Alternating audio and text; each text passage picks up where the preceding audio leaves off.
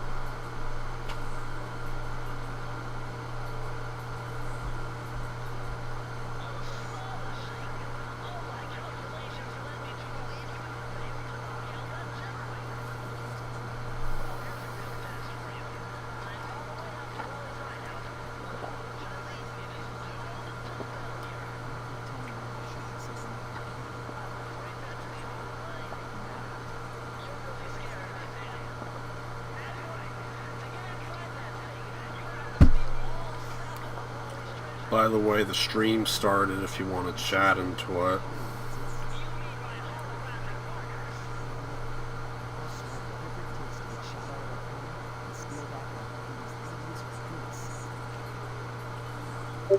Yeah.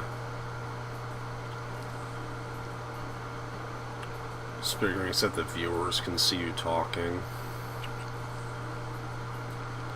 In general, I do kind of feel like I want to do more stuff. I just... yeah.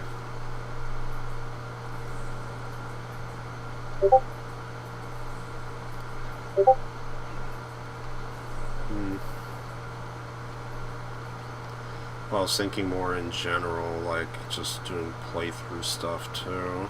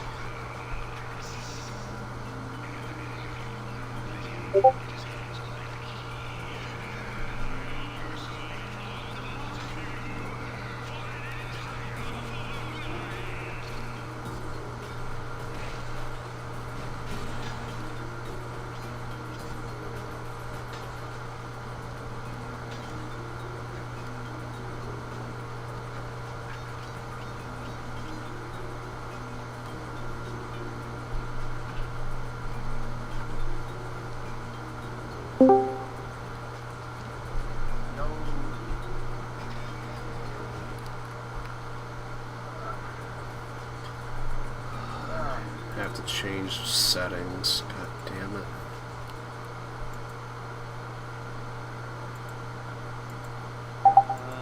There we go.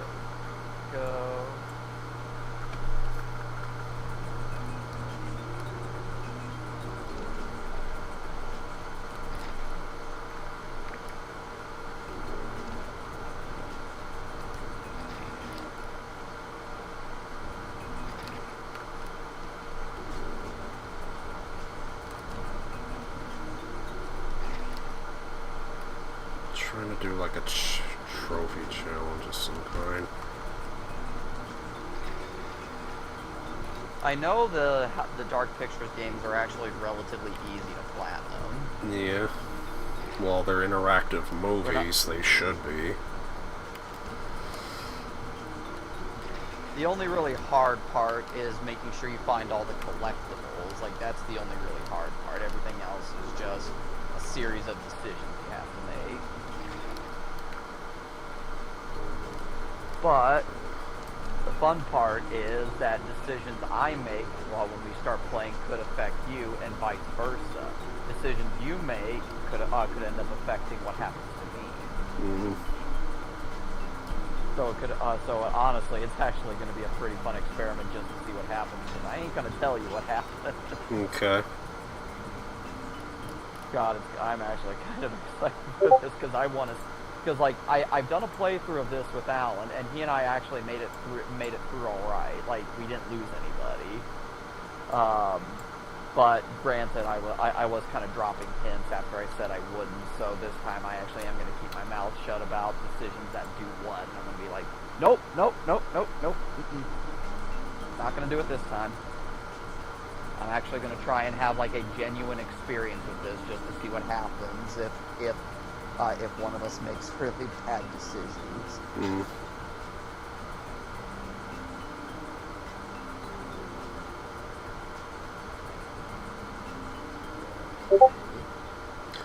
Might be better in stream, just so that. Well, then again, at the same time, I don't know if he'll be able to see you, so I don't know.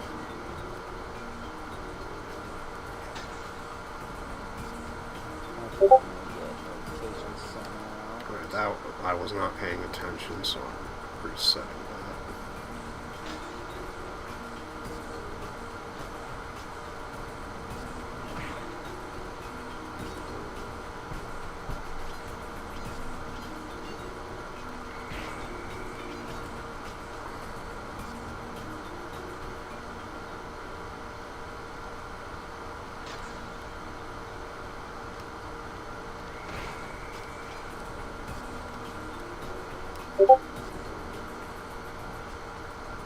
I'm going to put my streaming link in the chat, and so you can do the same if you want to as well. Which chat? Oh shit, I don't know why I'm doing this strictly in the chat. I meant to do it.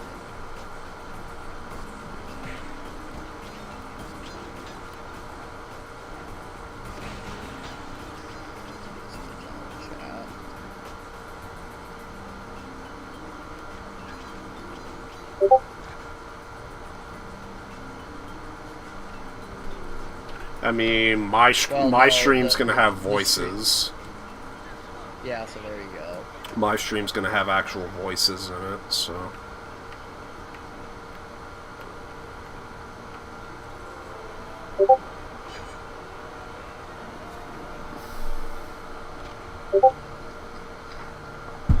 So yeah, if you want to put in the general chat your stream, just so they'll be watching.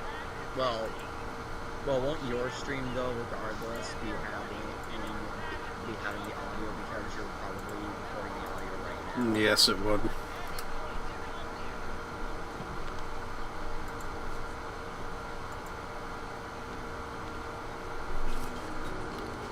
Okay, I'm booting up the game, and I'm gonna get the stream started, and then I will get you invited. Okay. So yeah, before we get started, for everyone that's watching, this is House of Ashes. It's a series of anthology horror games from the people that made Until Dawn and The Quarry. Personally, I think the Dark Pictures games are alright. Like, they're fun enough for like a couple playthroughs every now and then. They're, kind of fun, spooky stories is how I describe them. If you liked Until Dawn and The Quarry, you probably would enjoy them. The first one, Man of Medan, is alright. Little Hope has promise, but I am not a fan of the ending, frankly, the final twist. House of Ashes, well, I can't say too much because I don't want to spoil it for Schnick here, because this will be a blind playthrough for him. But I think House of Ashes is the best of what's been made so far in the anthology. And as for the Devil in Me, I believe is what the fourth game is called. That's probably the second best, but it doesn't come close to House of Ashes, because House of Ashes I just think is actually really good.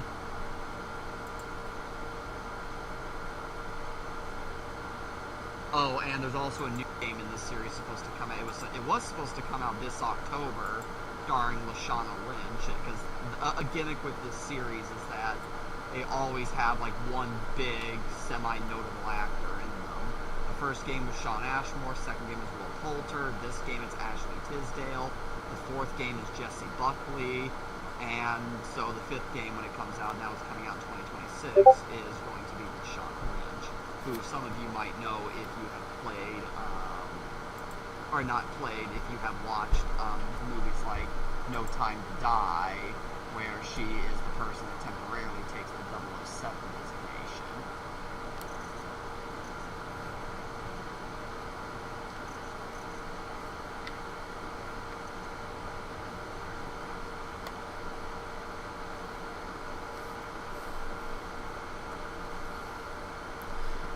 So I press don't play alone.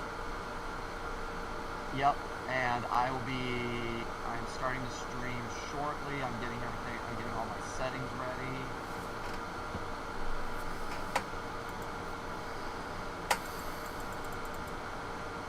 Okay, I am going.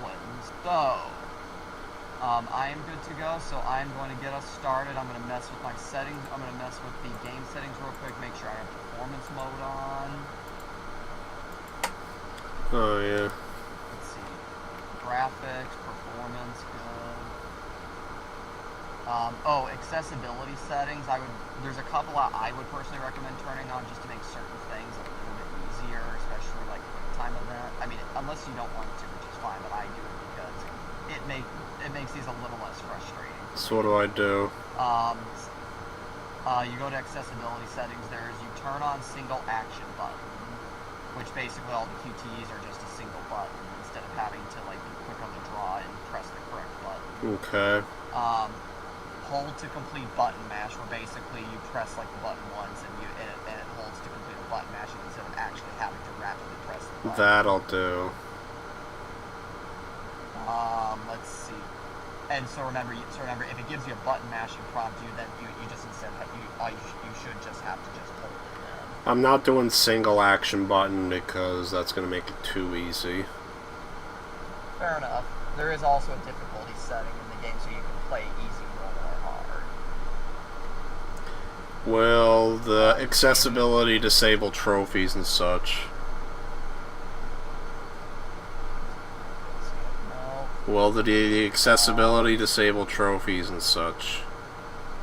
It will not. I have played this game with accessibility before on the Series X, because I also have this game on my Series X, and it does not disable. I also did the same thing for The Devil in Me, and also did not disable trophies. Okay. Let's see, we're good there, we're good there. Subtitles need to be on. I don't need subtitle background.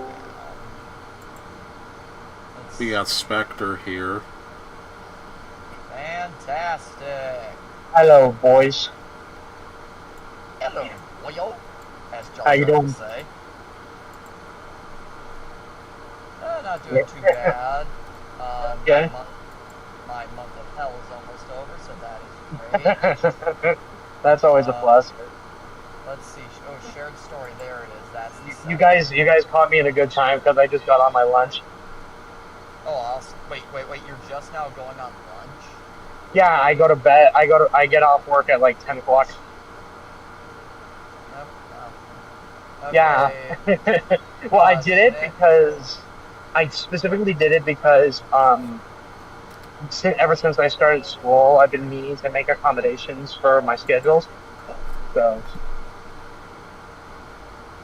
yeah. Okay. Yeah. Well, Schnick, we are good to go if you are. Okay.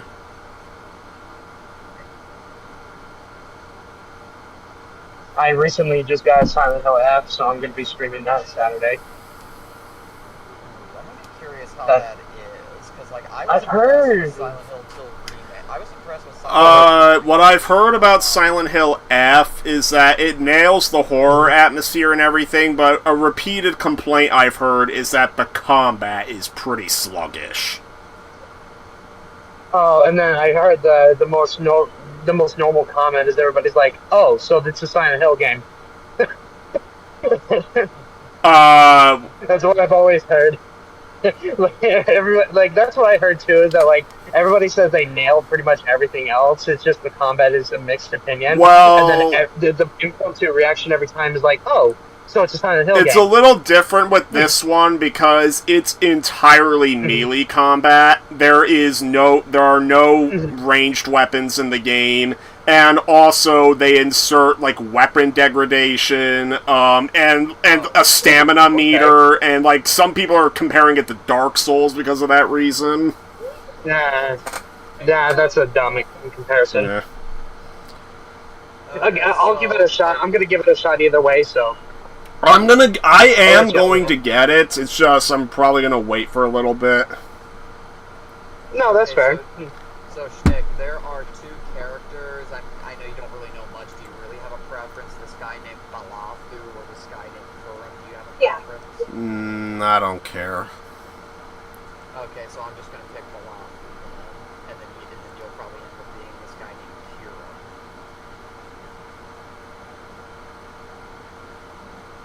Okay, I'm just waiting for you to press ready then.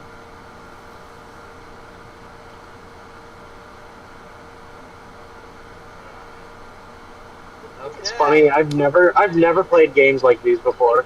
The closest I got was like Telltale's Walking Dead, and that was about it. And this is where the creators of Until Dawn sort of got. That's sort of where they got their inspiration. For they have sown the wind, and they shall reap the whirlwind. Hosea 8:7. Oh, lovely Bible verses if that's even a real one. I don't think.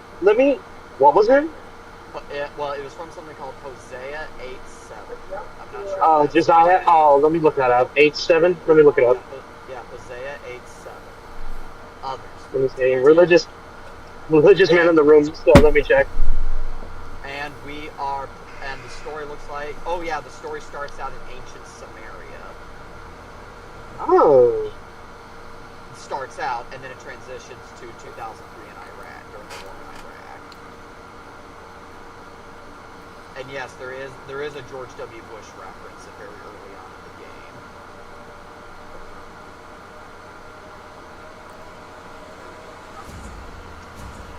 Okay, so did it say Hosea or Yeah, Josiah? Hosea? Okay. Yeah, Okay. Hosea. That's what I thought. Okay, 8:7. Yeah, 8:7. Yeah, that's a real verse. Old Testament. Oh, Yeah, it's Old Testament. For they have sown the wind, and they shall reap the whirlwind. It hath no stalk, the bud shall yield no meal. If so be it yield, the stranger shall swallow it up. are you okay, Schnick? I need to turn subtitles on. Okay. I have to keep the subtitles on nowadays because my dad is deaf in one ear. So Your blood will pay the debtor who demands. Your sacrifice will lift his curse on our land. I am Balafu. Talk about getting ahead. That's my word. For now. I'll be looking later. But yeah, like I said, I kind of enjoy this game, honestly. But I will say, you do have to be into these kinds of games to enjoy them. yeah, you would have to be like the more narrative-based, interactive movie type games. Yeah. Like I said, the furthest I'd gotten was Telltale's Walking Dead, and that was about it. Only the first season. Yes. I mean, That shit broke my heart, bro. That shit broke my heart. Season 2 is where I stopped with Telltale's Walking Dead, and I have my reasons for it. I played through it all the way to the end. I mean, I do have Nice. the definitive collection, so I can play them all now, but Season 2 has been like a roadblock for me, because I always go to Walking Dead Season 2 and Life is Strange 2 for quintessential examples of when I hate when something has, like, cruel and unusual treatment of animals in it. Okay, no, that's fair. Because there is a scene... Oh. Oh. Not on the sea. But yeah, there in Telltale's Walking Dead, there is a scene where a dog is graphically killed. Oh, yeah, I know what you're talking about. Oh, yeah. And, okay. like, it is unnecessarily cruel in how long they drag it out. Yeah, I know what you're saying now. Yeah, that's fine. Yeah. Fair enough.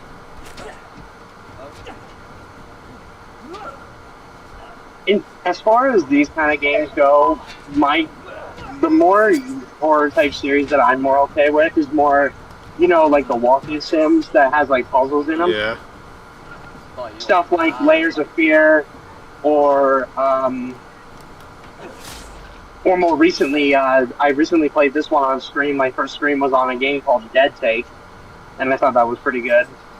I mean, that was Bloober Team's MO until they did Silent Hill 2 Remake and Chronos. My buddy of mine just finished Chronos, and she loved it. I do want to get Chronos, So- but that's another one where I can kind of wait for a sale. Because big reason I'm waiting for sales on stuff is because I bought a lot of new releases already, so it's like I don't want to go too crazy. No, that's yeah. The closest I've gotten to buying a new release, and I've talked about it for quite a bit, is Silk Song, but that's about it. Well, I got Sonic Racing Crossworlds today. I'm getting Pac-Man World 2 Remake this weekend. The Mario Galaxy Collection I'm getting next week. So... Okay. And that is our first kill of the game. Nice. Killing is my business, ladies, and business is good! I watched that review. Like, me and my buddies, we all watched, me, Ryan, and Chunk, we all watched that together, and we were just fucking dying. What was your favorite skit from that? Oh, dude, where do I even begin? I think it's the one where Jado was, like, trying to get close with Crystal. That killed me. Oh, the one. I forgot what movie that was for. I think that was the Star Trek one. I think so, What was your favorite of mine? The World War Z. No, not World War Z. I Am Legend The one. I Am Let's the one where I was reciting Major Pain. Yes. And then there was the one Major Dude, that Pain was so skit, funny. and then there was the one Major Pain skit I did for Kindergarten Cop multiple times. Oh, Schnick, this is your character. Oh, yeah. by the way. And then what was your favorite of Miles' Yeah, dude, skits? that was so... Oh, I'm trying to remember which one it was. Shit. Hang on, let me find it. I don't remember the name of it, but let me see. Okay. Let me Was see. it the Judge Dredd one? I think it was the Dread one. I think that's what it was. But I'm trying to remember. Yeah, it was the Dread one. Yeah. Because he had a full... No, my favorite one is the Like- one like- where he was reciting Gladiator, because frickin' he actually was kind of stabbing me. That's another good He one. kind of was stabbing me with that plastic sword. Like, that agonized screaming I had, like, towards the end of that skit was me actually being jammed with a plastic sword. We gather here today. Just kiss already. Just kiss! I wish I had memorized the whole thing. Oh wow, so I'm just stuck on a loading screen while I wait for you. Like, I'm literally staring at a blank screen while I wait for you. The You know game's been playing You know what's for funny me, so is that yeah. so when we saw the first opening skit, when you guys were all laid out on the floor, we kind of started imagining what would it be like what positions my friends and I would be in, or where Sean would be in, and we said that Sean would be like laying flat on the couch, I would be in the corner at a snail position, Skunk would probably be towards the wall, Because we were imagining it because it just made us laugh so hard. Uh-oh, Spaghetti-O. By the way, now pay attention. This is important. The presence of an eclipse is very important. An eclipse! Now I get... That'll do just fine. Frickin' insert that clip from Avatar, the series finale. And then I love when Jado was like, did we watch 50 Shades of Black? Which we... That would explain the booze. Well, that's exactly what we did like a day or two before. Yes. Oh, that's funny. And on our last night, we watched Meet the Spartans. Oh, okay. And that was He's No Good. That... Yeah, well, literally, Schnick started screaming in the first 2 minutes because there's a joke where they're making fun of the scene where where in 300 they talk about like what Spartans do with malformed babies, and one of the malformed babies ends up being a really bad Shrek impersonation that then starts up Shrek. Yeah, the Shrek baby, they put that in as a random reference to Shrek the Third, and the Shrek baby looked frickin' nightmare fuel. Nightmare. It was. And then there was a penguin. Like it looks like a war crime. And then there was a male penguin that tries to lay its ball sack on the main character, on Leonidas. So I was just... Yes, the penguin tries to lay his ball sack on Leonidas. Okay, I think this is your turn. Oh, there's oh shit, there's this trailer for Star Wars Vision Volume 3. Hell yes. I've been looking forward to that one because one of my favorites. Yeah. Oh, I'm dead. Dude, I've been. Uh oh. I know there's a trailer that has Gary Oldman giving this really rousing speech because he's one of the characters. Okay. I think Mark Hamill's in it too.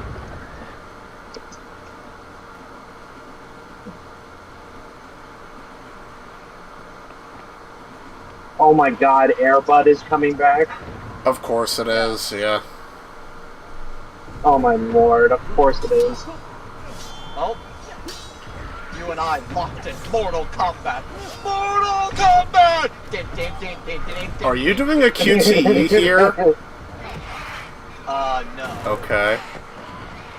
No, I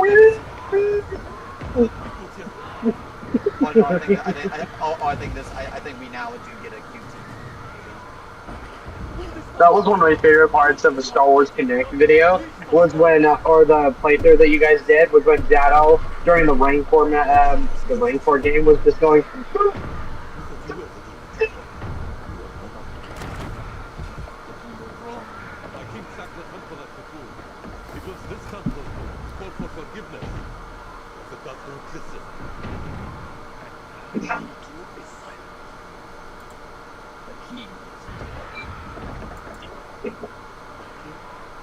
Oh, relationship update.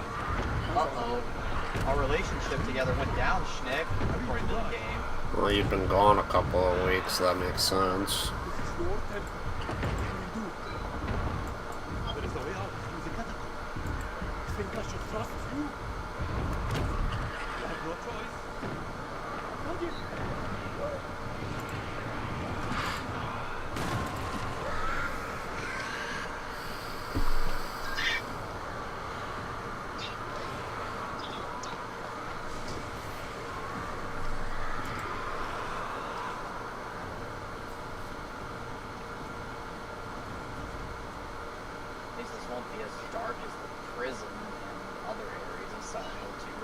Okay, that I'm gonna have to say is my one, probably only major criticism of Silent Hill 2 remake.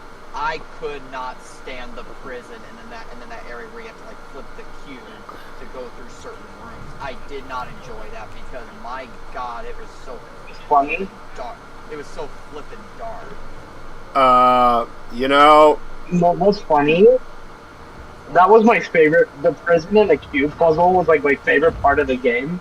that was the funny part that you had that opinion. Can I just I loved it. can I just I thought it say was that fine. now I'm looking forward to Silent Hill 1 remake? That's gonna be fun. Yeah.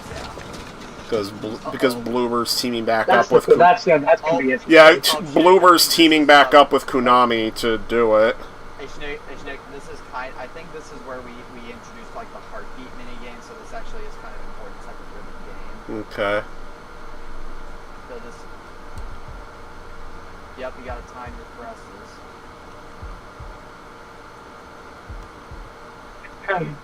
Yeah, that sounds about right.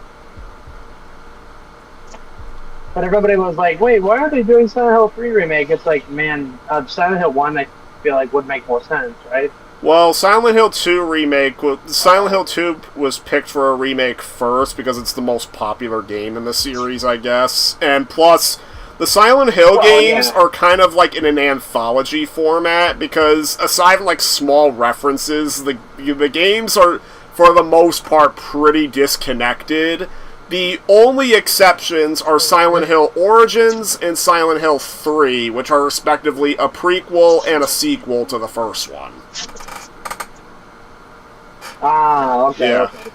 Oh good, I can investigate a helmet. Oh my god, a jump scare! A beetle crawls out of the helmet. Okay, Schnick, do you have control of a character? Yes. There you go. So yeah, make sure you investigate areas because you'll find clues, potential totems. It is important that you do inspect the environment because that is related to the trophies if you want to try and find like clues. Let's split up and look for clues. Clues. Scoop and I will go this way. He's still nothing that I see. Oh, you found the picture. Good. And anytime I think about let's split up and look for clues, or frickin' I only think about the frickin' urban legend that Fred and Daphne were actually going off to have sex. That's why they never come back with clues. Oh. Premonition? Premonition, you say? Okay, I don't think that's the door we go through. I think where we go is over here, Schnick. Other side of the room. Okay. Wait, no, you're right. The game just told me you're waiting for me, so I'm heading over.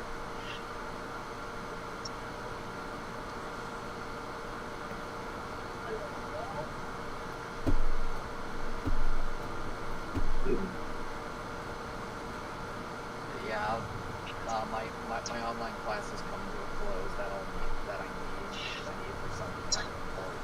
Oh hey, it's Pazuzu. That's good. The demon from the demon that's referenced in The Exorcist. Oh, so I guess Doug Bowser is going to be retiring as of December 31st. Nick is deciding. Okay, what That's are you going to decide, be. Nick?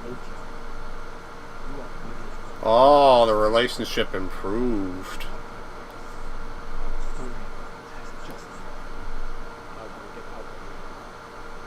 I don't know. What, want to be respectful? Sure, I got no reason.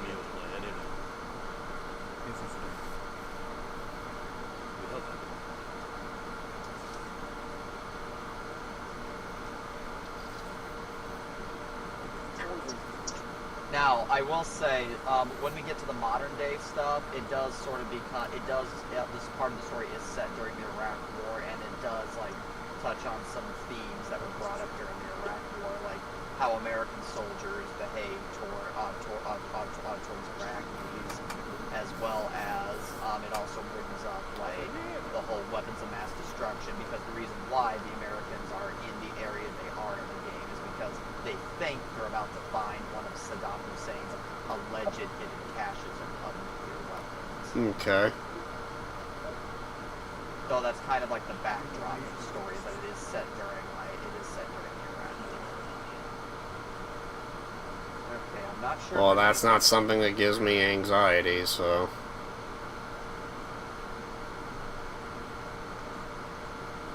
actually, I think, it actually is it's probably why I enjoyed this game the most, is there actually is some thematic substance to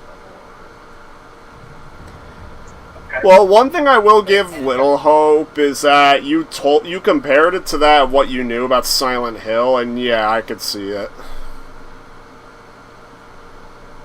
Yeah, like Little Hope clearly takes its cues from Silent Hill. Uh-oh! Dun dun dun! This is taking cues from Harry Potter, in my opinion. Oh, it clearly is. Yeah. Well, yeah. That shot is straight So- up. Yeah, that's straight up like the Dementors. Like the Dementor on the train. Uh-oh. We gotta run! Let's go! Run!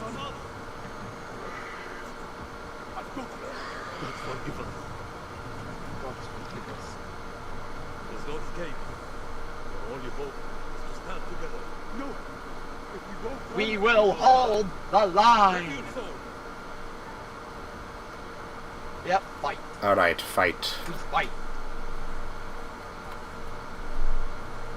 We're gonna stand together. The sword and the shield. Oh, is this Pokemon now? Ah. So, what do you think we're fighting? Some kind of demon. You see the eyes of the demon. This is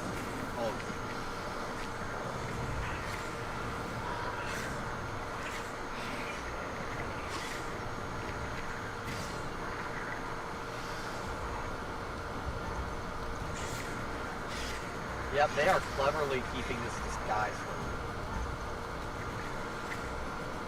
Really now.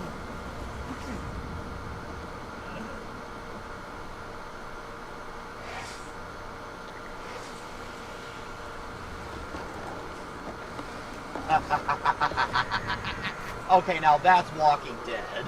Don't dead open inside. Oh, I love this song! Open. Oh yeah. Oh, this is one of the coolest intros. I thought you haven't played these before, Spectre. I've seen the trailer. I've seen the intro.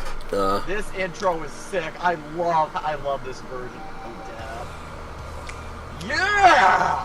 God, this gets me pumped. Curator. I like the Curator's voice. Oh, I love him too. I mean, seriously, how Yeah, can you I not love haven't- this- how can you not love these opening credits? Right. Yes. Yeah, I haven't played the games, but I do know the song that's played in the beginning of each one, Can I or at least specifically "Man in the Dam." Can I just say it's fitting that this game stars Ashley Tisdale when I've been binging Sweet Life of Zack and Cody recently? Wow. Oh, talk about a throwback. Yeah. God, I still love Mr. Mosby. Just like, what was it? Kicks the baby out the window. No, so in that episode, London and Maddie is Ashley Tisdale's character, I think. And at least I'm pretty, I'm hoping I'm not mistaken identity or anything, but they're taking care of a baby doll for a school project, and it won't stop crying, so Mr. Mosby doesn't like that because it's disrupting, it's like a disruption in the lobby, so he takes it for them. He's like, how do you turn this thing off? He starts slamming it against a chair nearby, right as a lady holding a real baby walks by and obviously runs away in horror as Mosby chases out. Oh no, you see, this isn't a real child. I love children. Just let me hold your baby! Oh, And then, what? oh, this guy's voice. Yeah.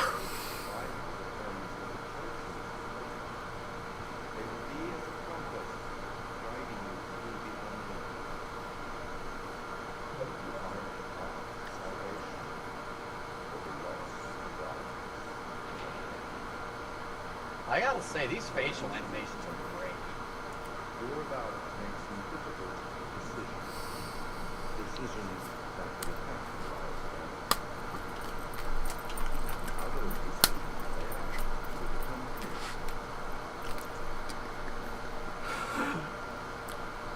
It's the same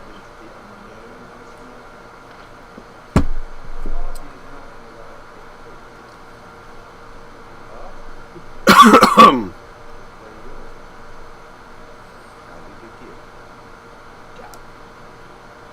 As you are aware, and curated,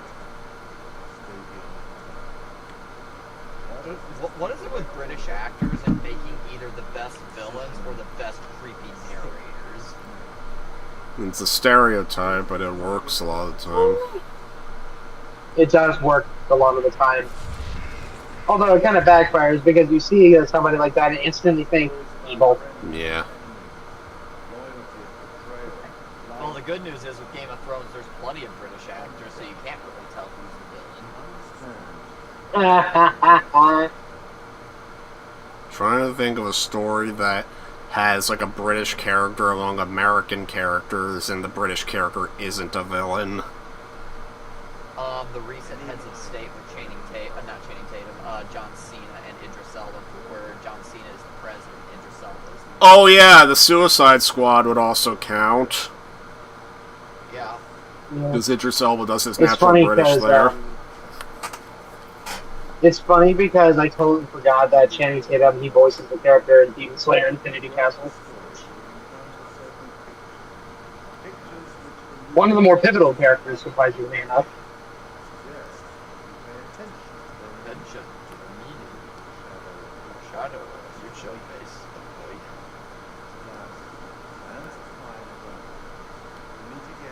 Prince of Persia, Sands of Time.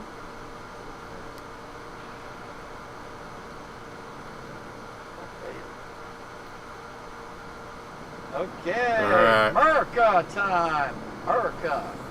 America, fuck Alright. yeah. You know what's funny? We actually recently just watched that not too long ago. I think it was Team America. Yeah, Team America World Police. Dude, that was fucking ridiculous. I was gonna show it to Jado and Alma one week, but Alma wasn't interested, so... Jason Kolchak. Confident, intolerant. Eric King, Lieutenant Colonel, United States Air Force, rational, insecure. Speaking of which, Spectre, you know got... what? I think I was Spectre, just you gonna gotta be- let me know when your next movie is. Yeah, You know, sure. I'm just gonna I'll be let you an- know. You know, I'm just gonna be an asshole. I'm gonna make this guy. Actually, yeah, that reminds me. I gotta send Miles the server link as well in case if he wants to join us. Yeah. Okay, you got... Miles, you gotta tell me which one's Ashley Tisdale. I will Yeah. annoy. Careful with that case. You know what? I'm not gonna be mean to my assistant, so maybe I'll be nice to her. My lovely assistant Ramona will hold the bowl as I demonstrate my culinary magic. 1 potato, 2 potato, 3 Yeah, potato. United States. Yep, we're in Saddam Hussein. We're in one of Saddam's palaces.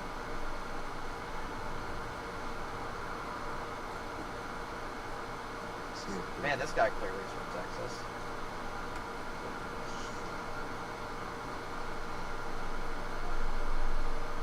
One, 2, 3, 4. I love Marine Corps.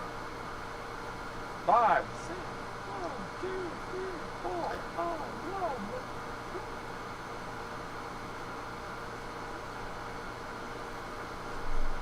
Now I'm gonna just call Major Payne. 1! Don't you feel dumb? 2! Look at you! 3! Don't you be making no jokes behind my back or else I stab you into the ground!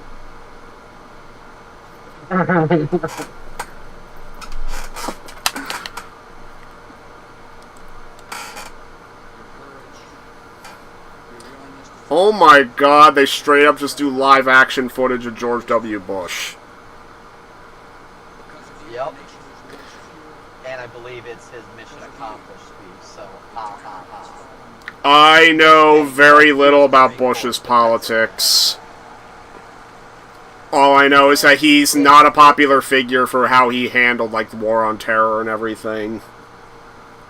He is complicated. He is a little complicated. He, like, It's very complicated. like, I know that, like, All- it's not, I don't know if he was necessarily a bad guy, but not so much a good guy either.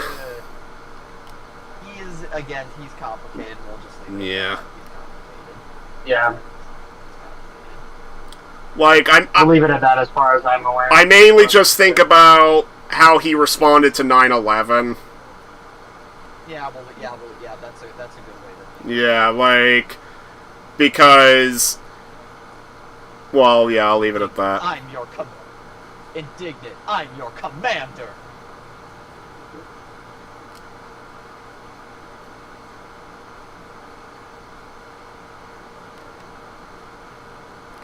Okay.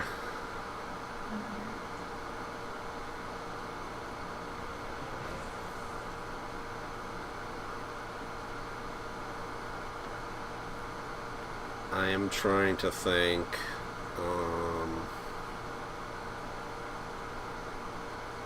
Also, I do know there's an I think it's an Oliver Stone movie where Josh Brolin plays George W.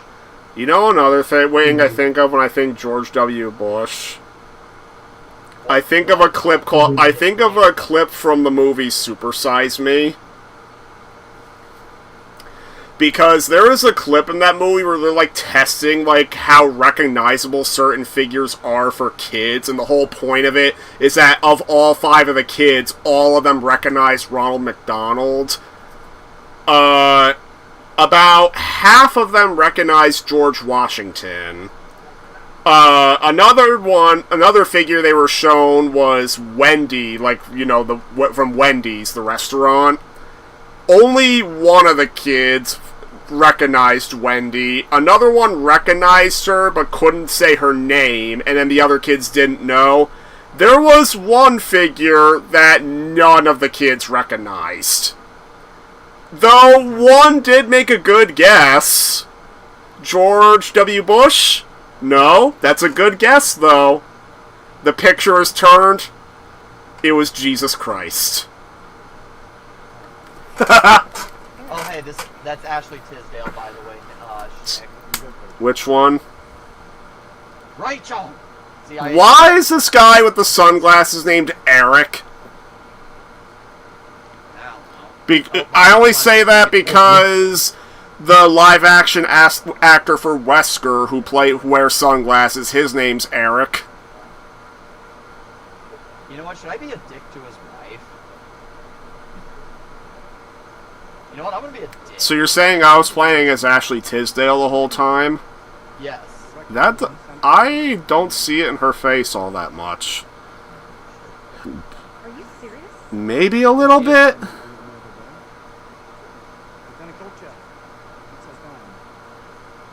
You know what? I'm just gonna make this guy the dick. Like, I'm gonna make this guy, like, the way I'm gonna be is I'm gonna be the dick of the horror movie trope character. So Eric is going to be a dick.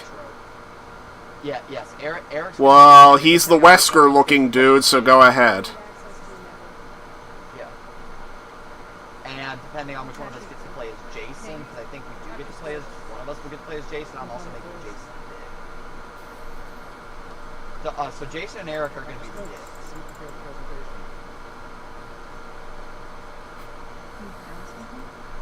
For reasons I won't get into, I approve of somebody named Jason being a dick. Nick is Rachel. Fair enough. Rachel! Rachel! Rachel! From the highly classified Kalis program. Oh, shit. What In the satellite system that I personally pioneered. In your... You behave like this in all your briefings, Corporal? Boys are just eager to catch a prey, sir. Very well. Satellite sweeps of the war zone have uncovered what appears to be an underground storage facility.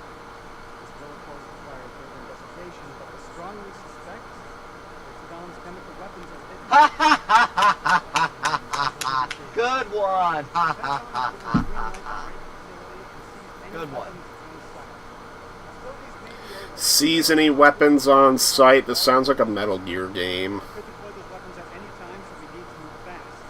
Garmin Oh, stations and allow they for actually did call the Iraqi military the Iraqi arrival of Republic Lieutenant Kolchak Guard. will lead Okay. the They called it. Once it's secured, we'll That carry out actually full is a weapons term. inspection. How much longer is this briefing? Because I gotta go to the bathroom. Rachel's operational expertise You could just in pause it local literally at any time. Okay. There you go. But yeah, go. But yeah, Spectre, you'll have to let me know how Silent Hill F is, because that's one I have my eye on. Sure. Yeah, sure. I'll let you know. Just And because I then actually like I gotta Silent Hill. remind you. I did overall enjoy Silent Hill 2 Remake, so a modern day Silent Hill game actually, like another Silent Hill game Right. actually is kind of up my alley. Right. Okay. I also gotta remind you that whenever you're done streaming, I gotta send you a link to a server that I'm in that I sent to Schnick as well. Okay. Because I invited Schnick because my best friend hadn't seen Goonies at the time. And so Schnick wanted to join us for that. Okay. So, yeah, if you're up for it, of course. Oh, I'm fine. Yeah, totally. Yeah, because Sean's goal more recently was to connect my friend group with yours. Oh, slowly over time. Well, then Yeah. we will. Yeah, because I do want to get something more scheduled. This was kind of impromptu, but I do want to get like the whole thing. No, that's fair. Yeah. Um, And then I gotta find out, like, what's a better time to do, like, movies for whenever you want to join us with for one. Because Oh, yeah. we do late Well- nights. Well, and we also do need to watch. We do need to expose Sean to dark. Okay. That's gonna be so much fun. Oh no, Age of Extinction is gonna be torture. Honestly, I predict Age of Oh, Extinction. Sean's gonna, yeah, if he was offended by episode 2, He's gonna be offended by Age of Extinction. oh no, he's gonna be insulted. No, he's gonna be insulted. Especially with how they handle Galvatron. Oh, dude, he's gonna be so good, and I can't wait. Oh. Try it, tears. Oh, fuck you, Jason.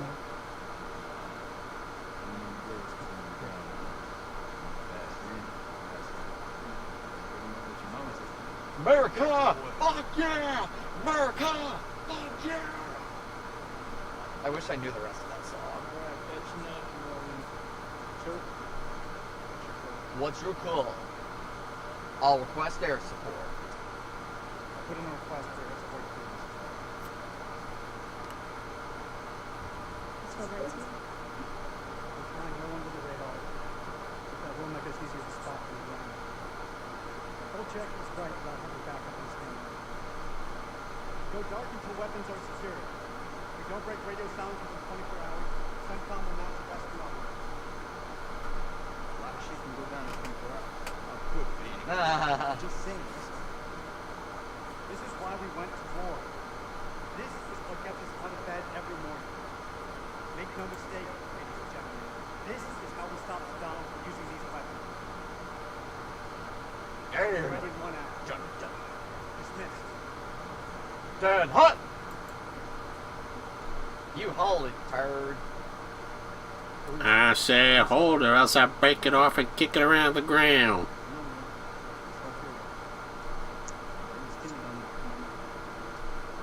Fitness tingle. Peter tingle? Oh god.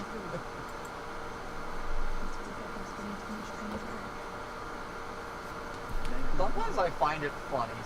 Like I genuinely kind of find it funny how homoerotic military dudes behave towards each other sometimes. Like seriously, like sometimes like they will do like things like go and like slap each other on the. At least that's how pop culture portrays it. Is that they'll like go and slap each other on the ass, or they'll be like, "Hey, dude." Yeah. Oh. This is too weird to know each other. I'm not thinking about sending them 5 countries quick to the enemy. It's too soon. But they're not even remotely close to each other. I'm not mistaken, the Force Recon is John.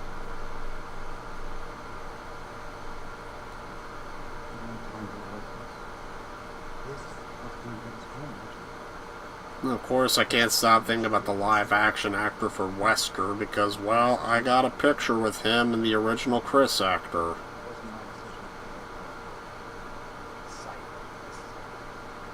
Oh, into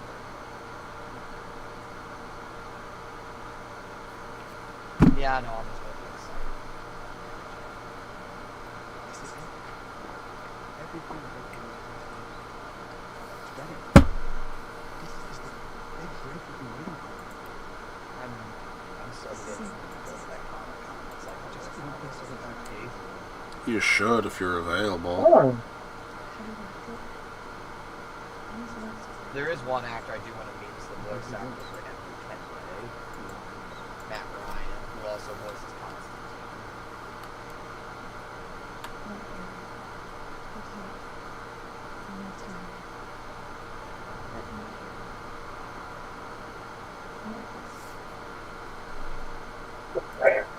We'll bang, okay? Well, dang, okay. We're gonna have some angry makeup sex. Hey, careful. Oh my god. Well, bang, okay. We just banged, okay?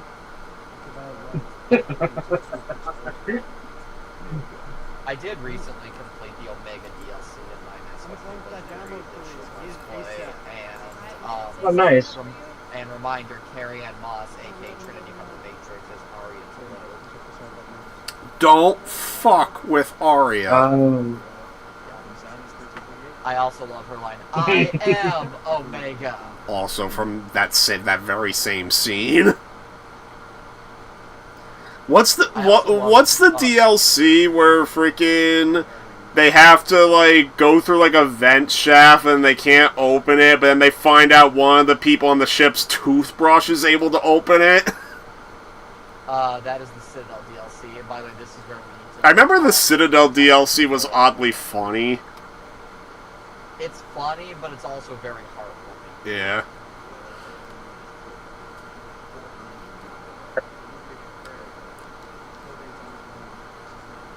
Mission accomplished. How this plays out, because I think we're already headed to Schitt's Creek. I like how it says declares end of hostilities in Iraq. I'm pretty sure that's not actually what happened, but okay. Well, that is what. That's what Bush claims, but I'm pretty sure that's not actually what happened. Oh, it's not, and that's why Bush was relentless. That's why people made fun of him, I guess. Yeah, is that he claimed mission accomplished, but no, shit was just about to get worse. Just because, and was he claiming that because they got Saddam Hussein? Yes, they were claiming that just because Saddam Hussein, everything was all hunky-dory. Ooh, what do I got? I got a communication from CENTCOM to Directors of Central Intelligence.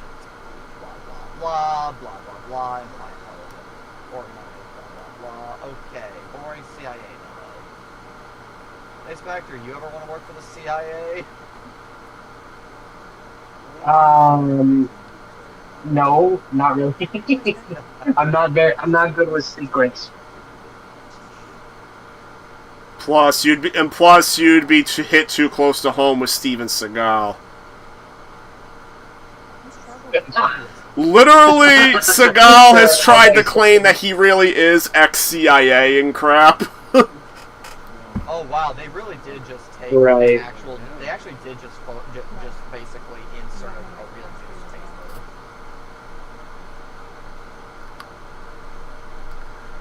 I mean, Spectre, I already know I showed you On Deadly Ground. I don't know what other Seagal movies I could show you, because On Deadly Ground is kind of the king. God, Saddam Hussein Yeah. On Deadly Ground is sort of the king of, like, the funny bad ones. Like it's one of those so bad it's funny. Yeah. Nick actually did find me a copy of On Deadly For me, Yes, I did. for, For you? nice. For you. For me, like when it comes to so bad it's funny, The Fanatic. When the ending With John speech, Travolta. the ending speech, or like when he blows up the oil rig. No, it's a different movie. John Travolta with John Travolta called Fanatic. Oh. Oh, I've heard of that. It's I've never pretty seen bad. Like, it is a horrible movie. Like, every decision is wrong, but John Travolta is just so fucking funny in that movie that I laugh every time. Doesn't he give just like a super off-kilter performance? Oh, he does. He does, but it's so off kilter and so ridiculous. It turns around to becoming hilarious because it's so bad. Oh, that's this. Oh yeah, by the way, that is white phosphorus. I'm Which sorry. reminds me of one of the You're most asking me haunting scenes in Spec Ops: The Line. Dear fuck God. Yeah, it's one of those games where it's like, when it wants to make you feel like shit, it makes sure to sinks the knife deeper and deeper. That's what I've heard anyway. Well, that's why I actually love Spec Ops: The Line, is that it is a game that's like, you having fun yet? You enjoying yourself? Yeah. It's like, Yeah, I'm curious as to what the Spec Ops The Line devs would have did with their version of Dead Island 2, but from what I heard, it wasn't very good. Yeah. The version was there was no story. It was just quest after quest after quest. not to mention, I do not know how, like, it's like, initially I could see how how I would have been curious about it, but yeah, we've heard that, like, they openly admitted there was no story in the game, in their version of the game, and on top of that, the combat it seemed like a Borderlands ripoff, kind of, in some ways. Okay. And, like, really, one of the defining things about the release, Dead Island 2, is the gore system. Like, it is one of the most dynamic gore systems I've seen in any game. And it's amazing. Yeah. And I cannot wait for 2026. When him, and Jado are gonna play it.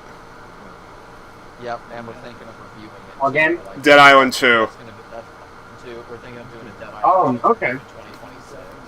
Because Dead Island Nice, 2 okay. is like a case of a game that was like, in a decade of development hell, all the odds were against it, and it came out Dude, great. yes. Great. Yeah, it was. Yes, dude.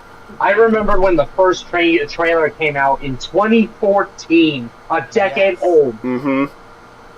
Not to mention, That is insane to think and it about. changed developers twice. I thought it was like Twice. Yes, that I do remember.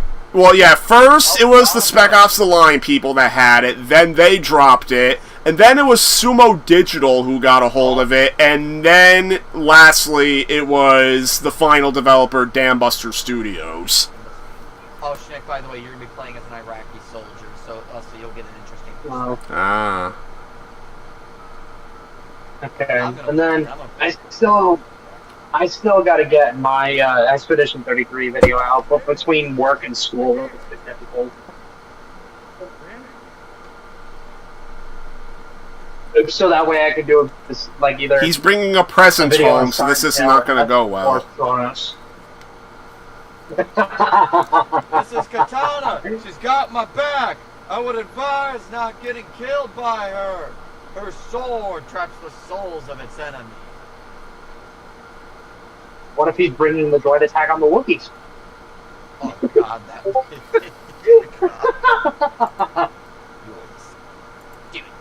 Do it. There actually is a deleted scene from Revenge of the Sith where, like, Obi-Wan and Yoda are looking up on the Jedi Temple. They see some people dressed like Jedi, and then one of them turns around. I and see a says, VCR, I Master think. Yoda, Master Yoda, thank goodness you're alive. We're worried about another attack by the clones.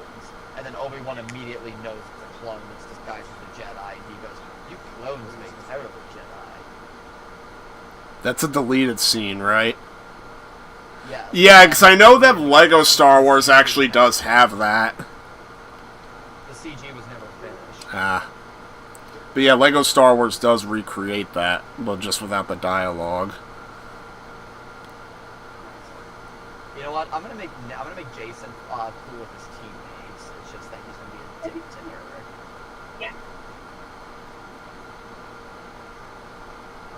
Eric. Okay, so clearly this guy wants to go to university.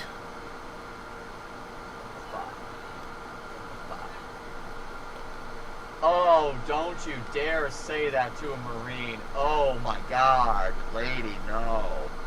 Don't you ever say to a Marine when they say Semper Fi. What's that voice? You're still playing as the freaking Americans? Yeah. Huh. Oh yeah, I'm just sitting my ass in a helicopter right now. Chatting. While I explore this I'm house. Yeah, I'm playing an entirely different Steam. This is what's kind of cool about this is that you and I will have like themes that you get to see that I don't. Okay. God be my witness, we're gonna succeed. Hoorah. Oh yeah. Jason, target LZ, 1846 out. Alright, we're going in. Go, go, go, go, go, go!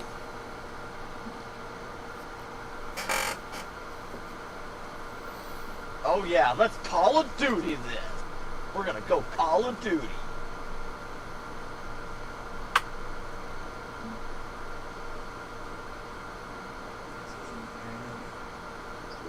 I'm glad we got to do this tonight. I'm actually really enjoying this. Good. I'm glad.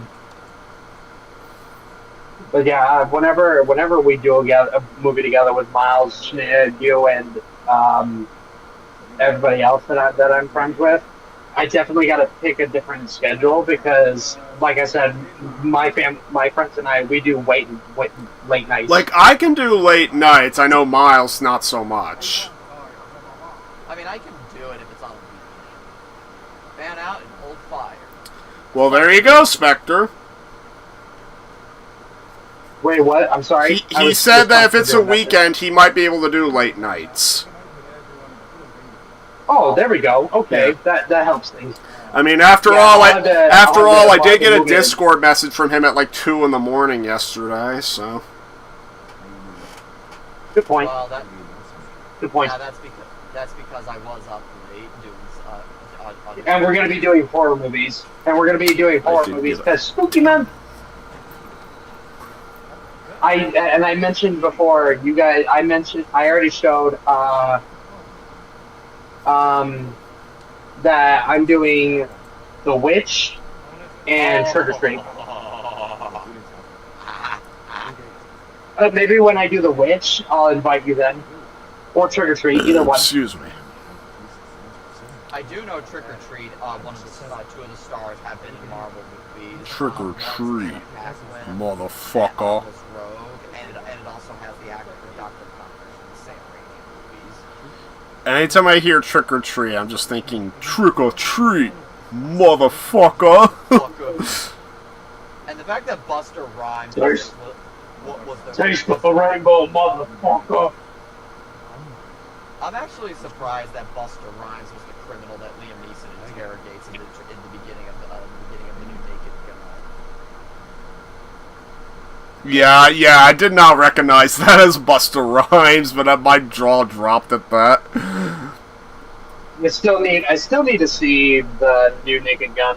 Oh, it's hilarious. We more recently watched Elio, and I thought that was really good. I should try to watch Elio before my Disney Plus expires, because, yeah, I'm letting that expire. That's fair. Yeah. Yes, the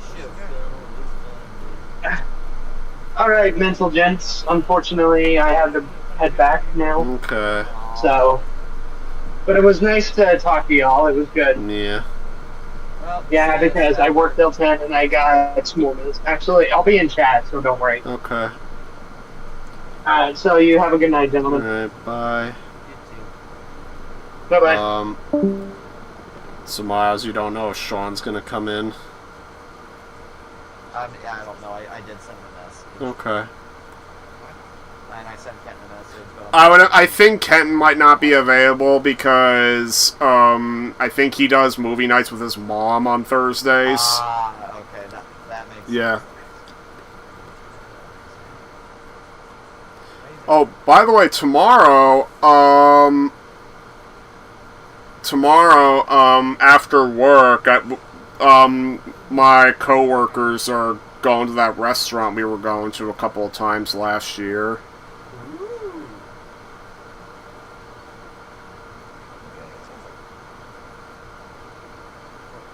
So clearly my soldier here has a son that he doesn't want to leave fatherless, so well, you know, if Oh, good. Now I'm playing as Raiden. well, if these dirty Americans are going to keep the father away from his boy, then we're going to have issues.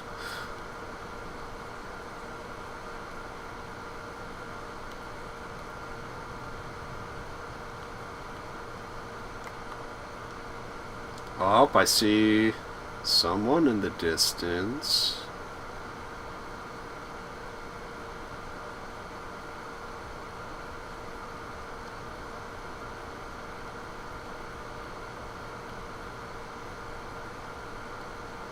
Wow, actually, Tisdale's actually speaking Arabic. Wonder if she actually did speak Arabic then. Well, I think she learned it for this role. Ah. At least enough to speak it for this role. That was one of the duties I had at my campus job in college. Frickin' the Arabic club, the only Arabic professor my college had was at another university, so she would do like Zoom calls every class. And basically my job, whenever the Arabic class was being held, was just make sure the call maintained. Otherwise I was just sitting there. Fuck your voodoo shit. What else is there to see?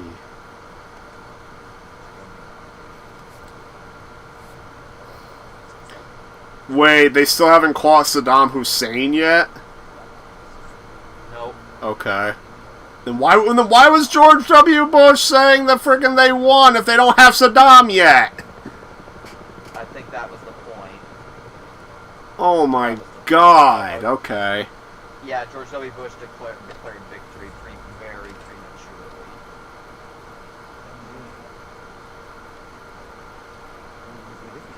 I know there was a Family Guy sketch that depicted George W. Bush, I think, in the Vietnam War, and the jokes that he showed up when the war was already over. Yup.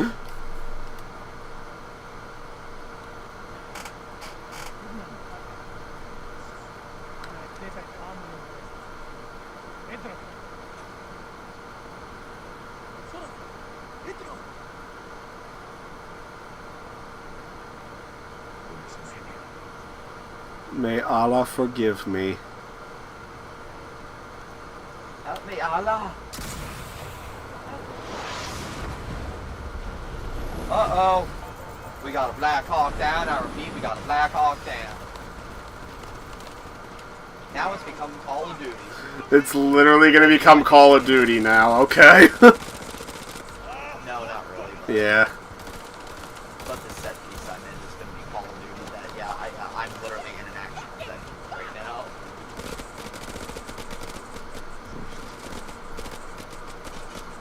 What's going on with you currently? My commander is laughing, saying, "Oh, that I shot down a chopper."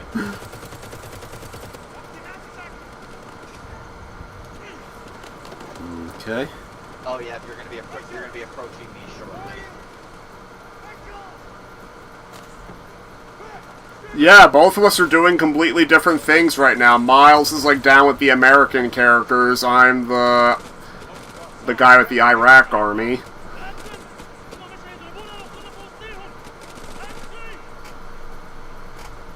Rachel! Right down, right down, right down.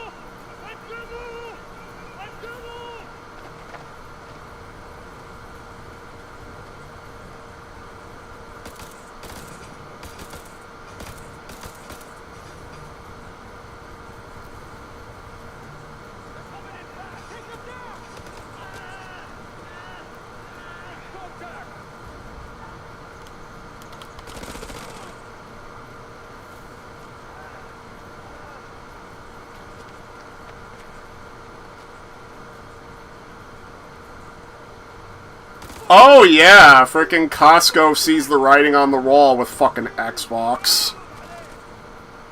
Oh, what's going on with that? Costco is no longer carrying anything Xbox related. Oh dear. And it is so tough to see why, with Xbox having record low sales for hardware. They've increased the prices of the shit and things twice. Gee whiz, I wonder why nobody's buying an Xbox. Especially when they've started putting multi-platform shit. When they started doing multi-platform releases on most of their stuff, giving people even less reason to buy an Xbox. And if they do Halo on the PS5, well, then it's Yeah, the moment Halo gets a PlayStation release, it's done. And honestly, I am gonna get and honestly, I will buy Halo for the PS5 just for lulz. I already bought Gears of War on PS5 for the lulz. And curiously, the physical release of Gears of War's remaster was only on PS5. They didn't do a physical for Xbox. Someone give me a tip up on the contact. Over. Dropkick, this is Killjoy 2. We are under fire and going down. Targets have advanced into the LZ. Oh well, another guy did. It's getting worse. Well, to quote,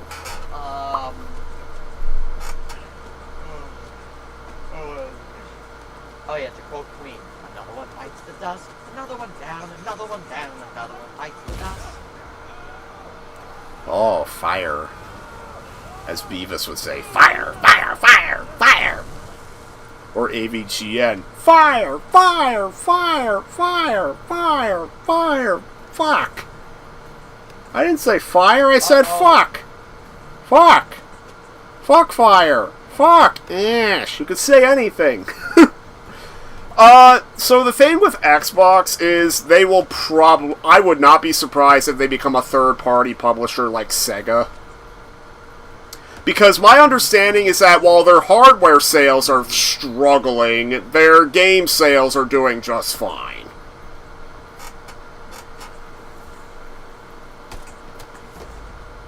So I guess I'm watching what you're doing. Yep, I just shot him. Yep. Oh, dun dun dun. Oh. That's Oh, me. there you are, Schnick. That's me. Oh, I think you have to move closer to me. I'm not sure. Oh, damn, you shot me. Oh boy. Well, you shot my fellow man. And you might... Yeah, we're gonna have fun with the options. Yeah. Freaking, if I didn't shoot you, you may have shot me, and I need to get home to my boy. Rachel! Rachel! Rachel!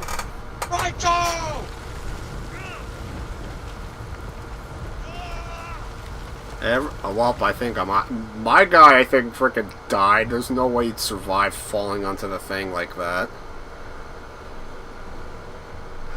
Yeah, $1,000 for the upgraded Rogue Ally X that's Xbox themed, and then there's a cheaper one for $600. Yeah, get a Steam Deck. Yeah, I'm almost tempted to reward myself for like once I get my final grades for the class, if all goes well, which I think it will. I'm hoping I do not jinx this. You know the big reason why price increases on hardware is not necessary? Steam Deck's never done it. Yeah, so, and also PS. I am hoping I did not just jinx it, but Steam Deck has...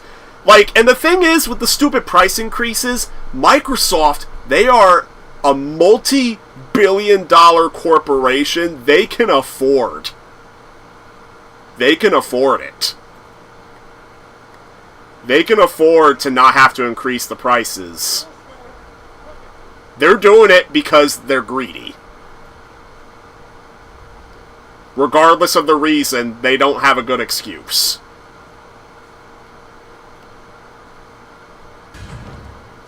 people are legit saying that PC gaming doesn't seem so expensive now with what PlayStation, Xbox, and Nintendo have done. Yeah, like seriously, it might. Well, at least PlayStation and Nintendo give people reasons to buy them. Xbox does not. Like, literally, there's nothing you can't get on Xbox that's also on PC. At the very least, because some Xbox stuff is also coming to PlayStation and Nintendo now.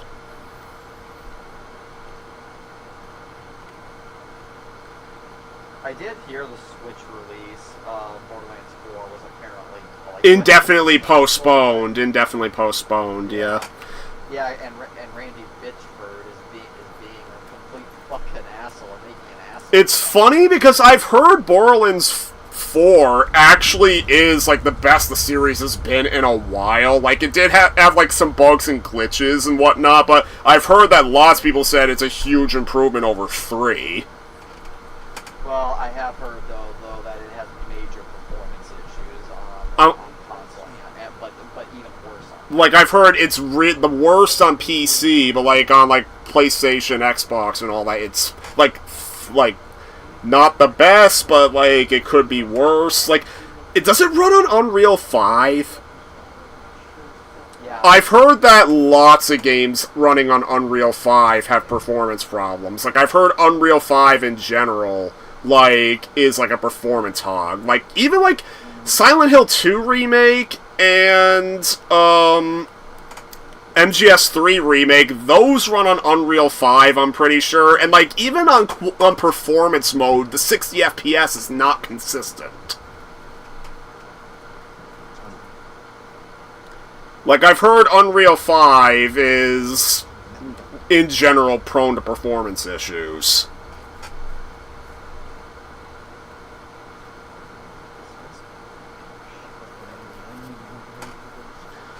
That's why I think some people do stick to Unreal 4 if they want better performance.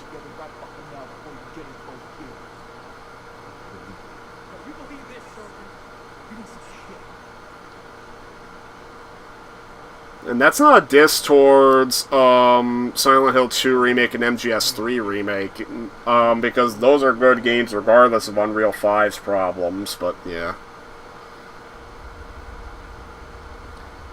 Still not worth getting a PS5 Pro just to see if the quality mode evens out. Honestly, I am never gonna get a PS5 Pro. I would, and the reason I would not get a PS5 Pro is because you know the PS6 is going to be the same thing. Yeah. That's why I didn't get a PS4 Pro, because the PS5 was going to be that. Well, in fairness though, the PS4 Pro at least have a reason to exist. The PS5 Pro has almost no reason to exist. The PS4 Pro actually was better in terms of, like, it could do a little more technically. Yeah, I guess so, but... By the way, Nick, little hint, if you ever, like, when you see a door that has, like, a bunch of really long windows on it, that's a scene, that's a scene transition, so that's your hint, that's sometimes a hint to make sure you explore the area before you press that. Okay. Like, where you're waiting right now, like, that is a scene transition, so I'm going to briefly explore the area. Yeah. Just in case. I mean, curiously, Xbox didn't even bother with a Series XX or whatever. Oh, yep. Oh my god, Alma, if you are in chat, how would you have felt if Microsoft, they tried to do an updated Xbox Series X and they called it Series XXX? I am a serious trip. This is the trip. Allow me to pleasure. Pleasure. I only bring that up because during movie night on Monday, Jado and Alma were talking about BMX at XXX.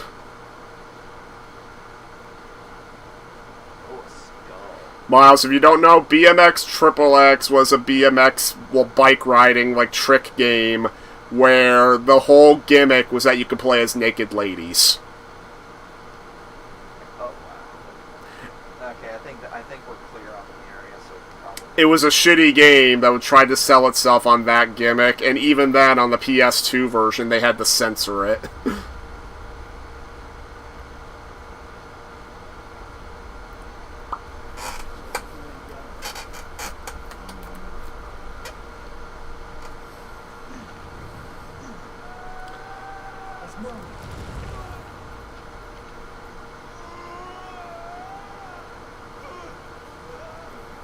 Jesus, I'm trying. Will you stop squirming around? Oh, what the heck? Is that... We have to cut him down right now. Good job, buddy. You got me. Is that the guy I was playing as? No, that's not him. No. That's a lot of blood.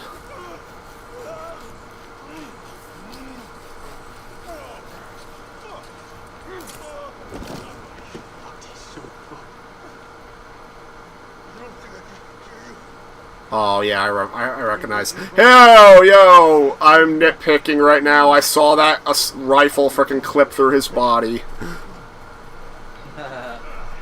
the hell up. 0 out of 10, dude. Frickin', I swear to God, there are people who nitpick like that, like in YouTube videos and whatnot, and they, like, dock a lot of points because of it.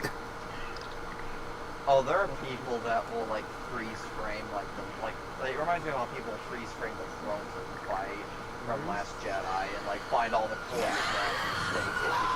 that you can only spot if you freeze frame. I remember there was one guy who told me not to buy Doom 3 BFG edition, specifically because zombie ragdolls wouldn't stack on top of each other if you killed them. Yeah.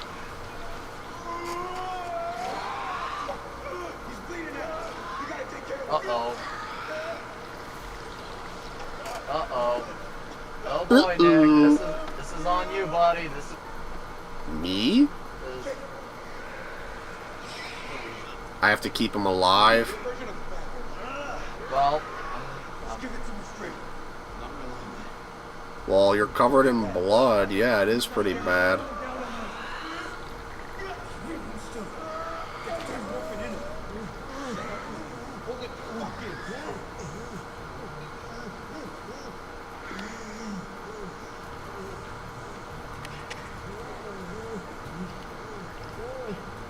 Yeah, I don't want to do button mashing, so I'm happy to just hold it.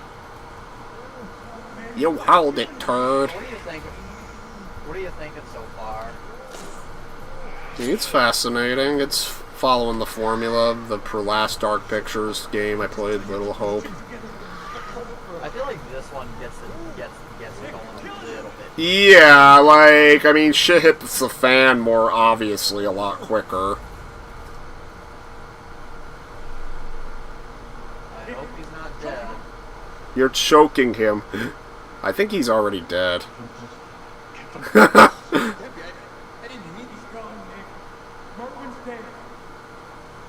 Oh well, okay. That's a major decision that's gonna come back to bite us in the ass. That's gonna come back to bite us in the ass. Hey! We just saw that a monster came by, so we did have to keep him quiet. But I will say that is gonna bite us in the ass, though. So this will be fun.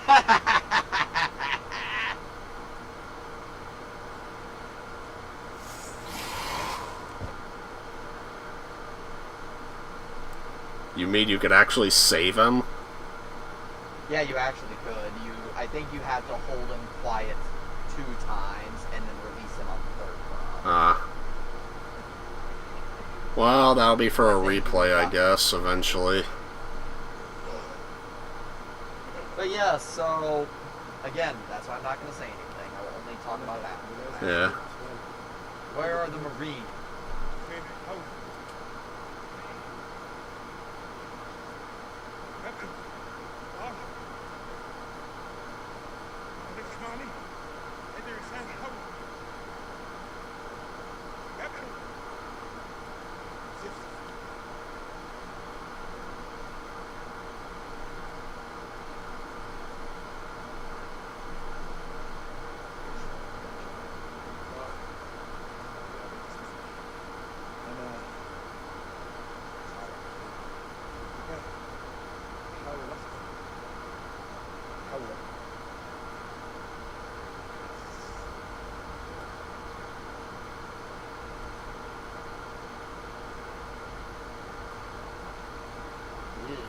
Wait, so what are you playing? I'm playing as the Iraq soldier. Okay, so then yeah, you and I are just completely different. Yeah.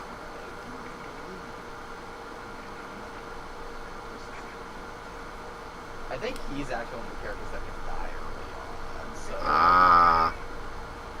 have fun. Can I just say, if you say it's gonna bite us in the ass later, did I just make it to where now we're locked into everyone dies ending? No, we are not. I will tell you that we're not necessarily locked into the everyone dies ending. It's just, it is going to bite us in the ass later, is all I'll say.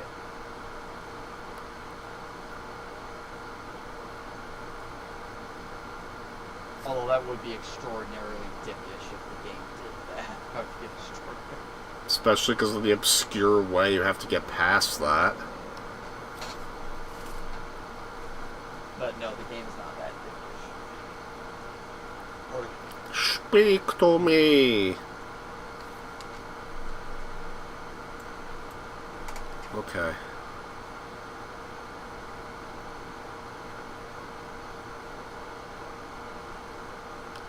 yeah.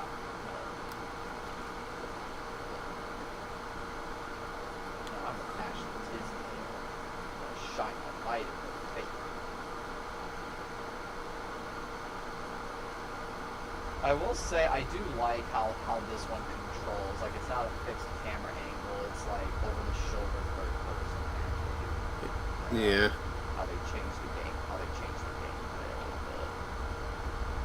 Because you probably noticed this in Little Hope. That Little Hope is kind of like Little bit. Oh no, my gun. gun jam. No, it fell down the hole. Oh, hey, I found a picture.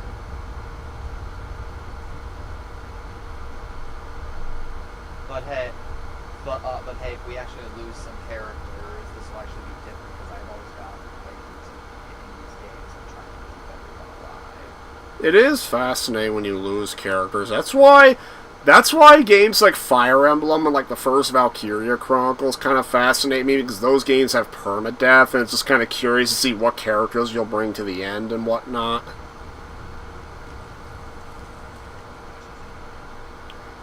Almost working on a game guide, she says.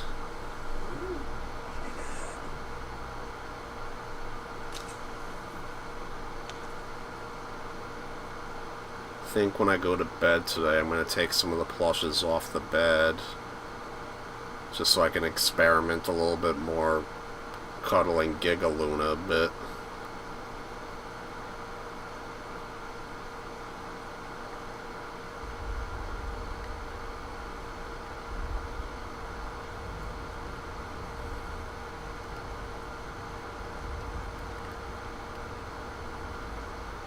You're still jealous? Oh yes, I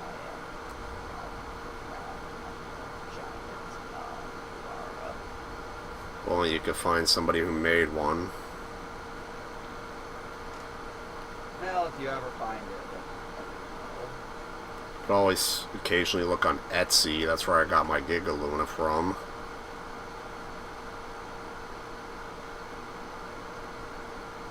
Other than that, your only other bet is like a freak eBay listing. That's how Jado got Giga Crystal. yeah, it was shipped all the way from the middle of a war zone. Yeah. Which I'm actually surprised Giga Crystal made it, just for the fact that it came from Ukraine. Yeah. I think Gigaluna was manufactured in China, but then was commissioned by someone in the US. Yeah, all I know is that, well, she came wrapped up, in, what is that plastic wrap called? Bubble wrap? Not bubble wrap, it's kind of hard to describe, like a plastic bag kind of thing. She was wrapped in one, and those other two plushes were wrapped in one, like as if they were, official plushes, even though they're third party.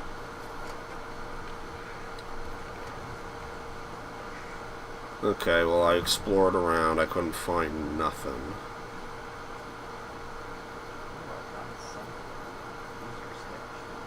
I found a secret.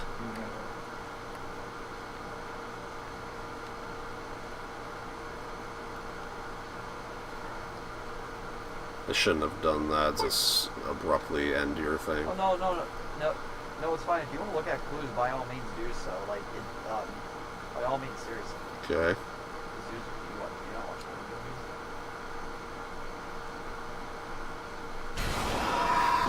Well. movies. Dude! What? Fucking, I could have got the gun, but frickin'...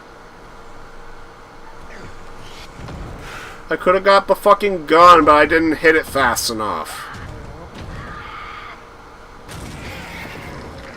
Well, have fun.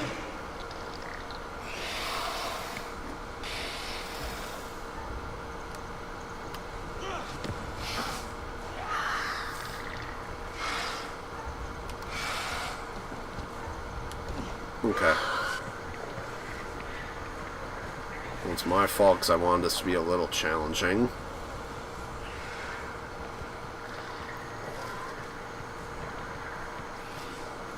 Oh.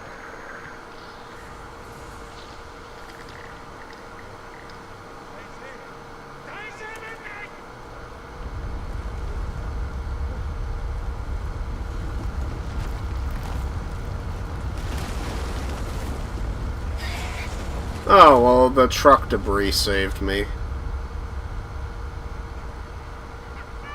I think.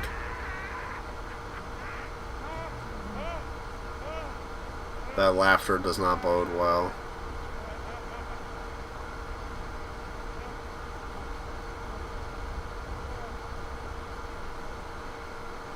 Oh, he's okay. It just faded out. Now I'm playing as Rachel! Oh, so then you and me are together. Yeah.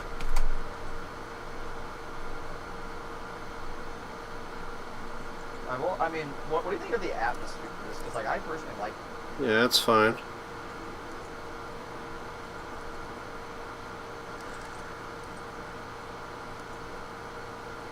I think the reason why Supermassive is able to crank these things out is because they keep the cast of characters small. I'm hoping Silent Hill 1 Remake takes less time to make, because they could just recycle assets from Silent Hill 2 Remake. I hope they don't just do that, though, because... Like, Well, they have to do some original locations. Because, but like, parts of the town they could probably just reuse, but then other parts they do need to make from scratch. Like, one of the big locations in the first game is a school, for example. I'll go back and work twice as hard to do it. It'll be stronger than ever. But like, what I mean is like reuse like textures and such. You don't believe in me? There's no reason. We need to focus on the task at hand. And just like the general game mechanics. How is that? So that's one of the problems with games nowadays. They take like 5 fucking years to come out. I mean, I'm fine with that. I mean, because, like, I'd rather have a game be polished and take time. Well, didn't all it was? Well, they used to be polished and take time in like 2 years, not 5. We can use those lamps as lamps. It still works. Has Tails learned how to use a ramp as Frickin' he was using ramps as ramps in Sonic Racing Cross Worlds. Oh yeah, Tomb Raider was an annual release, but that did come back to bite them in the ass. Like, by the time of Chronicles, people were, like, even core design themselves were getting tired of it. And they were kind of going into crunch, too, I think.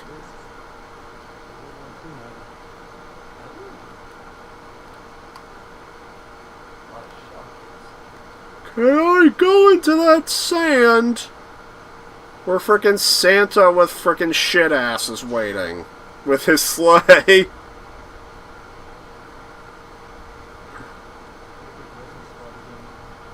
job. Each and every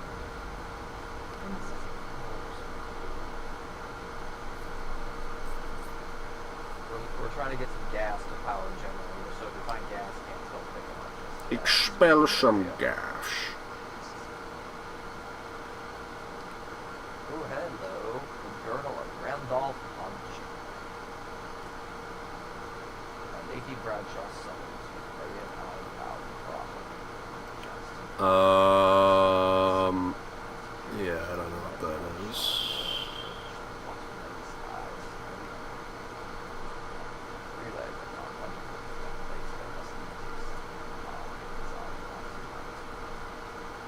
Just remember, you can be staring at a puppet.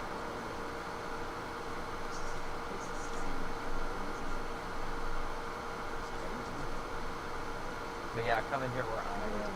There are some electric Well, I don't know where you are. I'm in a 10.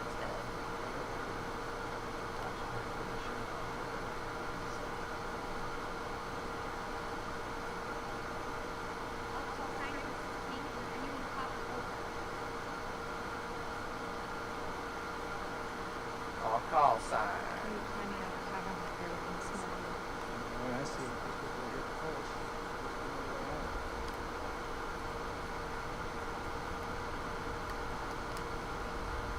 I got over here.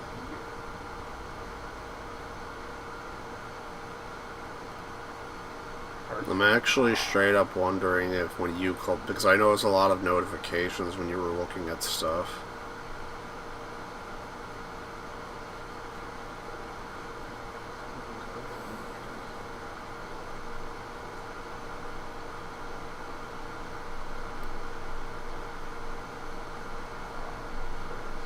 We are looking at moon. Let's solve a mystery.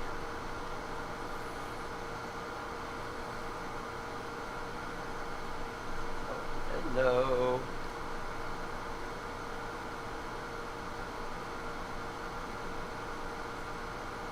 Dynamite strapped to the pillar. Foreshadowing.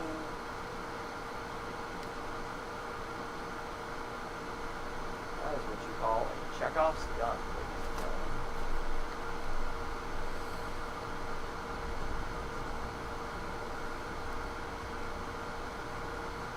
Here.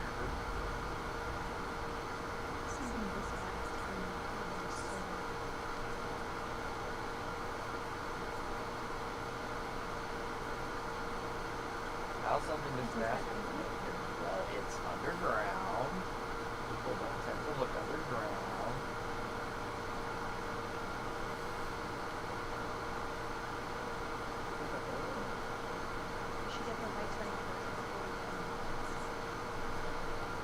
Are you ready for the gas cans? Let me take one more. Let me take another look around and check the other side of the ring. Maybe I'm not looking. Check the other side of the ring yet. I'll focus the light. Okay, check the machine gun. At least I know why I have it. Check the machine gun. Oh, there you go.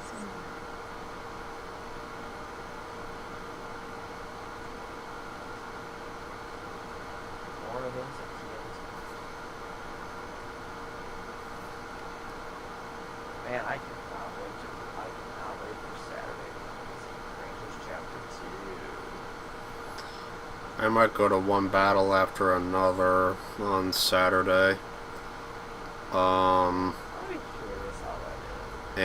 And that's gonna be after I get a haircut, and I'm nervous about getting a haircut.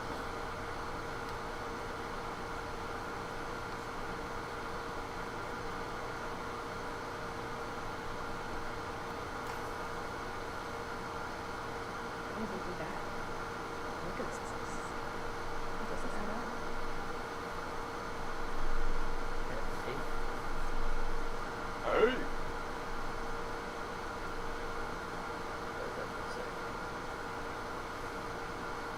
I'm a woodpecker.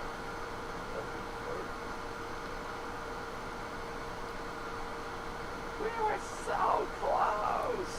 That's an Eddie clip from Mario Party that he must have stuck with you. Well, I think I wish I just could remember the context. Well, it's editing. I'm gonna watch it. I mean, obviously, it was during a failed scam. And then another one of his lose quotes in that is, "I hate it when they catch on!" Tell me, I couldn't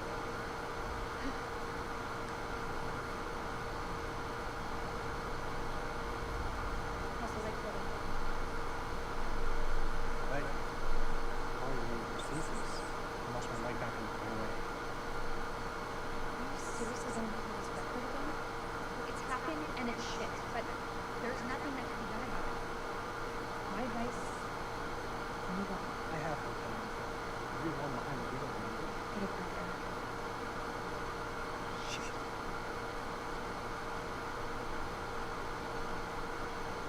I think we see why that marriage failed.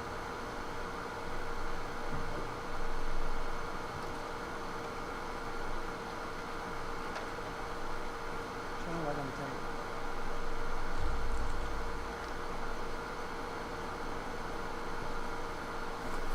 Yeah, I could see. I did see. Alma, I did see that. Oh, go ahead. Alma says her cat's not enjoying this because we're not moving too much. Yeah. You were saying? You have to secure the tube before starting the generator. You were saying? Oh no, I can't remember what I was gonna say. Oh.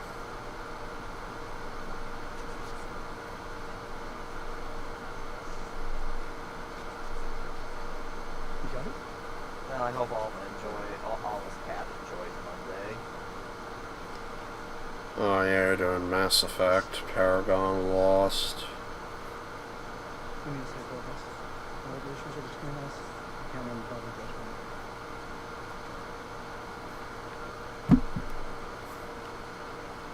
I hear you. I recognize. Aw, spooky Okay, boo. go.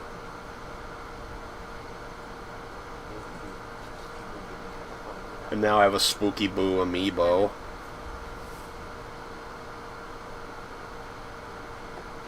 It apparently glows in the dark. I don't know if it actually does, but...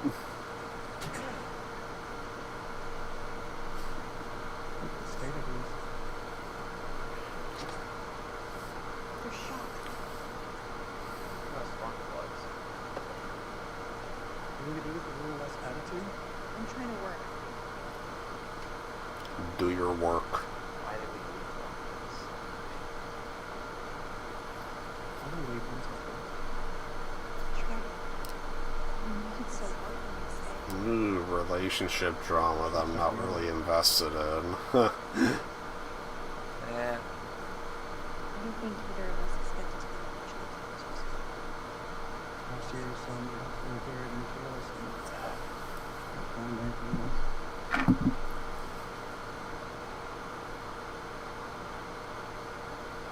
what you gonna That's say? It's not Okay, real, yep. It's the truth. Bullshit. You had no idea that Kira's was going Okay, so we're just gonna be mean to each other. See what's on your mind. You left when I needed you. After the accident, I was at the lowest point of my life. Couldn't cope, couldn't function. And when I needed you most, Rachel, when I needed you finally saw, Let them vent. it was for me.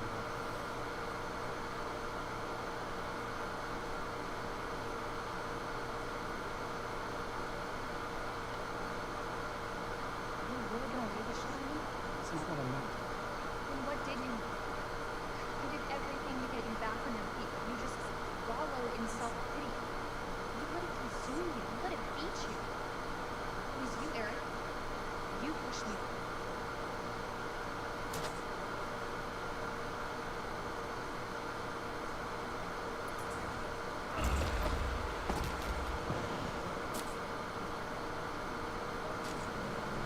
Yeah, that's not gonna last long. I mean, I'm not really sure how old that generator is, but I don't think that's gonna last.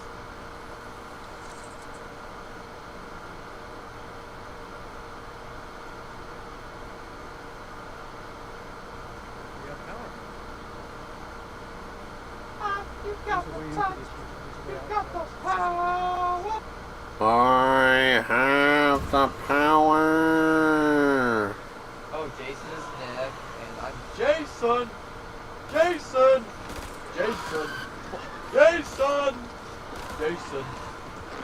So the guy's already dead, so they're running off after the guy died.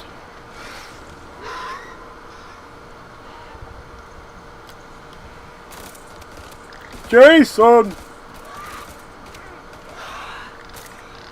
Have you seen the Press X to Jason fan song? I have not. Yeah. I just know the meme because I played it everywhere. Yeah. There's a fucking song about it.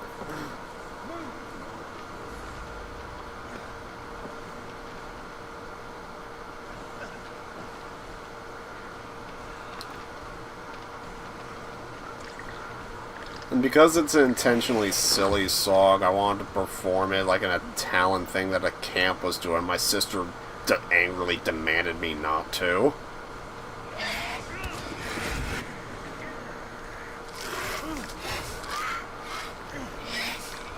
Why do these things look like the aliens from Quiet Place?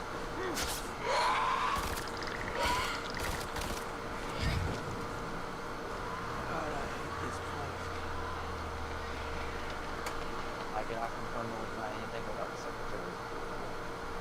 secretary. They're the aliens from Quiet Place, aren't they? I can neither confirm nor deny anything about the secretary. Okay.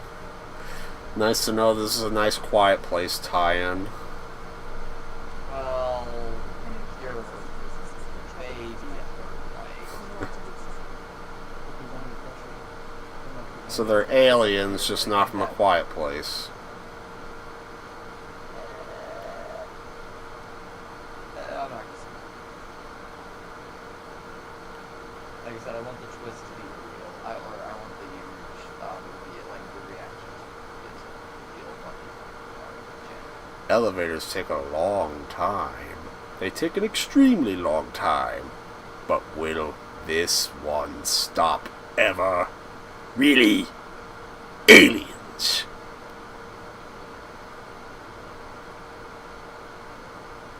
Isn't that video on YouTube? Yes, it is. I might watch that just so I can have a laugh. Yeah. I'm glad that when we met Doug Walker and Brad Jones, Doug happened to have, like, one of the DVDs happened to have that short on it, because the only upload of it on YouTube is an unofficial one.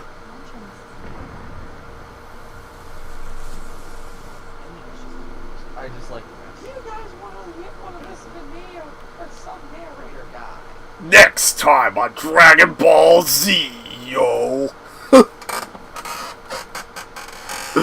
I love how everyone actually would just like start cheering for Eric Hebert. Kyle Hebert.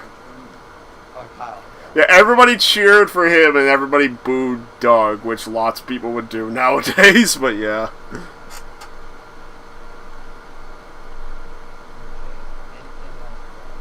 I mean, for all of Doug's problems, he does take criticism in stride. Like, No, he doesn't overreact to it. what? He doesn't. Oh yeah. Like, for example, people were making. I forget who made the video on it. There was a parody of Linkara, Nostalgia Critic, and Spoonie or whatever. Like back when they were like the three schmuckholes.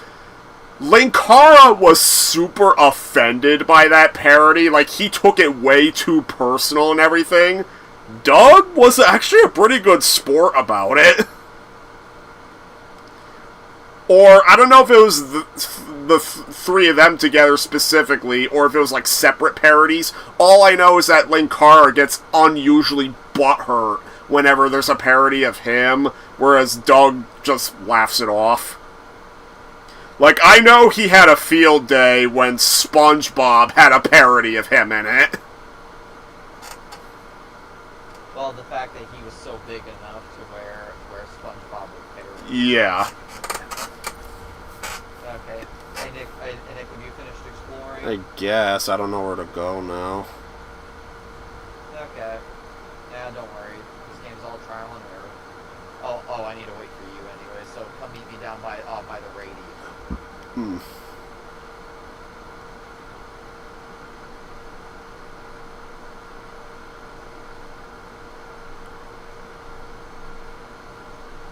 Down in this big area. Robert.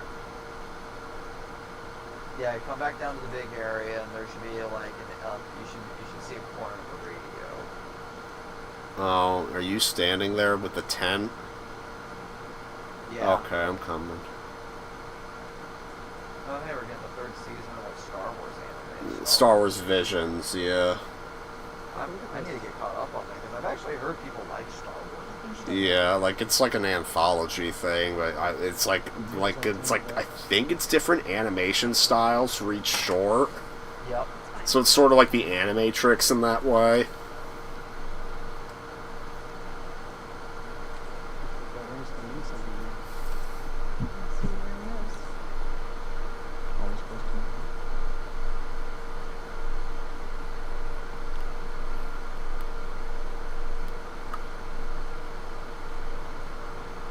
Something just changed.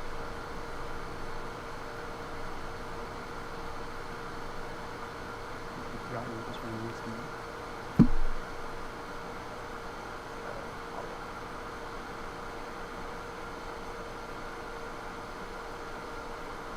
But he clearly wants her back, so.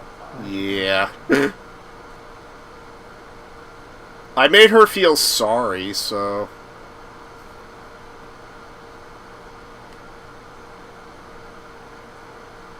I'm gonna be nicer now.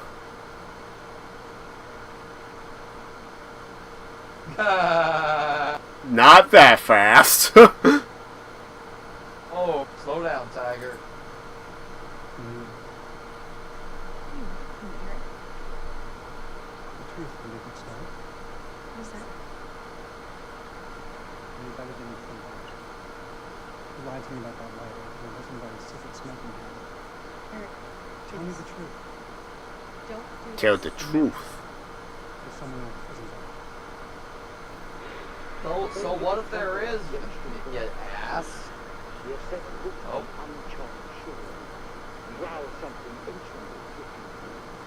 This feels very Evil Dead-ish. For eons we lived as children, unaware of the horrors that struggle with us. Now we have blindly followed against the madness. My fear is taken, but I must do what I must. We must seal this place for eternity, for all mankind. Mary, I'm sorry.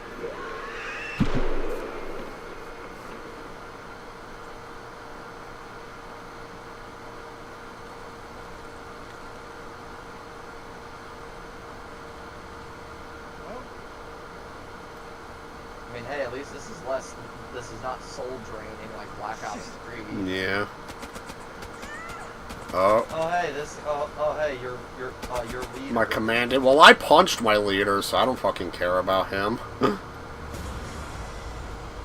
Oh. Now we're back to these guys. Jason! 1929. At 1929 hours, we need to reach the 2063 battalion. It was not supposed to play out like this. Hey, stock or no stock? Or stock in, stock out. I don't think it makes much of a difference. I prefer. What was it? I prefer Well, stock. see, when the stock's out, I feel like a pussy, you know what I'm saying? But when the stock's in, it feels, I don't know, meaner or something. When I kill son of a bitch, I want to feel good about myself. I want to feel solid. That is a great line. That's Billy Bob Thornton. Like, Billy Bob Thornton tries with that. He tries. Yeah, like, he says it with a straight face to his credit, so... Nick is right, John.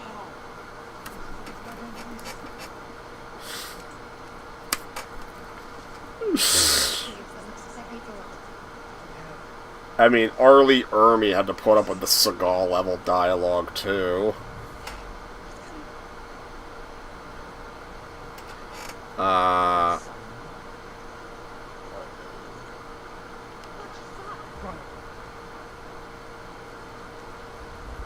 Yeah, I didn't know what to do there. Were you deciding, or were you... Yeah, I didn't know which one was better, but... Got you, Rich. Okay. We got you. Well, this is Oh my.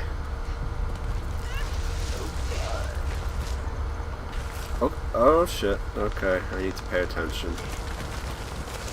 We don't want to lose. Oh, I think this is it. Oh, this is gonna be fun. Help me! Jesus.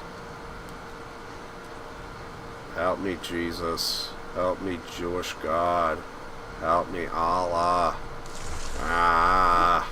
Help me, Tom Cruise. Am I going to... Oh my God, you're gonna drop me, aren't you? It's too dark.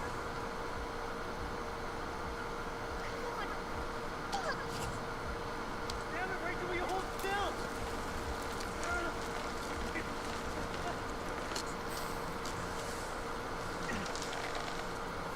They wouldn't kill Ashley Tisdale before the game's done. So sorry.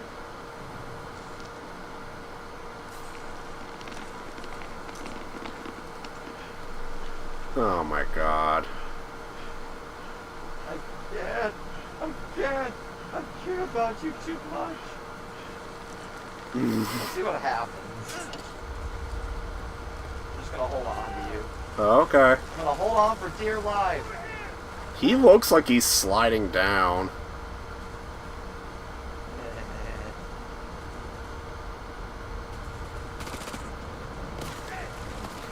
Oh my. Uh-oh. Uh-oh. Oh, do I cut? Don't kill Ashley Tisdale. She's the star. Okay. Oh, he's dead. Oh wait, no, he's not. He's still alive. How the Oh, fuck? wait, no, he's dead. He got shot. Yep, he's dead. And now, He's dead. wow. That's one of our characters gone. We have lost our first main character. He's dead. See, here's the thing. If I did cut you, you would have survived the fall, and I would have survived. Oh my. So he's dead. So we're in trouble. So that's a character just.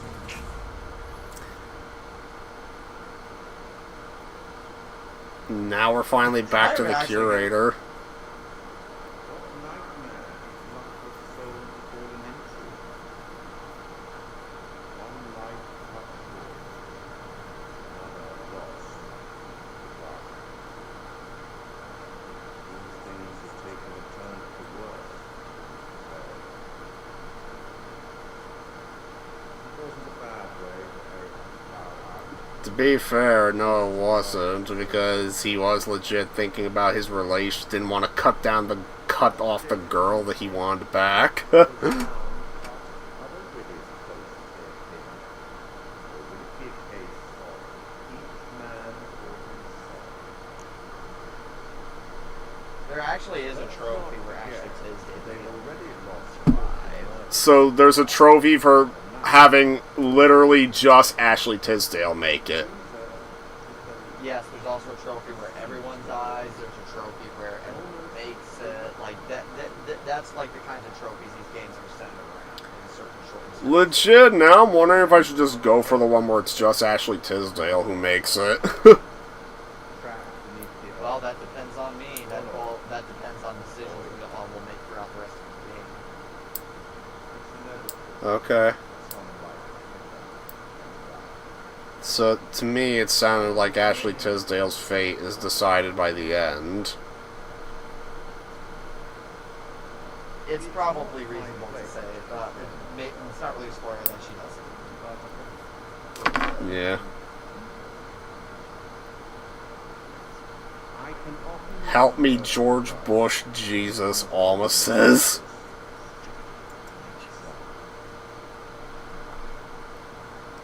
Yes, I will take your advice, curator.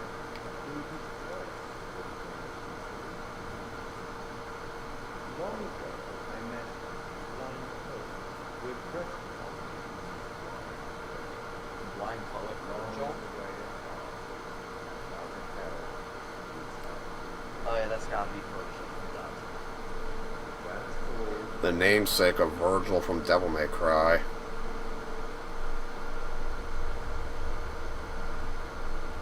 I'm Jason and you're Nick. We still haven't really gotten a great look.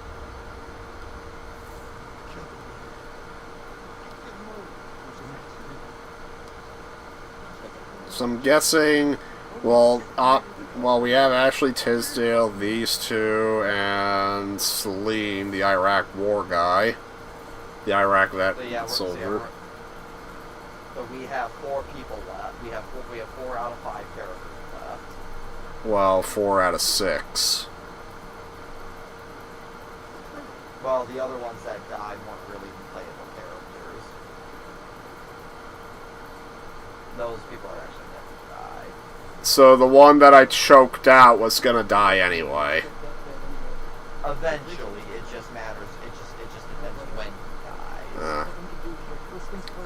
But had we saved him, he would have helped us with a very important task. Yeah, you can post guide progress.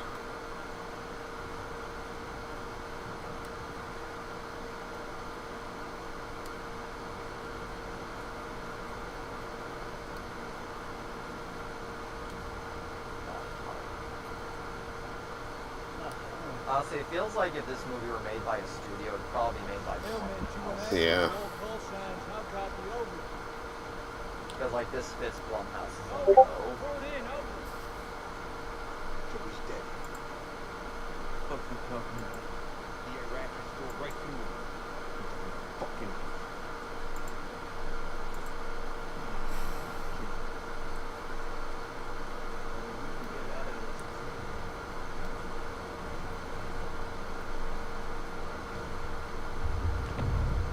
We gotta lock this place down. One of the things coming in by ourselves in goddamn breathing space.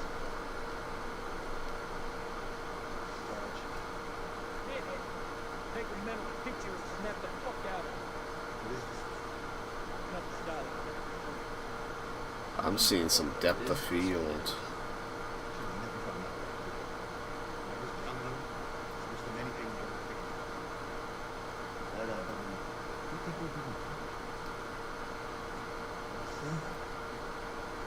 Punished for our sins.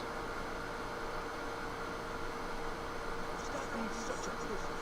Yeah, some bad shit's going down. You and I, we're bad. We're Marines. Screw these freaks. For all we know, they could be some of the damn fucked up experiments. And if not, screw this shit runs deep. So, the pattern I noticed with the 2 deaths so far is that to save people, you have to do the thing that you don't think you'd normally do. Sometimes. They can flip-flop back and forth, but that's how the game keeps you guessing. Huh. It's as if this game was written by King Boomy. Check that out.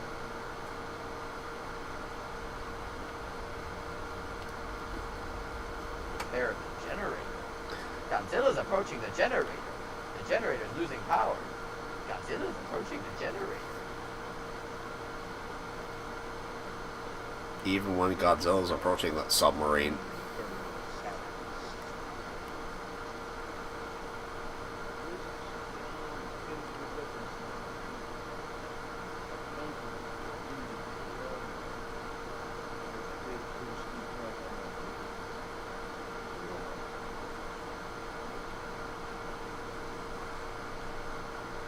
You know, one thing I should have did in the U-Star video that I wish I did? What? Reenact the dinosaur scene with Mrs. Doubtfire. Remind me, what was that again? It's when he goes onto the set of the educational show about dinosaurs, and like you have like all the dinosaur toys on the table, and then just for fun he goes up to the toys and he just starts doing a bunch of improv, and that's when lands him the job interview basically with that TV producer.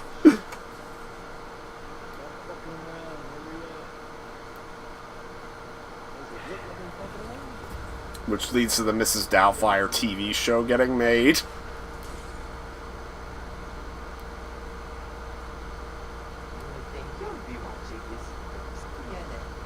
Oh, hi there, boys and girls. Today, we're going to be talking about dinosaurs.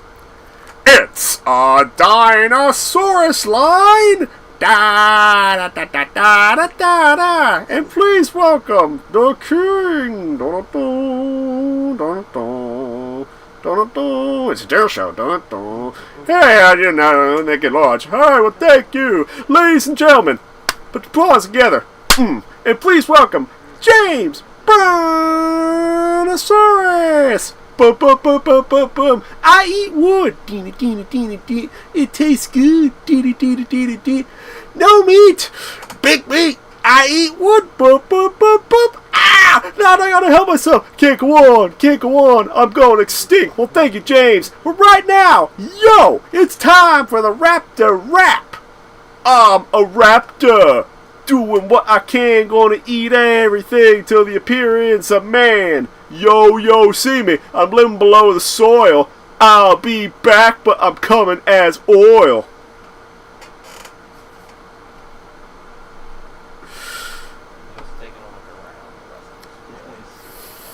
And as Robin Williams calls it, it was just playing. Oh my god. Watch yourself. Yep.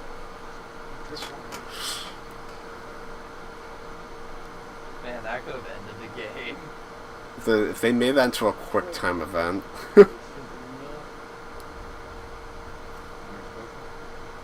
Counter explosion. Don't you mean a counter stroll? Why are you bothering to frickin' waste time disarming that?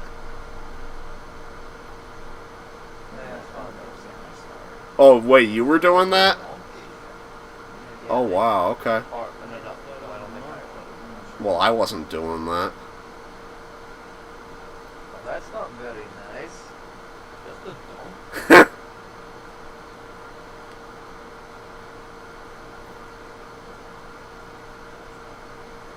Fucking donkey starts humming the song. You're well on the way to a smacked bottom.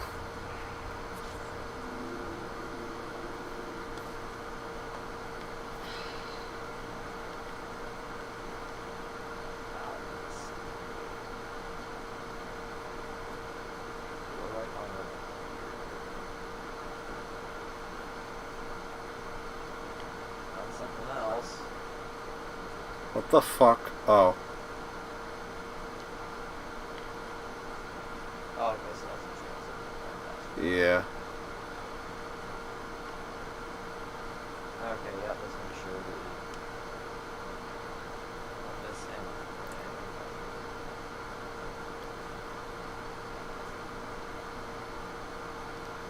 How much longer would you say the game is? I think I read the game's about 6 hours.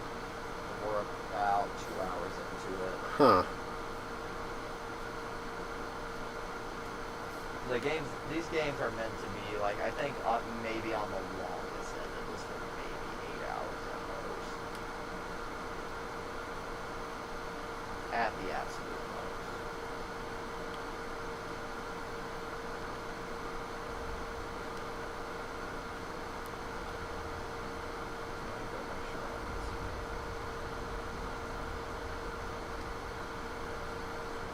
Check those corners. Clear left. Clear right. Check those corners.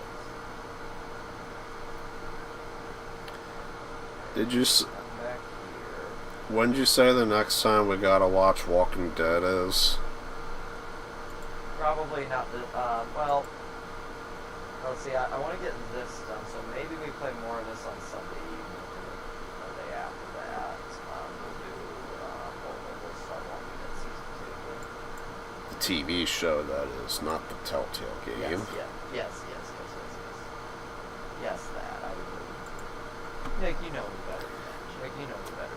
Yeah, like, I remember I used to hate, like, I remember there was a time when people really hated Season 2, largely thanks to the frickin' Your Movie Sucks video, but honestly, I like Season like, Season 2 is, like, it's a slow burn season because they took an arc that was only 3 issues from the comics and they stretched it out to an entire 13-episode season, but they at least use it as an excuse for character work and everything. And the character work is solid. I mean, I think a lot of what makes it work is the fact that they kept Shane longer in the show than in the comic, because, yeah. And honestly, the barn massacre is a genuinely tragic moment. Yeah. Like, it works. Like, the barn massacre scene works. Herschel going off and getting drunk is actually a great scene. Yeah. Like, basically, it takes the material from the comics and does at least expand upon it. Okay, now I'm back as, my soldier dude. And by expanding material, it doesn't just needlessly pad it out. Cough, cough, cough, line. Yeah, I mean, unfortunately, Walking Dead does fall into the padding trap, just not quite yet. Good. I think I remember the later seasons, like maybe around like seasons 5 or something. They start getting into like beginning of the season, all the characters are together. Then something happens, they get split up. They maybe reunite in the middle of the season. They get split up. Yeah, that is what fans of the show like to call boomerang storytelling. And I think that started around season 4. Yeah, like, the second half of Season 4 is where the boomerang storytelling, like, really began. And even then, it wouldn't get to its worst until, like, Season 7.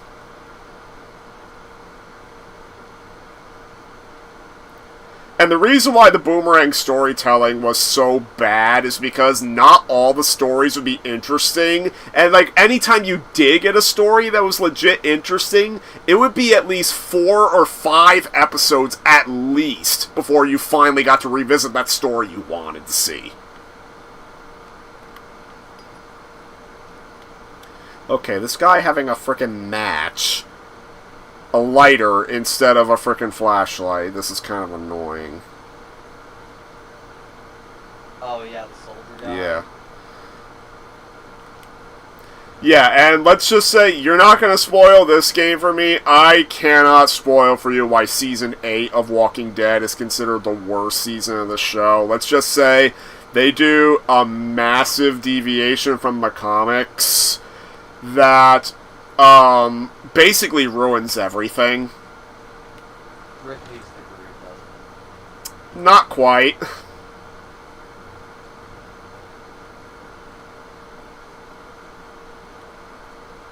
What? I mean, I kind of think that's gonna happen. Well, That's, you can say that's the impetus of the Rick and Michonne show. Like, it has a little bit to do with the deviation, but I'm not going to say anymore.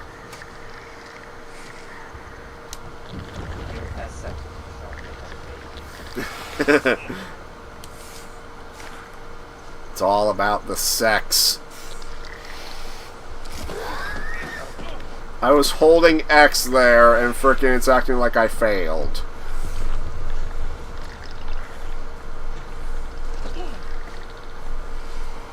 Okay, or maybe that's just how it is. Okay. You like eBay? How about some rebar?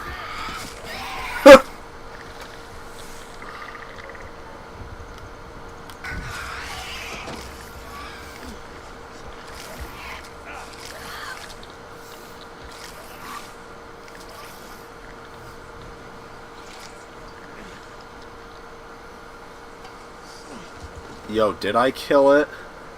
Actually?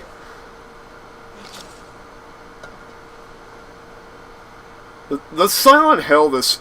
We gotta Silent Hill this dickhead. Hit him while he's down. yeah, sorry, I was looking at something. Okay.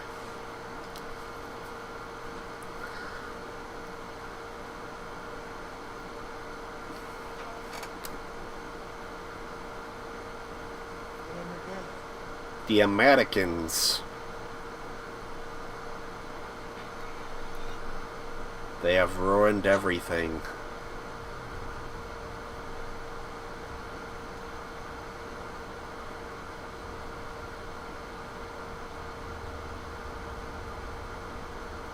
Okay, these guys, I don't know who they are.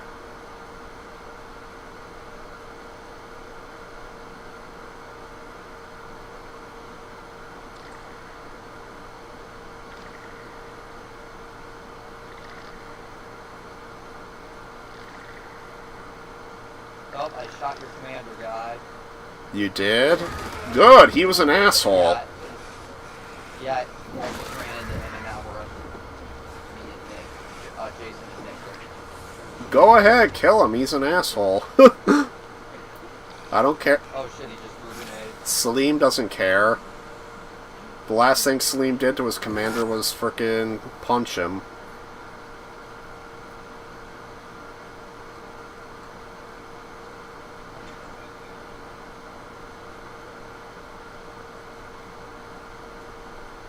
Okay.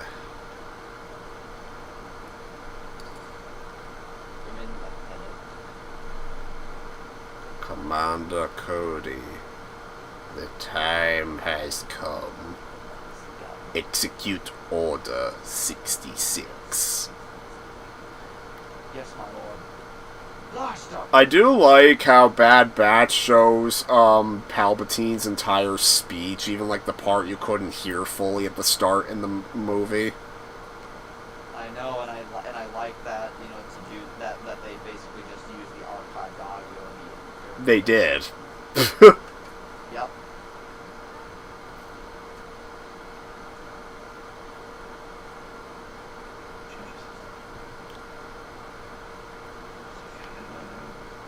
And that's why I say the entire first episode is literally like another Revenge of the Sith tie-in. Yeah. Well, it takes place like right as Order 66 happens, and like you even hear moments that make it clear that the Anakin and Obi-Wan fight hasn't happened yet.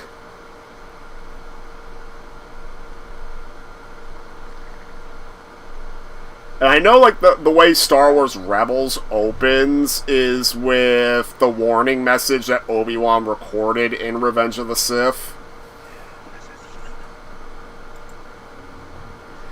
Alma, in Star Wars, Order 66 is when the clone troopers started massacring the Jedi.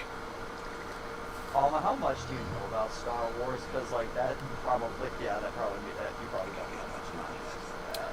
Like, basically, the impetus of Order 66 is that the clone troopers have been given the info that the Jedi have become treasonous to the Republic. So, and they also have chips implanted in their brains to make them do the Order no matter what. Whether it's true or not. Yeah.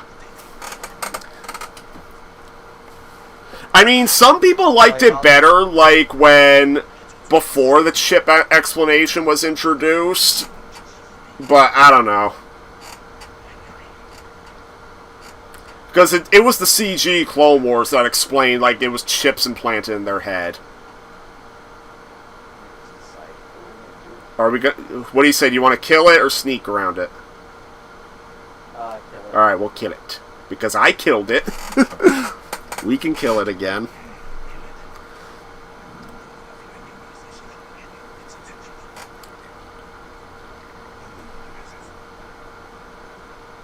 Okay, you better be ready.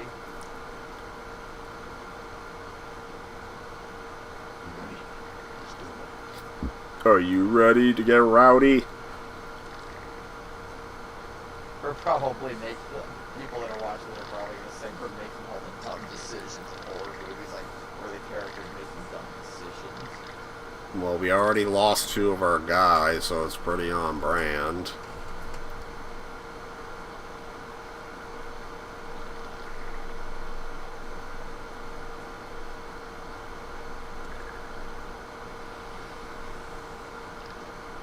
This is like a fun reality thing to do. Yeah.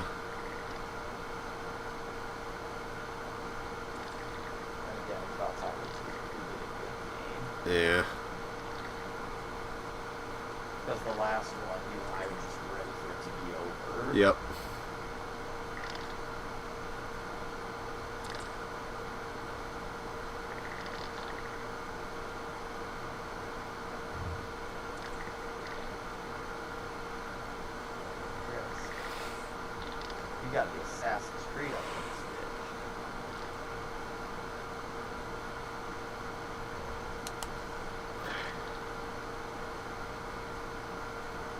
yeah, do you know why I'm not even buying sections on like Facebook for like reviews of Ghost of Gote? Yeah, why? Because every time I go into the comment section, people are just saying, Ghost of Woke, am I right? Yeah. Dude! I pressed it on time!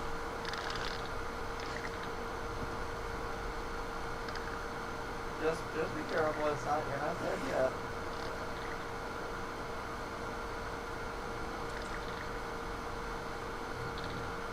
Don't worry.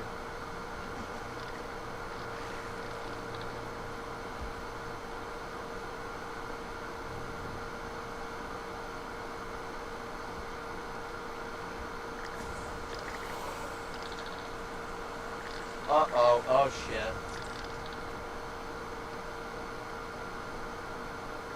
I got one of those heartbeats.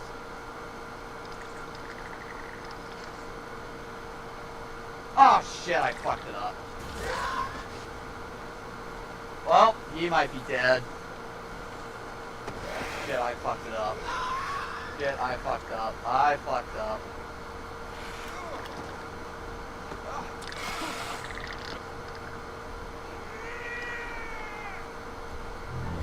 No, you're not.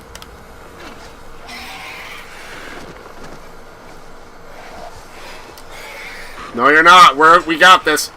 We got this, man. We got this by the ass! Yeah! Yeah!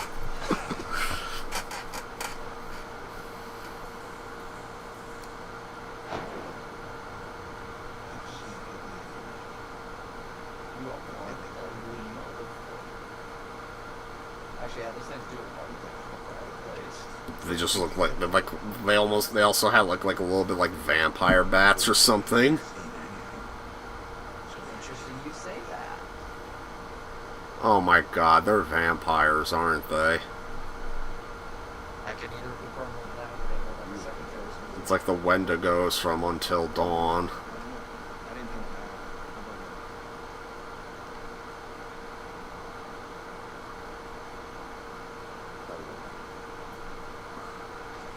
This was really good message.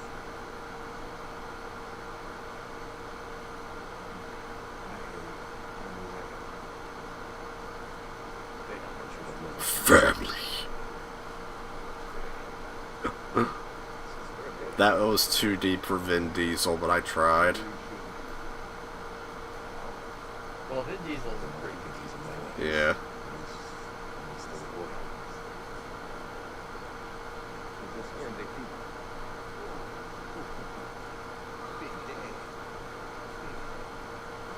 It's just interesting to know that Vin Diesel and The Rock had a fucking game of egos against each other. I think it took Black Adam for The Rock to get his ego checked. I don't know what the hell. I don't know if Vin Diesel's ego is in check. I mean, we haven't heard anything about the next Fast and Furious. I don't know what's going on with that. Yeah, I mean... I mean, damn, people must have hated the last one so much. Well, it ends on such a massive cliffhanger, and then fucking... They're now announcing they're going back to street level, back to the basics. What the fuck? After that cliffhanger? No, just keep going crazy. I mean, you've already committed it. Alma's on point. Frickin', do we stay or do we hide? Hide!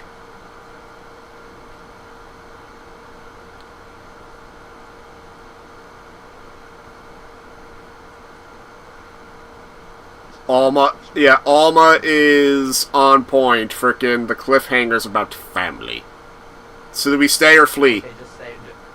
Stay or flee? No, flee. Yeah.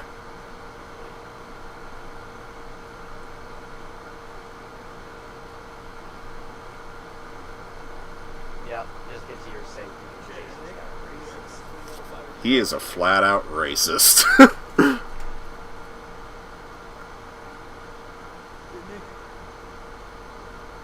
really hope.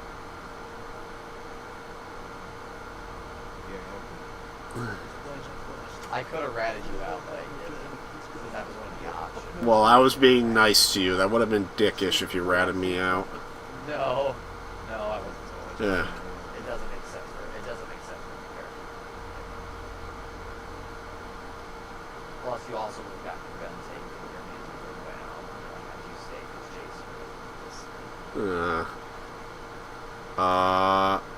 Jason. Is that Ashley Tisdale, or who is that? That is Ashley Tisdale. She's like unrecognizable with all that blood and shit. I was about to say, you should be in like a blood pit right now. Okay, from that angle, it looks like she's missing her legs. Oh, you're Fire in the hole! Pain! I can't feel my legs! And I say, Bubba, they ain't there. And I look down, and there's these little bloody nubs that were kicking real fast like this here. And I say, Bubba, it's 30 miles to the nearest town. Unless you turn upside down and walk on your hands, you ain't gonna make it.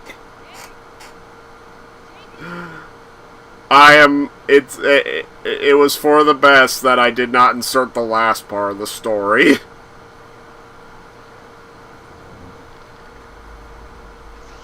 Might be a tumor. It was a tumor for why their teacher went insane.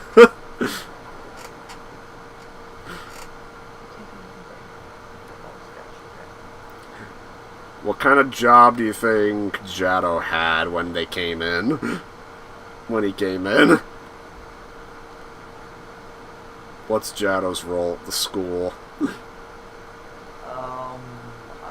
wanna say principal, maybe, or maybe a fellow teacher. I don't want to be insulting and say custodian. Well, I did refer to him as Mr. Jado. If he was a custodian, it'd be on a first name basis.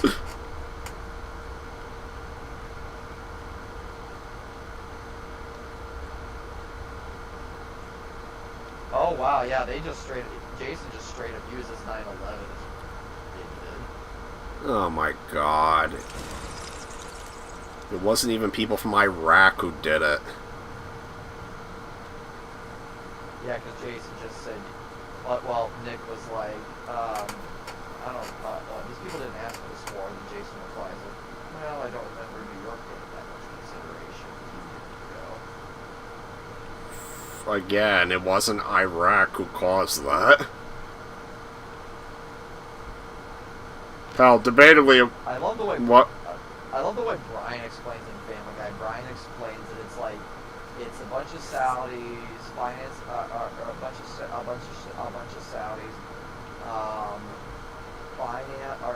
financed by someone else, and then sheltered by Pakistan.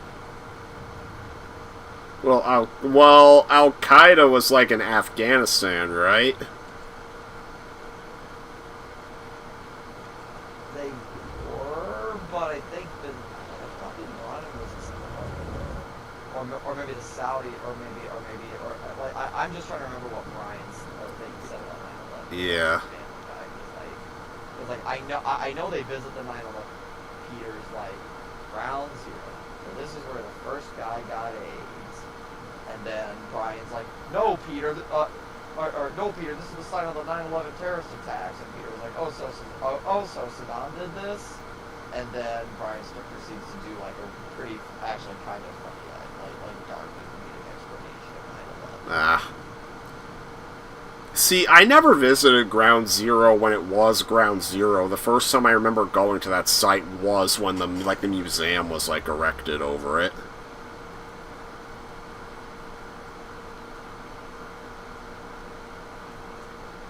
I also remember when Lois was running for mayor and Brian just tells her to say 9/11. Which she does, and it works. What's your plan for dealing with crime in our city? 9/11. What's your plan with improving education? 9? 11. I mean, it's not wrong, because 9/11 did change a lot of things. think Seth MacFarlane's point with the jokes is that not better. Yeah.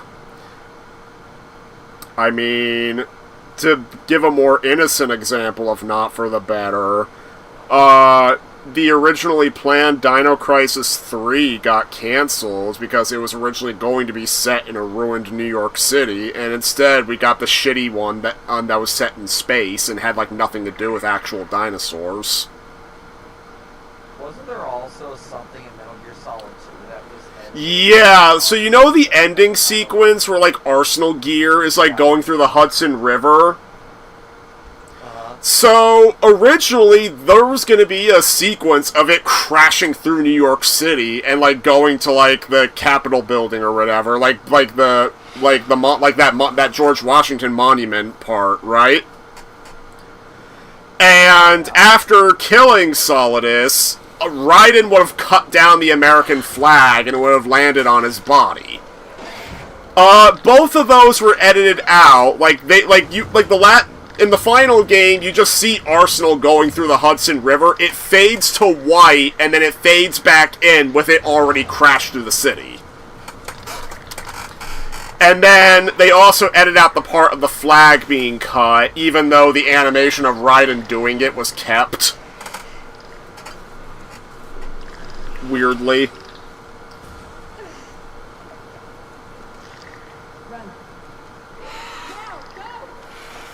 Oh, I thought that was a ghost for a minute.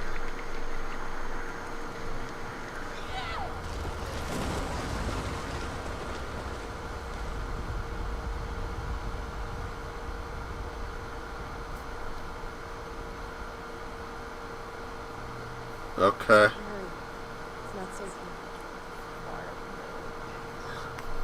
Okay, send the photo.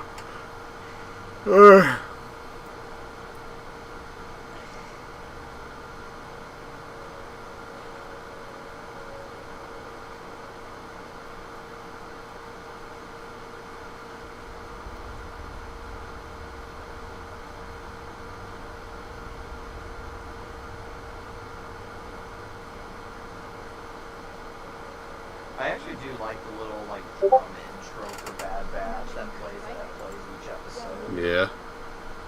What was that from? Yes, I can read those.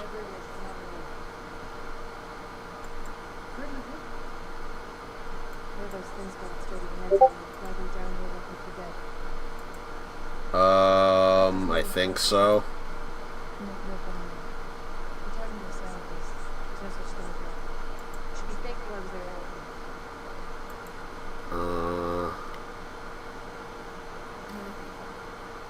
I guess. I just want the truth. Yeah, because you put the 1, the 2, the 3, the 4, and all that, yeah.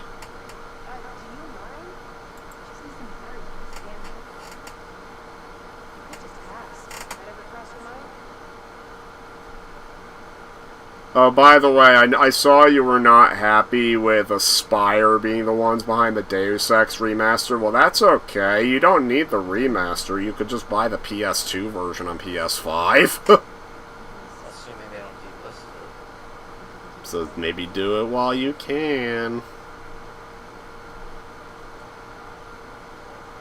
Deus Ex just hasn't been It is my thing. I think I played a little. I think I played a little bit of Human Revolution. Well, Human Revolution's more accessible, yeah. If they do a physical of the remaster, I know I would get it, just for curiosity's sake. Oh, I know you will. Yeah. Well, and if they don't do a physical, well, maybe Steam. Oh, yep, so this would have been helpful had we kept the other guy. Oh, so if we kept the other guy alive, We would have been able to repair it. Oh, there's a radio that we're going to come across. Hey, I didn't know we had a radio. Radio Gaga.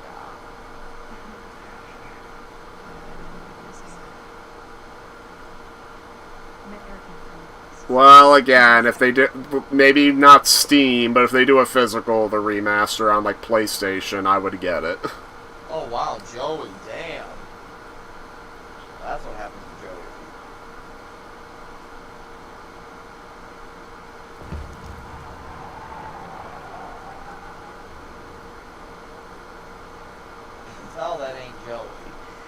Oh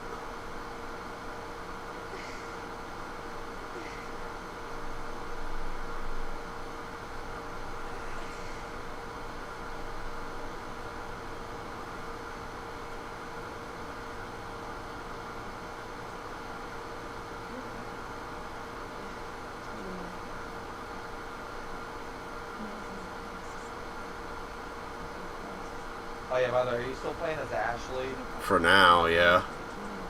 No, you mean Rachel, the Ashley Tisdale's character. Rachel, sorry. That's gotta be about the dumbest question I have ever been asked. Who are you playing as? Currently I'm still Nick and Jason. I think that right now we should just focus on no wonder we find the queen bitch. Exactly, as you don't even see it. Probably when we get to the next curator section, it's probably what we're gonna call it. Yeah, that sounds good to me. So yeah, whenever that is, that'll probably be a good stop. That'll be our checkpoint. Not easy being queen bitch. I think I got where I am with a soft warden and less smile. Excuse me. Scroll the perimeter, search the... Easy Street? Shrek burp. It bothers me when people call me. I wear that shit like a badge of fucking honor. They Casualties have of... no idea the shit Yeah, I've actually, done is just betrayal. You know, I actually, this is the first day I actually unwrapped my copy of this game. Oh wow. Yeah. So if the disc was defective out of the box, which has like a 0.1% chance of occurring, frickin' I would have been screwed. I think only once with a game did I have a brand new disc be defective out of the box, and that was with Call of Duty Infinite Warfare Legacy Edition. The one that... Oh, it was defective out of the box? Yeah, it was defective out of the box. I couldn't install it. And I'm lucky GameStop decided to give me a working disc. What the I fuck? remember on eBay I bought a copy of like Xbox. What did that thing do? Call of Duty. Oh, the 2019 one. Yeah, and it was defective, like, even though the had it listed as, like, good edition. Yeah, but, like, I got Infinite Warfare Legacy Edition to play the Modern Warfare remaster, because it was, like, on sale, too. And, yeah, it was brand new, and then defective out of the box. There's medication. And, like, very rarely that can happen with discs, like, if they're not printed right. Because it's not like the discs are damaged, it's that there was something happened during the printing process. Oh, wow, so yeah, by the way, Nick, so I think this I can finally give you the reveal. There's a note that I found that basically tells it to you that the specimen defies biology of the week. How long have these entities lived beneath our feet? Do they awaken every 2 centuries with Kranos? The Akkadians knew them, if only an ancestral memory. The Zuzu's form is clearly a depiction of them. I theorize their attacks have informed the folklore of humanity itself, an urban myth that permeates across culture. The winged demon, the horned Scythian, the horned Spencer, the Minotaur, the vampire. Oh my god, so they are just vampires? Yup, they are vampires. Well, I can see this girl's clearly becoming a vampire. Yeah, just be careful. You know what? You know what? So don't be nice to her, okay. No, just make your own decisions. I'm trying not to spoil it. Well, she's clearly frickin' turning.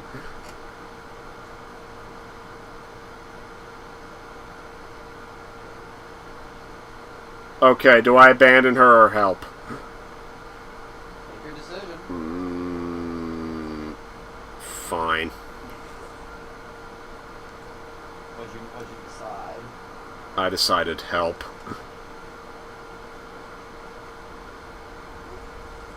If she's gonna kill me, frickin', at least I can say I was nice.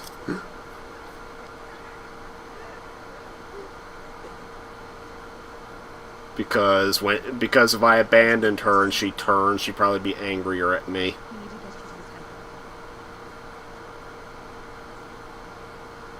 If she turns, you're screwed anyways. But if she turns and she's pissed at me, frickin', that's not gonna mean well either.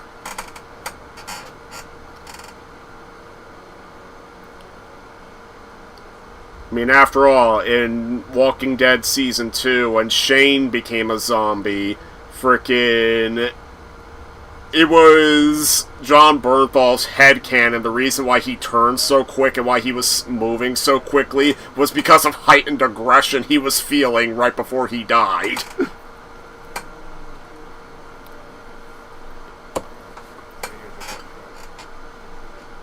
In fact, John Bernthal straight up said he wanted to be the one zombie who had a line of dialogue as a zombie, because he wanted to, like, scream "Rack!" as, like, a zombie, but they wouldn't allow that.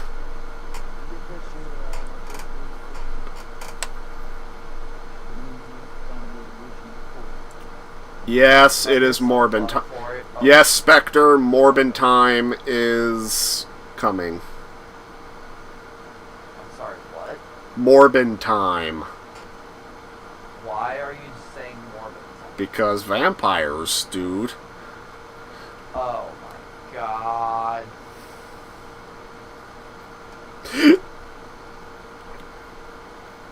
Dude, can you fucking stop freezing and go look at that coffee cup or whatever?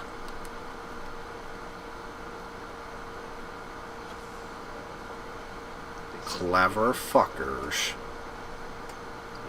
Oh, are you playing as Nick right now? Yep. I didn't know I was in the game.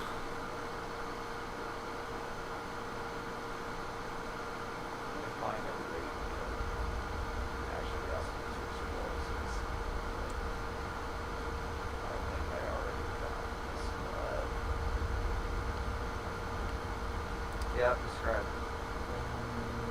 The fact that Sony thought they could put Morbius back in theaters. And on the memes. Yeah. Having a video, like, including a video, like reading the script for the Morbius. And the script literally had the title, Morbius 2 is important. Fucking, if you want a version of Morbius you could take a bit more seriously, play Midnight Suns.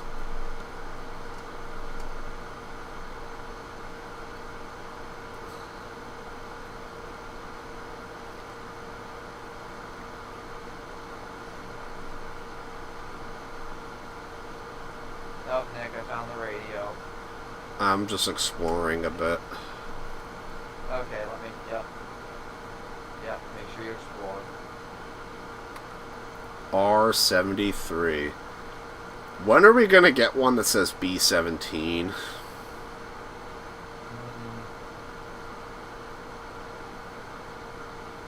What did you think of AVGN's Final Smash literally being B17 Bomber? Well, when he does Snake's Final Smash, they literally replace the audio of it going B17 Bomber, B17 Bomber. So from what I've heard, the Metal Gear 3 Delta remake, Metal Gear Solid 3 Delta, is basically like a very faithful remake, almost basically a shot-for-shot remake, where outside the gameplay is the only real major change. All the cutscenes are pretty much the same, the voice acting is pretty much the same, and I think that's what people said the remake does well, is that it basically does not.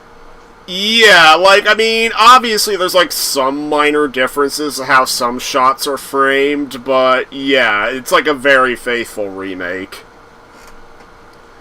And, like, there are a handful of new dialogue they had to record for, like, to explain some of the game's new mechanics. Also, for the Xbox exclusive Snake vs. Bomberman, they had to record a completely original bit because that was not in the original game.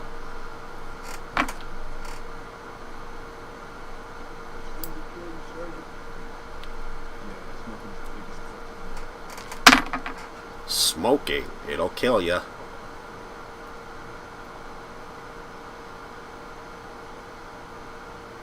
Yep, yeah, we could have used that other guy with his radio, so that didn't go too much.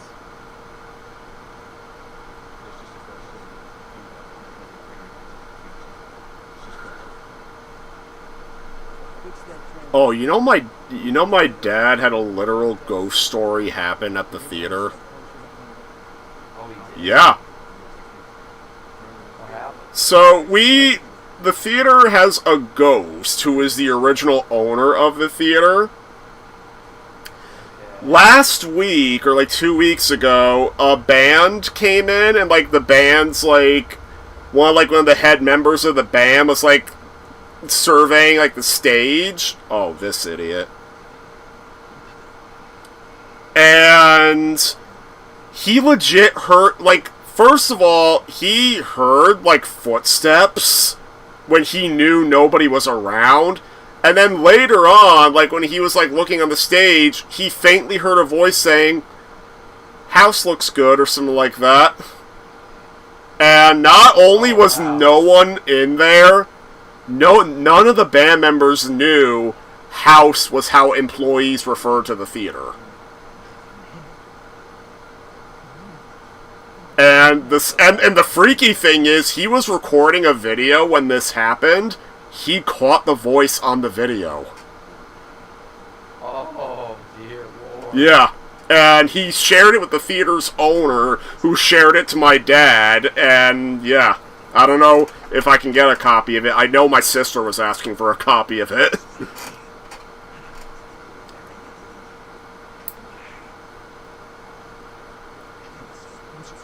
No, there was nobody in there. And even if it was somebody fucking with them, again, none of the band members or anything would have known that term was how they referred to the theater.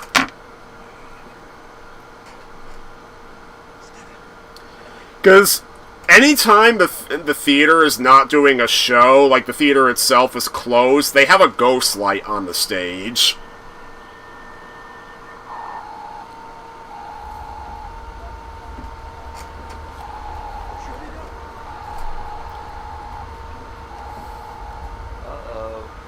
You could say I have a little bit of belief in the supernatural.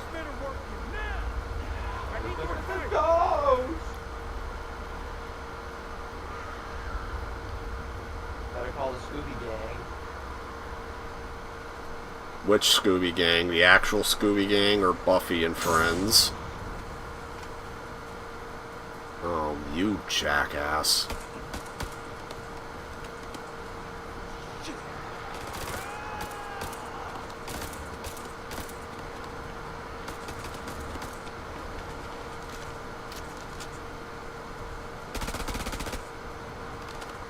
How do you still have ammo left, any of you? Like, seriously, where's your ammo clip? Fuck this guy!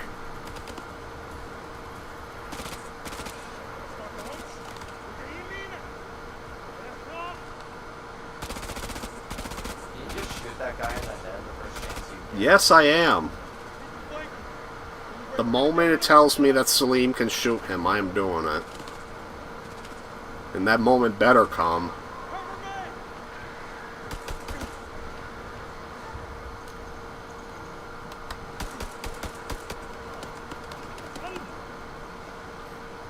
Well, I'm not playing as Salim right now, I'm playing as Jason.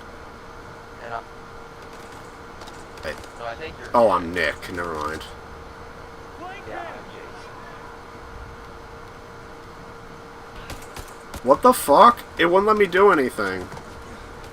Well, that's because I was playing as Nick. So Oh, well, I'm Jason then.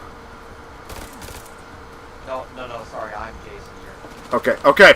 The quick time event nearly fucked me. Okay, paying attention, paying attention. Oop! Okay.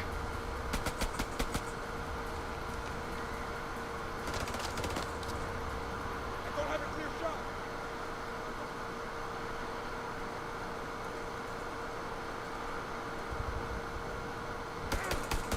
Yeah, that was you.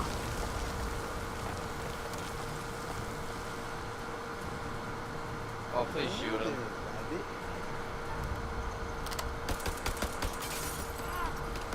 I shot him and he went for the damn light. Son of a bitch. Plot armor.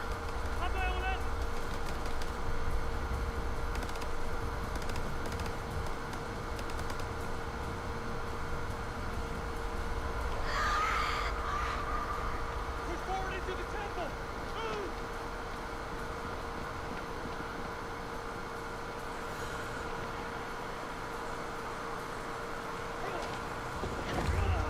Put your shoulder into it.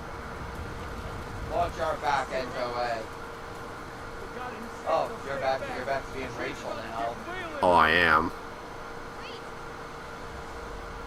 Rachel. Oh, well, you brought the bitch. Yes, I did. If you want to shoot her, you go ahead. Well, we'll see that. Trying to be a little nice after my ex-boyfriend died. Figured that would make you more bitter. Saw those things take you. Where's Eric? Oh, wait, she doesn't know he's dead. Never mind. Oh, well, he's dead. Okay, now... Okay, now she could be bitter.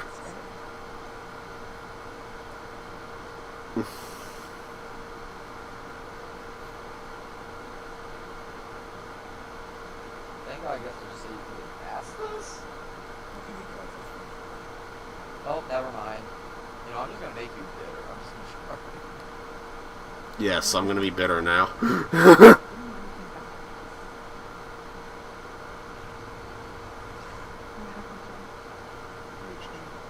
me. I don't know, I'm getting the feeling you... No, you're blind. Oh, it's... Hello! Hey, yeah. Hey. She's infected. She's turning into one of those things. Quite agree. Yep. Yeah, we're just playing a horror game, you know. We got Yeah, we're...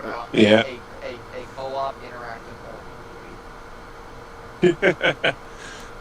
How does a co-op interactive movie work? You just like take turns deciding what happens? we play as characters from different perspectives, too. Oh, okay. Yeah. It's too risky to take it. Oh, I'll get my headset working.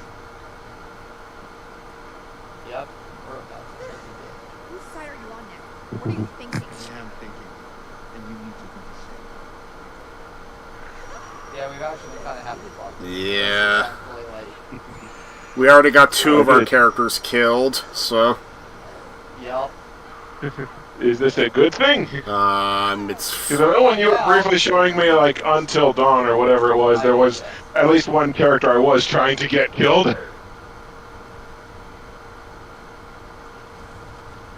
Oh shit. Nope. Well, I don't know why I did that. Oh well. Yeah, sorry I missed your message, but Thursday night is movie night with Mom. I mean, I figured. I know Thursday's usually when you do that, so... Yeah. Yeah. It's kind of something we started during COVID and still do. Yeah. Oh, I totally get that. Watch Robin Hood Men in Tights. Oh, Carrie Ellis? Yeah, so Carrie Ellis. Mm-hmm. I found out I'm working the John Cleese show. Ooh, cool. So... I told him. I told Is him he- he gets to meet John. I told him if he gets to meet John Cleese after the I'm not hoping on lightning striking twice, but that'd be cool if it happened. But seriously, ask him about the incredibly deadly one. I do plan to stay long enough to see for the Q&A, because I'm wondering if my dad's going to try and have me leave early, but no, if they do it how they did for Carrie Elwes, it's going to be the movie first, and then he comes out to do the Q&A after. I am probably going to, unless lightning strikes twice, I am going to ask my dad to just have us stay long enough for me to actually see him come on the stage.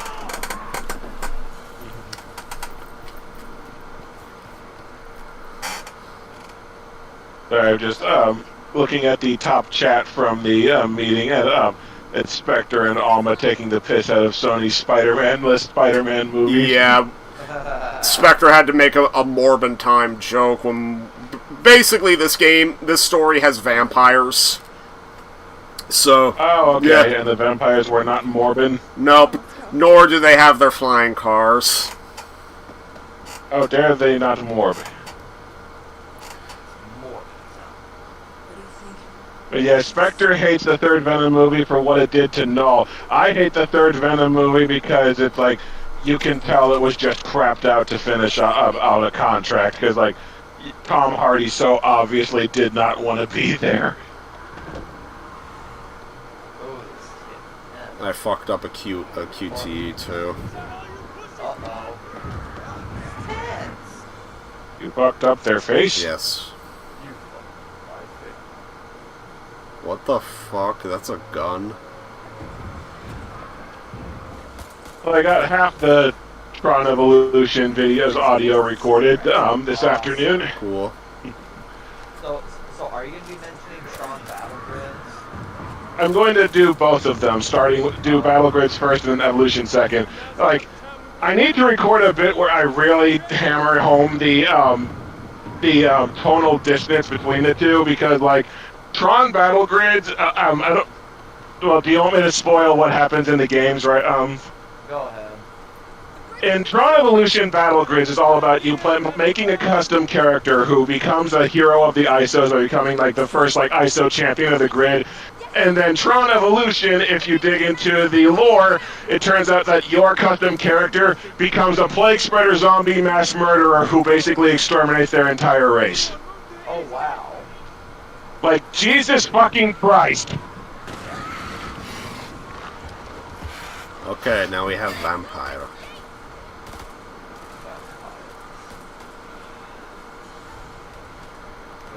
Fire! Fire! Fire! Oh, dear. Oh, yeah. Okay. I didn't know Shig was playing with the Konami laser scope. Fire! Fire! Fire! Fire! Fire! Fire! Fire! Fire! Get that gun working. Get that gun working, shit. Please. I'm trying. It just gave me a QTE. I did it. And really hope that it's not like Operation Midnight Raiders, where the gun Fire! has a very limited ammo. Fire! Fire! Fire! Fire! Fire! Fire! Fuck! Wait, I didn't say fire. I said fuck. Fuck! Fuck fire! Fuck! Fuck! Ass! You can say anything. Bitch! Shit! Man, you were just Rambo. Chekhov's gun, literally. Yeah. A literal Chekhov. Because I got the trophy called Chekhov's gun. Oh, now actual fire. Oh, okay. Now there's actual fire. Oh, Let's get these. Let's get some fire in these bitches. Michael Bay just. Oh, he just got to the part of the stream where it said Chekhov's gun. Yeah. So yeah, this is what we mean by. Yeah, on his stream you could see his perspective.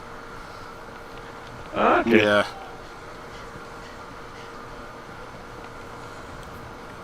Seriously, I seriously think we need to shake hands. Okay.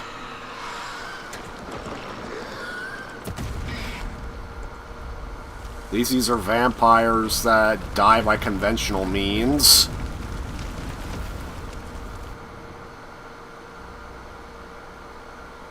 Oh, now I'm Salim again. Oh, Alma's working on a game guide. Cool. Apparently my commander is not so good. You just, like, I really wish the game would just let you point your gun. Yeah. I mean, because he's an asshole. I know that, but what's his name? That is his name, sir. Asshole. Major asshole. Doesn't? He's an asshole too, sir. Coming face first class, Philip Asshole. How many assholes we got on this ship anyhow? Yo! I knew it. I'm surrounded by assholes. Keep firing, assholes! I lost the beaks, I lost the sweeps, and I lost the creeps. What? I feel... No, I watched a different Mel Brooks movie. I watched Robin Hood Men in Tights, where it's let's see. Well, one of the quotable parts is, when did you how did you your family's name is Latrine. We changed it in the 9th century. Well, it used to be Shithouse.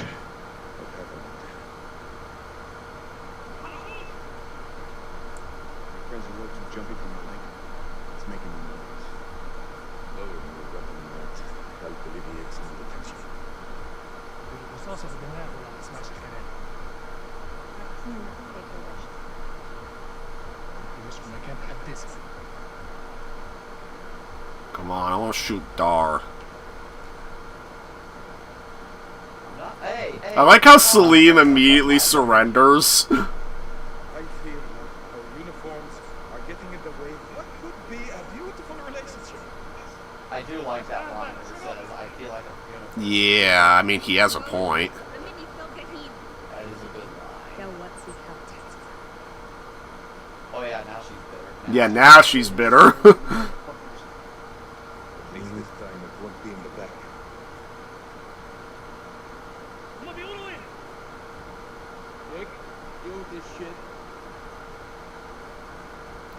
If you have the choice to kill him, do it. Well, the choice is threatening, or we can use the helm, and that means I don't want to piss off Salim. Yeah, don't piss Salim off, yeah. So yeah, right now my choice is I'll piss both of them off, or... And now Salim has to do reassuring. It's the only way. We're way past that. Yeah, Rachel's not doing nothing, or I should say, Rachel! She don't want to do it. Then we must get this door open. Why are you standing there? Help! Oh yeah, there was an episode of Family Guy. The enemy That was Move! Come on, man! And it was the episode that they tried to tackle the vaccines. And actually, one of the lines Lois is like, I'm just happy we got Stewie back. And then Brian starts, no, Lois, what you did was,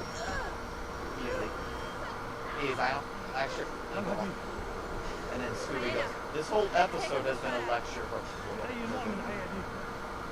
Come on, Bruce. What's wrong with because the entire episode is literally saying,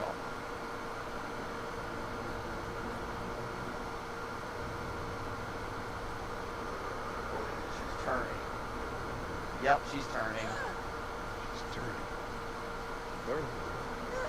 Also reminds me of the band episode. And like, Okay, if Dar shoots her, then that'll give him a little bit of... Medication's back at the temple. We're carrying dead weight.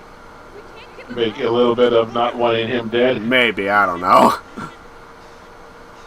by the way, I love how that character's name is. That, or maybe it'll make Dar useful before we have to kill him. It's gotta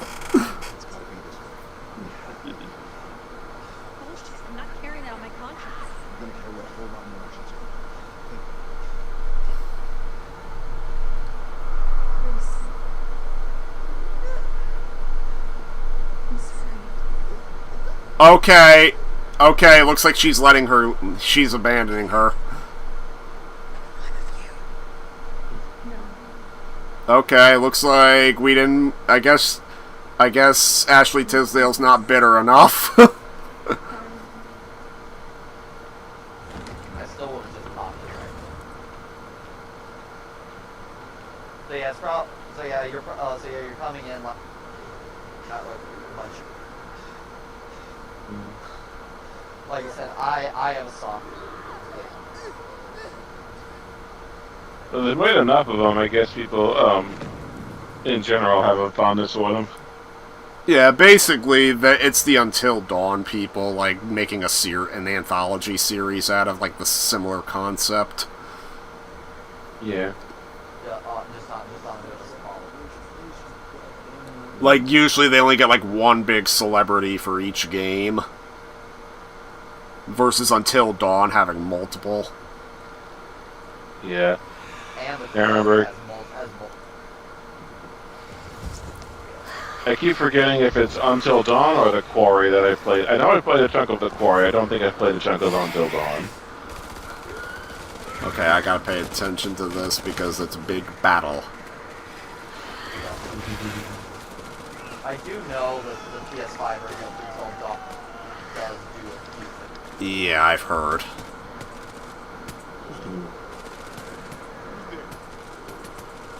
And then the movie pretty much just takes the video game as a vague suggestion. Yeah. I still surprisingly ended up enjoying Like, the movie, I didn't like it, but I saw it as one of those riffably fun, dumb movies that's probably gonna turn up in Mystery Science Theater night. it. Oh, Dar is dead. Well, No. not Stop. Dar. Come back. Stop, don't come back.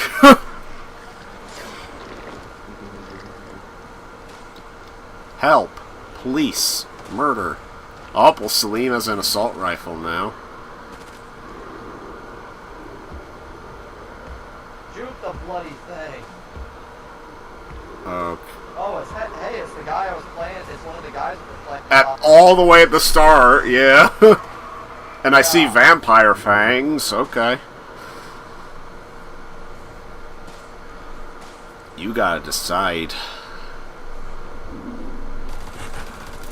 Alright, well clearly he is a lore-accurate vampire. Yeah, because Crucifix. Yeah. Oh shit, I might. I don't know, the crucifix thing in Dracula 3000 just meant, like, take a pool stick and hold it in the shape of a plus sign.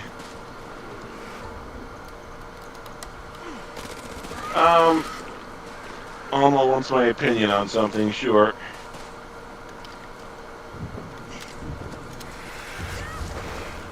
Well, the vampire got Ashley Tisdale, and...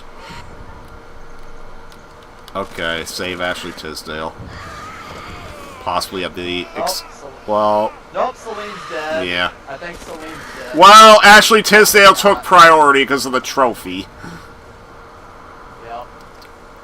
So yes, you know, that should at least be our priority for the future, is we keep Ashley Tisdale. Everyone... Spectre's back. Actually, I think Celine is the one. Yeah. But he got scratched, so maybe he's infected now. But yeah, Ashley Tisdale does take priority because you told me that if only she makes it, I might get a trophy for that. Yeah, I think it's called, I think the trophy's called, like... Final Girl, yeah, for the trope. There's a board game I've seen on sale for called Final Girl at Board Game Night, where it's like they're all thin XPs and references to multiple major horror series. I haven't seen anyone play it, but I think it's one of those that kind of sells in chunks. Yeah. Bye-bye! Yep, he is dead for certain.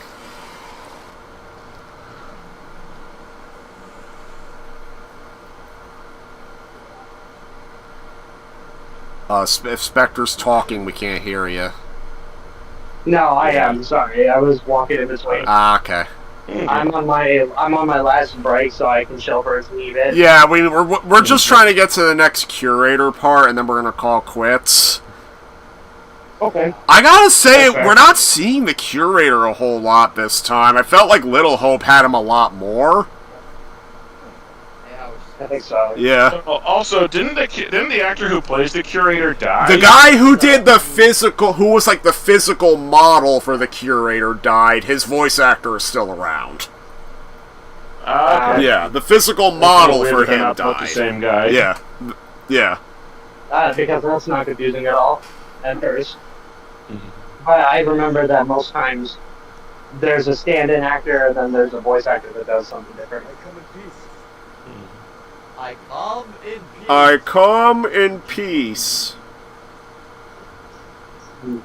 Well, Celine's gonna die against the I don't. racist. Frickin'. I don't. So, just to recap, I come in peace, I mean you no harm, and you all will die. Relax all out.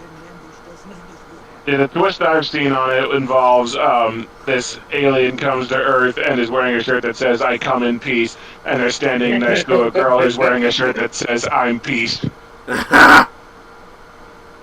I'm just thinking of your The Predator review where you're shouting as the yeah. Predator, I come in peace, as he's massacring people. Every time I hear that, I think of Monsters vs. Aliens, where it's like, humans of Earth, I have come in peace.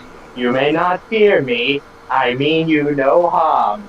However, it is fortunate for all of you to know that most of you will die in the next 24 hours. For those of you who do survive, will be enslaved and experimented on.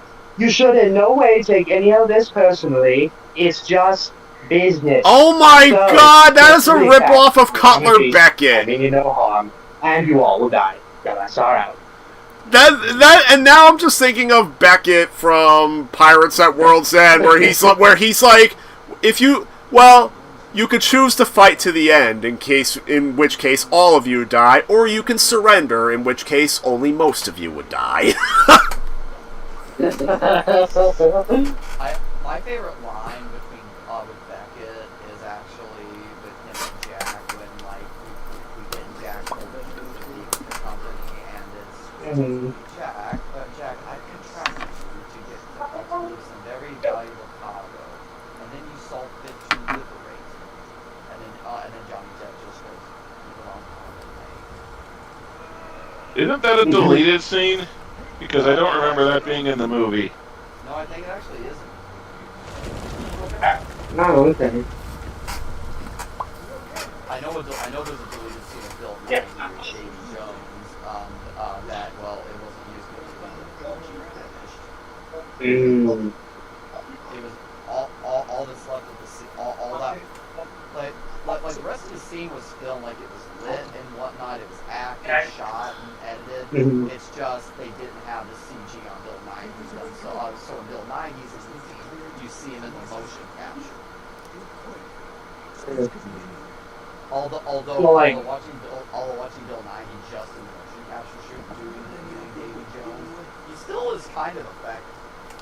Whenever I think of the deleted scenes that don't have CG finished, I think of the one with I think it was the Avengers Endgame one, where it's like the Hulk is, you can tell, was not finished in post production, and it's hilarious to look at. Or I'm sorry, Professor Hulk, because for whatever reason, Marvel just for whatever reason doesn't seem to know what to do with Hulk. Yeah. Well, part of that is Universal still keeping Yeah, the film I'll rights. see Well, Yeah. I don't think they have the film Maybe, rights yeah. anymore. I think they finally lost the rights like a year or two ago. I heard there's rumors that I guess the World War Hulk movie is still in development, and I'm like, I'm gonna speak for everybody when I say that movie is just not gonna work. Especially since they cut out a large chunk of Planet Hulk when they did Thor Ragnarok. Yeah. So Yeah. I'm so curious how that's gonna work out if they actually do it. So and I don't want to see also that abomination that was the Scar kid in She-Hulk. Like that version of Scar, I was like, I don't want to see that because it looks terrible. Like She-Hulk, I liked fine. I thought it was okay, but yeah. Well, she's definitely not coming back, though. Yeah. Oh, I heard about that. Huh? I said I heard about that. Well, yeah, Tatiana Maslany basically always saying cancel Disney Plus. So like, Yeah, because Jimmy Kimmel got removed. Well, not Yes. removed, but like was indefinitely temporarily. taken out. Yeah, full-time, ultimately it was yeah. temporarily Yeah. because money talks. I knew it wasn't gonna last long. Well, Yeah, I knew it wasn't gonna last long. I mean, Disney was losing money by the day. Yeah, and they couldn't afford. They kind of still are losing money, I hope, because some people were saying they were still canceling their Disney Plus. Well, and I remember, I think it was Jado in our main group chat actually said like, well, Disney's got to do something to not lose money before Tron Ares. Yeah. Like, Tron Ares is like in such deep shit as it is. It's a license that's not been particularly popular, with a lead actor who's a PR nightmare. Like, that movie comes out in 2 weeks, and there's a final poster at my that I saw when I went to see him, and like it's literally just a character with their back turned and a recognizer over them. Like, no characters or anything on any of the posters. Because they're really minimizing Jared Leto. Yeah. Yeah, and like, that movie has nothing to advertise on except for its Nine Inch Nails soundtrack, and then it comes out in the midst of Disney being boycotted. Like, that movie is so fucked. Also, why are the identity discs triangles now? Also, how was him actually? Miles rated it higher than I did, but for me, it has a few brilliant scenes where it's like Marlon Wayans and the other guy basically like talking about like the tribulations of being famous athletes and the pressures of fame and stuff. Like, there are a few really good scenes where it gets into like the downsides of fame and being an athlete, but by and large, I thought it was just like we're showing trippy imagery and weird editing just for the sake of it, and stuff keeps kind of dropping out of the film or not being mentioned again, so that most of the stuff that happens has no weight. It has no weight. Like the movie to me wasn't scary at like. Him is supposed to be a horror movie, but I didn't think it was scary like at all. To me, it's more a satire of turning football into a culty religion, which is very openly the theme of the movie. I mean, I really liked it. Just I don't know, something about it. Ooh, I'm gonna make the dumb decision. Okay. Well, it's been a while since I've been to the theaters, and the only time I went recently is because my dad and I were looking forward to Demon Slayer Infinity Castle. So, your dad's an anime fan? Oh yeah, we both are. Nice. He's the reason I got into anime. Yeah, that's really cool. Yeah, he's the reason why I got into it. The first one I remember watching growing up was Full Metal Alchemist Brotherhood. Fucking masterpiece, by the way. That goes without saying. And then Demon Slayer is one that we really bond over because we really like Demon Slayer. So, the next movie I'm hoping we're gonna go see is Good Boy. Because I'm super curious of how that's gonna go.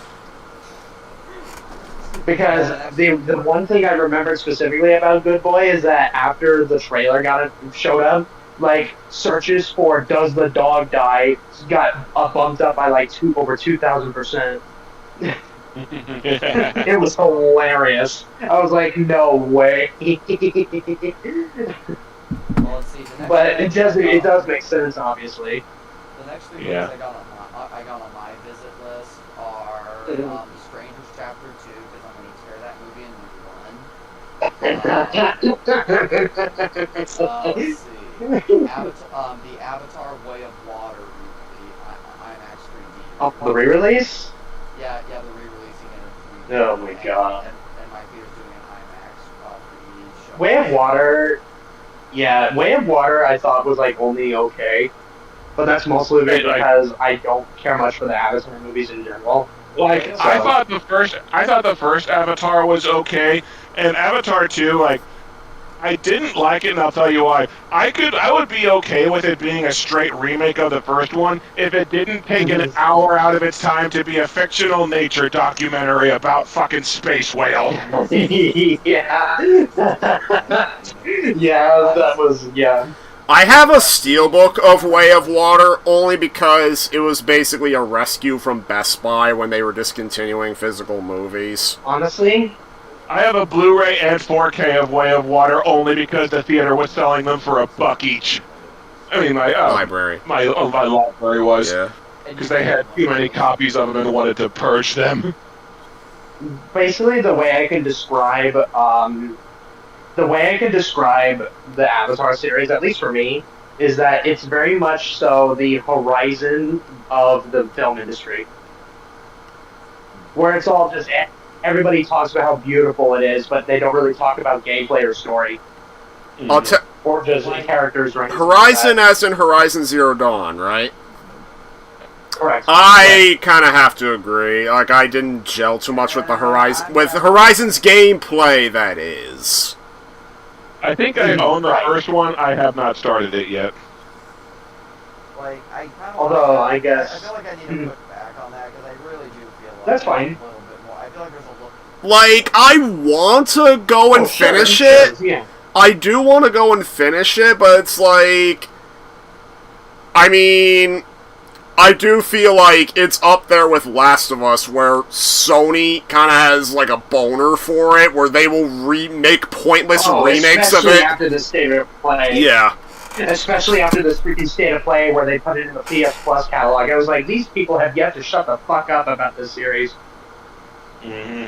Now, I will say, though, I will agree in that it's annoying that Sony has a boner for it, because basically it's meaning that we're never getting another. Yeah, Guerrilla, the developer, have flat out said we're never seeing Killzone again.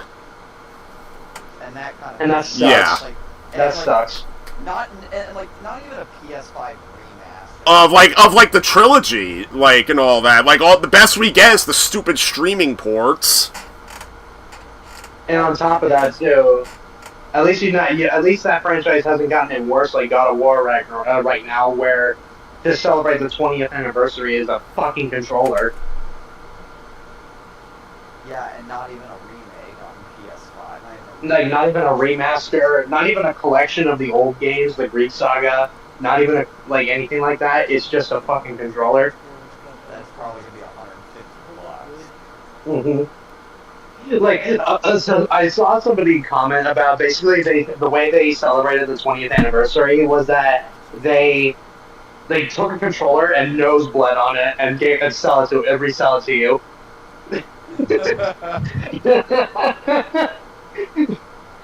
But I did see the State of Play gameplay reveal of the house.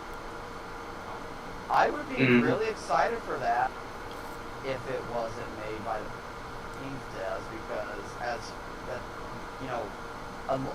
unless there's an offline mode where you can. What game? Around, there's a Halloween. Oh yeah. Halloween game. Oh yeah, the same developers behind Friday the 13th. That's right. And I think the same developers behind the Texas Chainsaw. And also Predator Hunting Grounds. Yeah. I keep forgetting that new Halloween game is a thing. I think it's supposed to have a solo campaign, isn't it? Although I will say, Wolverine looks really good. I saw the trailer for Wolverine today. That looks really good. Yeah, they confirmed it's the second coming of the X-Men Origins game, which I'm really hoping for.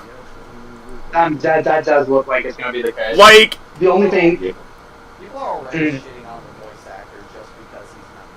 Well, yeah, because I get why, because Steve Blum is irreplaceable as Wolverine, but yeah, it's kind of uncalled for. Well, and not to mention, it's an original universe and everything where there's not really role reprisals or anything. Also, I'm a simple man. I see Sentinels, I get a shit-eating grin. They saved him for they saved the Sentinel for the final shot, so they were kind of counting on that. I'm a sucker for Sentinels. I'm sorry.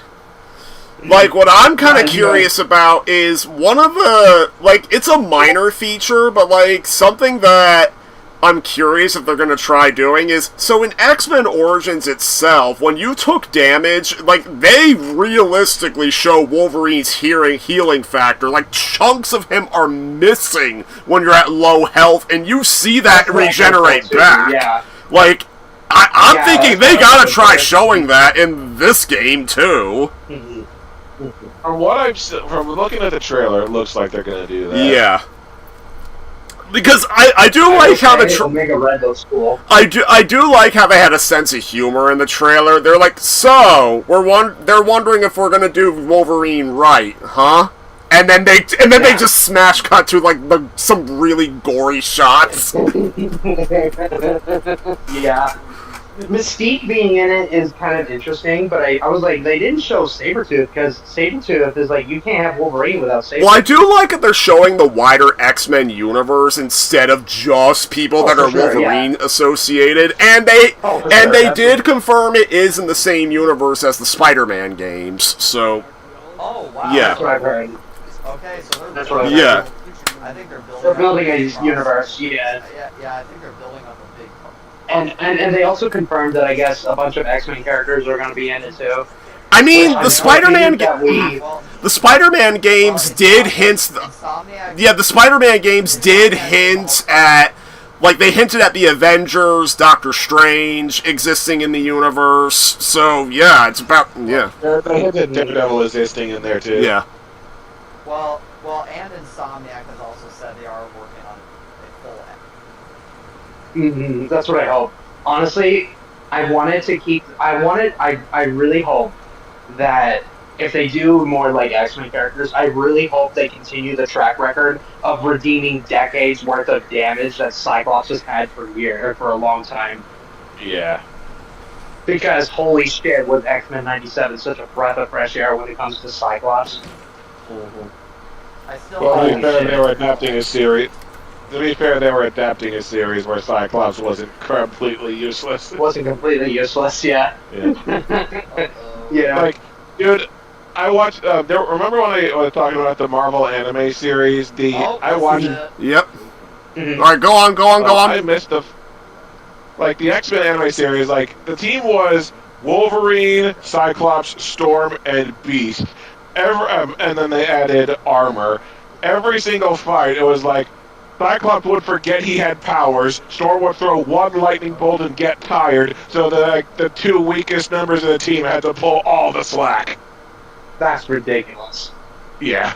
I do remember the one scene where Wolverine goes fucking berserk, and it looks like he's about to kill Beast. It looks like he's about to kill him, and then he fakes out. That was a genuinely funny scene. No, the And he scared genuinely the funny scene. daylights out of Beast. No, the genuinely funny scene was the first episode where Wolverine's trying to get through airport security, and the lady tells him to take off his pants, and he goes, "Lady, the problem isn't in my pants." And he pulled out his claws. That is also pretty good. Yeah, I remember that. And then, yeah, it's gonna be interesting. And I put a hot take on Twitter a while back, but I do hope that like Mr. Sinister is the main villain, mostly because seeing him is always a pleasure to see. So, but I'm okay with whoever they choose as like the main villain. So. Okay, Schnick, so this is probably going to be our stop. Yeah, that Yeah, sounds plot good. twist, it's a long-lost sequel to the X2 Wolverine's Revenge game, which ends with a sequel tease for Apocalypse and Mr. Sinister that never came about. Yeah. Oh yeah. Fair enough. Yeah. So yeah, that's the first half. That's probably that's actually a good sizable chunk of the first half of this game. Yeah. Nice, dude. Good shit.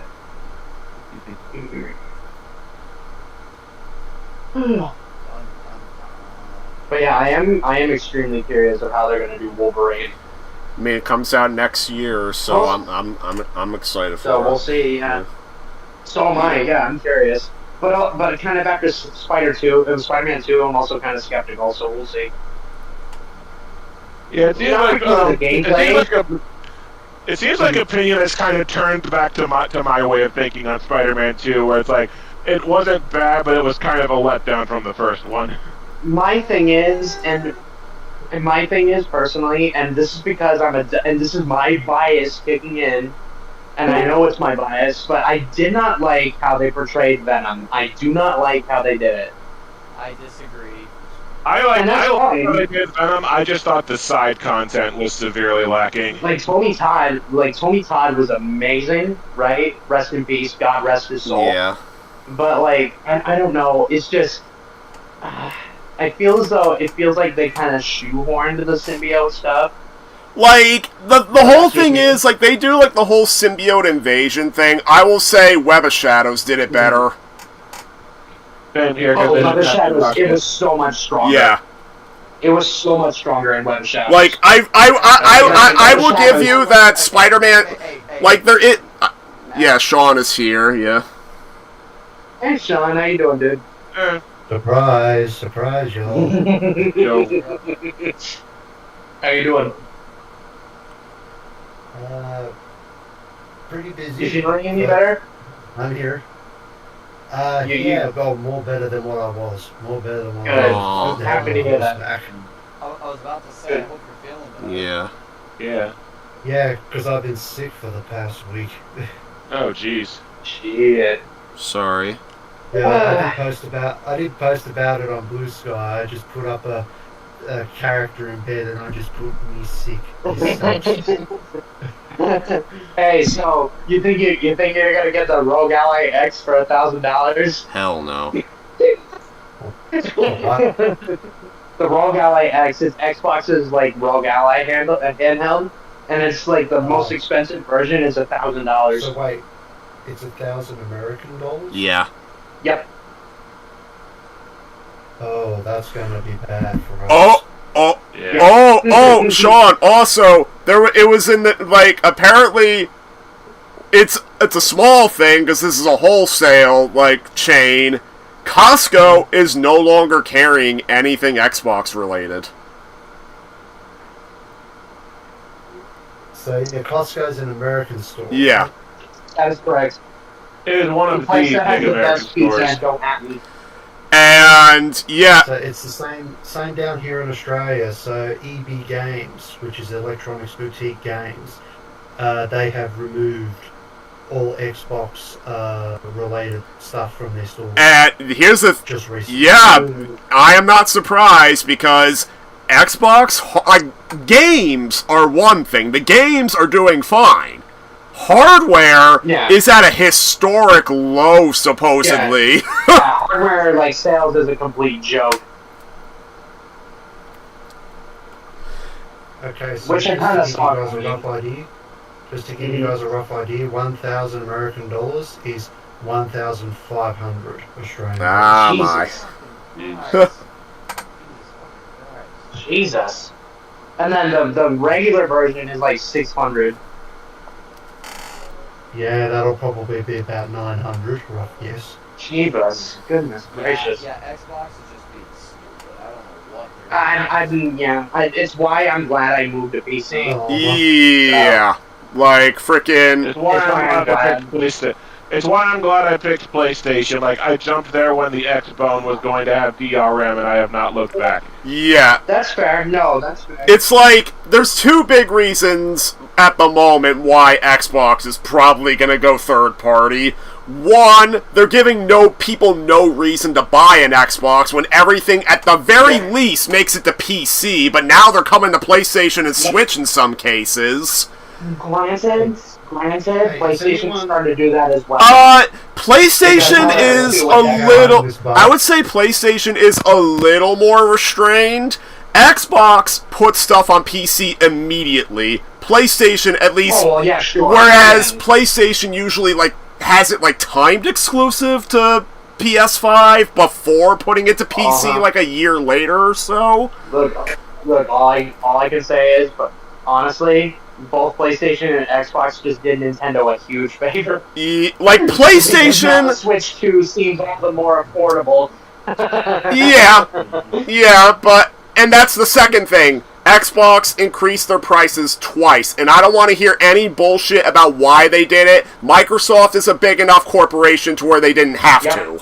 Mike Ibarra even said that, like, It's a profit issue. It's literally they're just doing it because of greed. Yeah.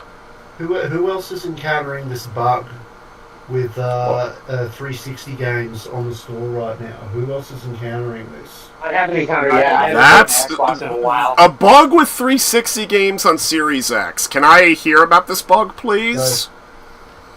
So apparently you get a caution sign next to your games if you have them already downloaded, and if you check your own games, they're not there.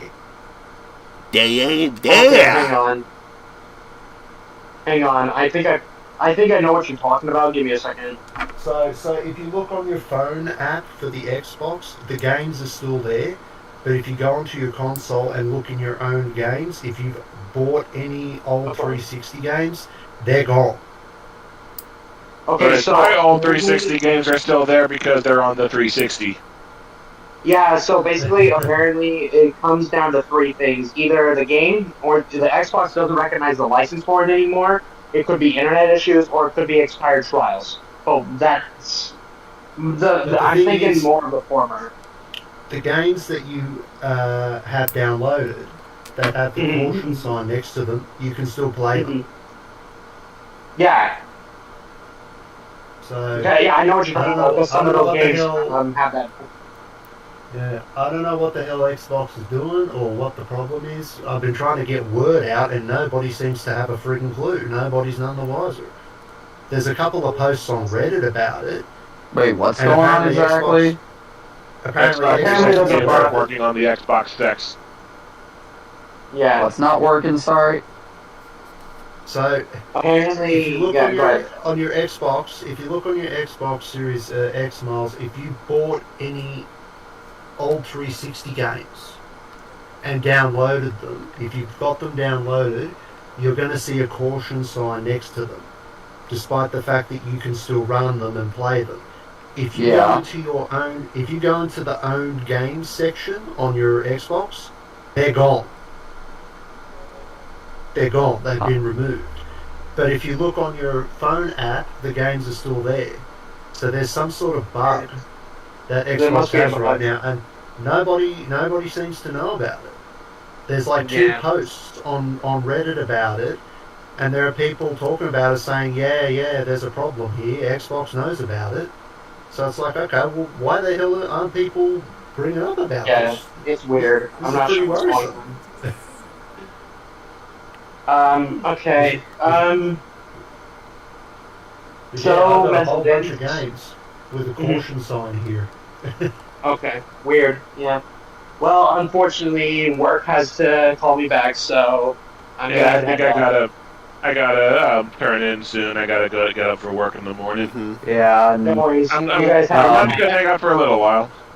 Oh, and Miles, I sent you an Yep. invite just in case. Just in case. Yep, I clicked on it. Cool. Thanks. Yep, I was just making I sure about that. clicked And now I accept. gotta figure. Yeah, I gotta figure out a nickname for you now. Oh boy. I'm going because every friend I have in that server, they each get a nickname. I gotta get one for Schnick as well. Yeah. So Mm, yeah, I gotta get one for Schnick as well because every person that jumps in there, I always give them a nickname. So it's fun. I guess I'm not part of this server either. Well, you gotta give Jetto a link actually- too. I'm gonna do that. Yeah, might as well. oh hey! Mine's eye working. is $36 on PSN right Don't now. do it. Don't do it. $5 Don't too do much. Don't do it. Don't do it. Don't you do it. Don't you fucking do Okay, it. I sent one as well to Jetto. Oh look, there's the purchase. Oh look, there's the purchase Oh my button. god, you're trolling. No, I'm not doing You're it. trolling. I'm not doing it. You're frickin' trolling, yeah. Oh hey, Funko Fusion. I watched a video on disaster. Alright, boys, I gotta go. Yep, I don't want to keep Yeah. I don't wanna make this too long. Have a good night, guys. yep. I'll see you later, Yeah. Spectre. I'll see you later, yes. I think it's Ryan's pick, right? I think so.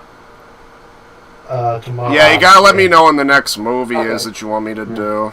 Hey, Sure, yeah. I'm probably gonna do Trick or Treat first for me because my next pick is next week. So, hey Sean, when do you? Hey Sean, question. How much do you like Alright, see ya. Galvatron from Transformers? Oh no. He's cool. Why? Whenever we get Don't answer the trap. So first, Sean, you're gonna have to suffer through Dark of the Moon, and then then you're gonna suffer through Age of Extinction. And trust me, if you thought Revenge of the Fallen was maddening for what they did, just watch what they do to Galvatron in Age of Extinction. Just watch what they do to Galvatron. Just watch how Michael Bay handles Galvatron. Sean, on the bright side, Leonard Nimoy voices the villain of Dark of the Moon. And that's literally one of the only bright spots of that movie is Peter Cullen and Leonard Nimoy are trying their ass off. So he doesn't voice Galvatron again? No, he voices Sentinel Prime. Oh, okay. Yeah, I'm already preparing to suffer through Dark of the Moon. I've already got my bottle of bleach ready just in case I need it. Sean, you should really get into drinking. I'm an Australian, of course I drink. I was about to say you might want some booze for Dark of the Moon. Then Drinking is part of Australian culture, my friend. Drinking is part of Australian. You go to the pub for it and everything. Yeah, we go to the pub. Yes, I don't drink very much, but I do have a vodka or two. Would you ever take me to if I ever visited you? Would you take me to a local Australian pub? I'd try and take you to a good one. Yes, I would Okay, take you good to one. some rundown joint. A good one. Okay, so I gotta go. So have a good night. Yeah, and I probably do. I'll stay on a few more. I'll stay on a few more minutes to chat with to chat. But yeah, I'm gonna have to leave in a few minutes. Probably in about 8 minutes before I can get to Yeah, bed. if I had known that this was happening, I would have. It was impromptu. Like I said, I didn't plan on. It was just kind of spur of the moment. Like originally, it was just gonna be Nick and I playing, and then I'm like, you know what? We haven't gotten a game together in a while, so I'll see if I can get people on. Yeah. Well, we haven't had a meet up in a while, have we? Yeah, we should though. It's just that life happens. Yeah, he's doing something Life is important, but that away. important thing is about to end soon. Yeah, so I can actually start scheduling a few more things in my free time.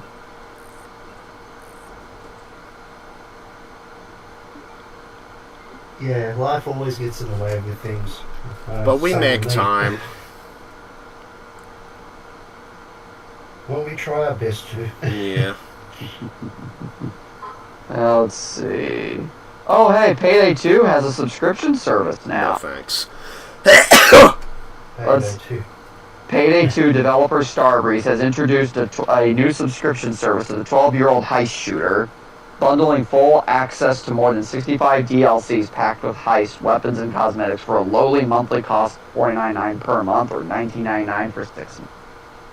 So basically, you're paying a subscription service for the DLCs. Why do that when you can just buy them? Exactly. It's not like Payday 2's getting DLC anymore. Unless Payday 3 bombed that bad. I will say, random topic, I am excited that there is a Scooby-Doo Zombie Island Blu-ray coming out. One that does... Well, there was one already, but there's a key difference with this one. This one doesn't have the shitty sequel. Oh, good. Yeah. That was like the one reason I didn't upgrade my Zombie Island DVD to a Blu-ray. I do not... God, that sequel just pisses me off. Well, yeah, now we're finally getting a Blu-ray that doesn't have it. Sean, question, have you seen Scooby-Doo and Zombie Island, the original? Not sure. I've seen. Let me see. It has I've cat creatures in it. No, I don't remember that one. Okay then. Something you may have to show to Spectre's group. Show it to Spectre's group. Seriously, Scooby-Doo and Zombie Island is great. Scooby-Doo and Zombie Island is great. I remember the one with the Hex Girl. That's the one that came right after. The one that came right after. Yeah, which is Ghost.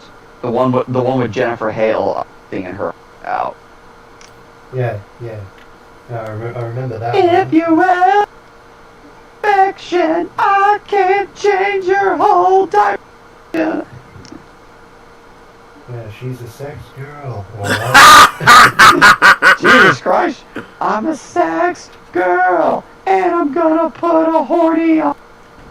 I'm gonna put a horny on you. I'm a sex girl, and I'm gonna put a horny on. Oh, yeah. I mean, Jennifer Hale's very good at that. That I won't deny. Oh yeah. Oh yeah. I don't care that Jennifer Hale's an older lady. If she said we'll bang, okay. I mean, like, sure. Hey, don't forget. Sure. I used to be with an older lady. So. How much older was Helen than you? Let's see. How much older was she? 30. Like 10 years older? Probably about 8. Oh wow.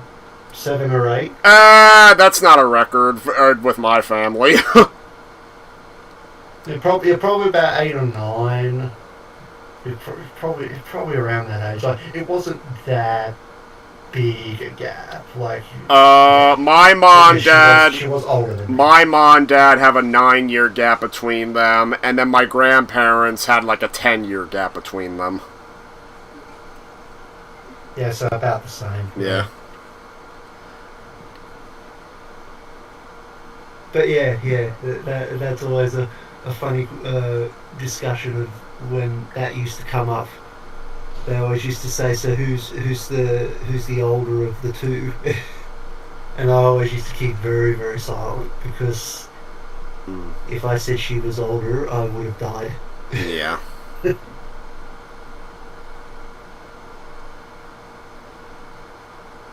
But yeah, she was definitely older than me, and I didn't care. Let's see. What does Jennifer Hale look like right now? I don't think we know Jennifer. I don't think we know Jennifer Hale's exact age. She's 53. She was born in 1972. Really? Well, when I last checked her page, it just said it didn't give her a year of birth. No, it's there. Huh. She was born January 30th, 1972 in Happy Valley, Goose Bay, Canada. Well, I knew she was Canadian, but... Damn it. Oh, she was married for 10 years, apparently. Man, Alma, so she's from your backyard, because you're Canadian, right?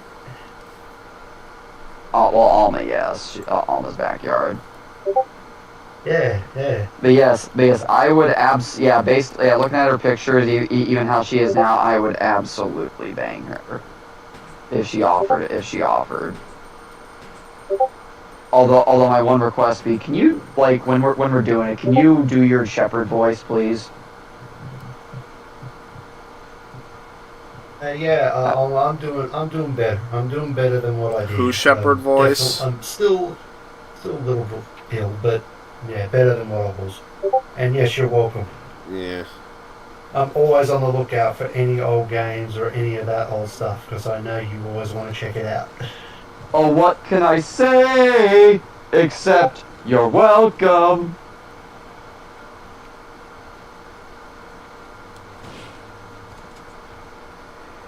Yeah, who else does she? She does the Bayonetta now. Yeah. A lot. Like, basically, to go through her whole list would basically mean I'd be up for much longer. She's voiced Cinderella in the Disney direct-to-video sequels. She's basically the voice of Cinderella, like, in a lot of things nowadays. Like, I think she also voiced her in Cage Birth by Sleep. Let's see. She is... I mean, there's a lot, so, like, I'm just gonna... She did a lot of voices in the Metal Gear franchise. She was Hippolyta in Justice League Crisis on Infinite Earths most recently. She was Jean Grey in X-Men 97.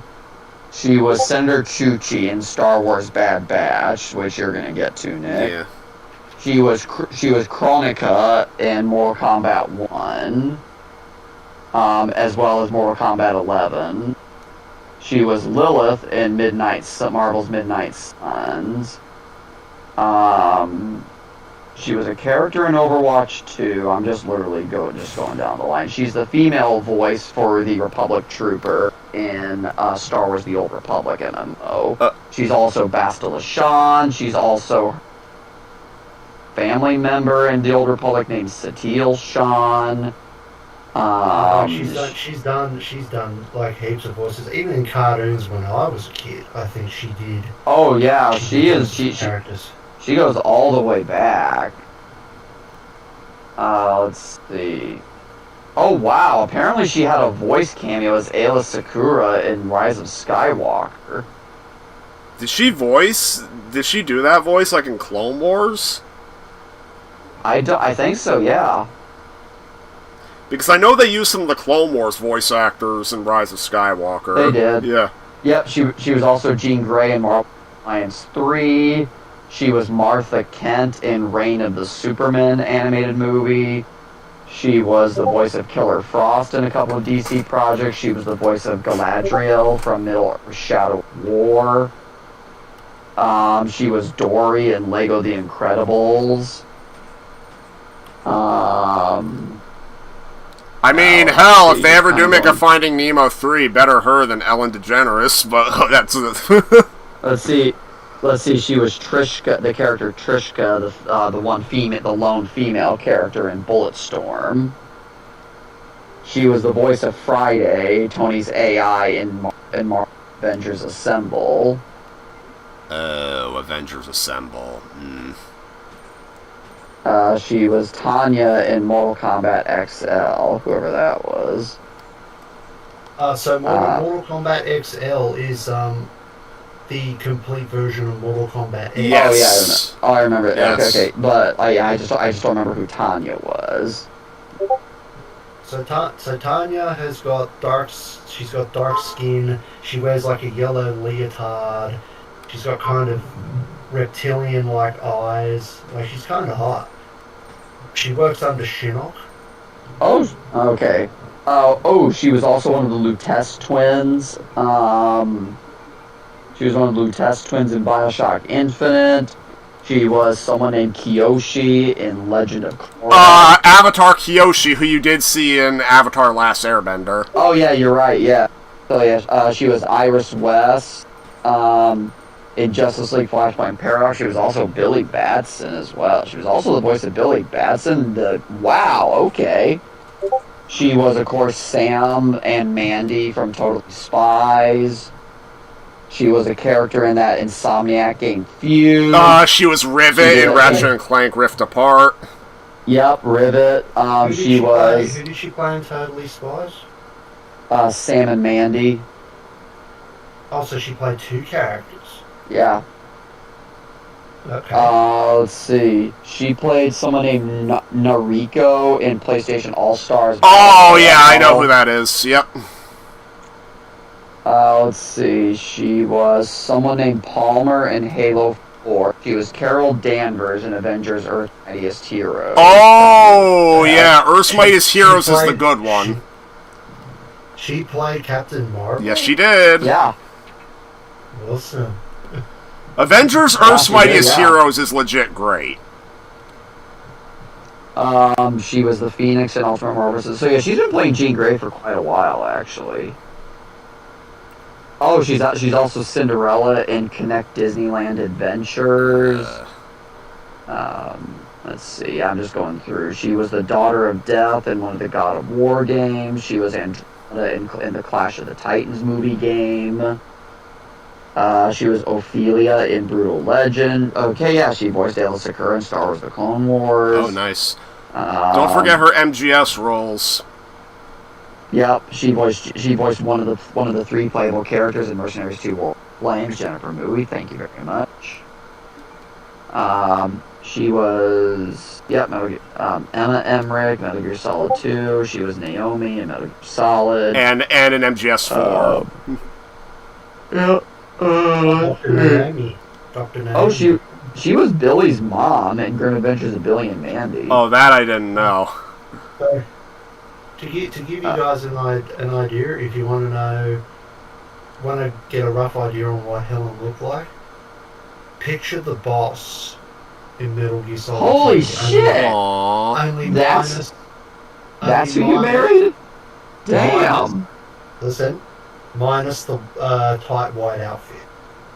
She never wore that. But she did look very similar to the boss from Metal Gear Solid 3, and it was actually one of the reasons why I always used to call her boss. I never used to call her lieutenant or man. You just called her boss. I always called her boss, and one time she did ask me, "Why is it that you call me boss? Why do you never call me by my rank?" And I told her about the character, and I said about the fact that you remind me of her. This is when I was much younger, and I remember she was quite flattered because she wasn't too familiar with Metal Gear Solid. But I showed her like a picture of the boss and stuff, and she was like, Holy "Oh, jumpin' Jesus! But GoldenEye is getting re-released in theaters on October 3rd. Really? So she Yeah. had swept back blonde hair, like what the boss does, and she had that gentle sort of face, like she does. And her voice was a little bit similar, because you know how I think it's Laurie Allen who did her voice. How at times she kind of sounds kind of motherly. Well, Even that's with the her voice. idea. Well, Yeah. wasn't the boss Jody Ellen- Benson though? No, Eva was Jodie Benson. Oh, okay. No, Laurie Allen was the boss. Yeah. But yeah, she looked a little similar to that. So kind of an older lady, not too old, but very beautiful, very strong. If she grabbed you and held you in place, you'd trust me. It happened to me. I definitely knew. if she grabbed onto my arm and put me in a hold or something, it was like, yeah, I'm going nowhere. As far as she was concerned. But no, if that gives you guys a rough idea. Oh, it does. Yeah. What she looked like. But yeah, she was gorgeous. And she had that intelligence, much like the boss did. I do want to try and play MGS3 Delta. Yeah. Just to see how that turns out, but I liked I don't it. know. I've been sort of putting it off because I'm worried that if I see the boss character in the game and she appears, I'm probably going to get a little emotional because it's going to remind me of things. Yeah. You know what I mean? Yeah. Like I want to be in a good mindset for when she shows up. So then it's like, okay, you know, I'm in a good frame of mind. I'm not going to melt down or anything. Well, yeah. I was about to say there is the final boss fight. Yeah, especially what you have to do during the final boss fight. Oh, the original boss fight with the boss in MGS3 is like epic. It's so good. Yeah. And sad. And I think, well, you guys would obviously know the ending now, but the original ending to the game, this is a long time ago, it actually made me really angry. Well, What, yeah. they killed her? Well, so you've never seen the ending? Oh, I've seen it. I've beaten it. Okay, yeah. So when the truth comes out about her, that she was actually a good guy the entire time, Mm-hmm. that the government knew everything that she was doing, and her entire role was to basically pretend to be evil, to pretend to be a traitor, and that she was killed for her country. So she was actually a hero, but she will never be remembered as a hero. She will be remembered as a traitor. And that revelation, I remember, just made me pissed. I was livid. I couldn't believe. I was like, no, that can't be right. Well, Something has to be done. and Big Boss, he did something. He certainly did. Yep, Big Boss He did a lot did of something things. about it.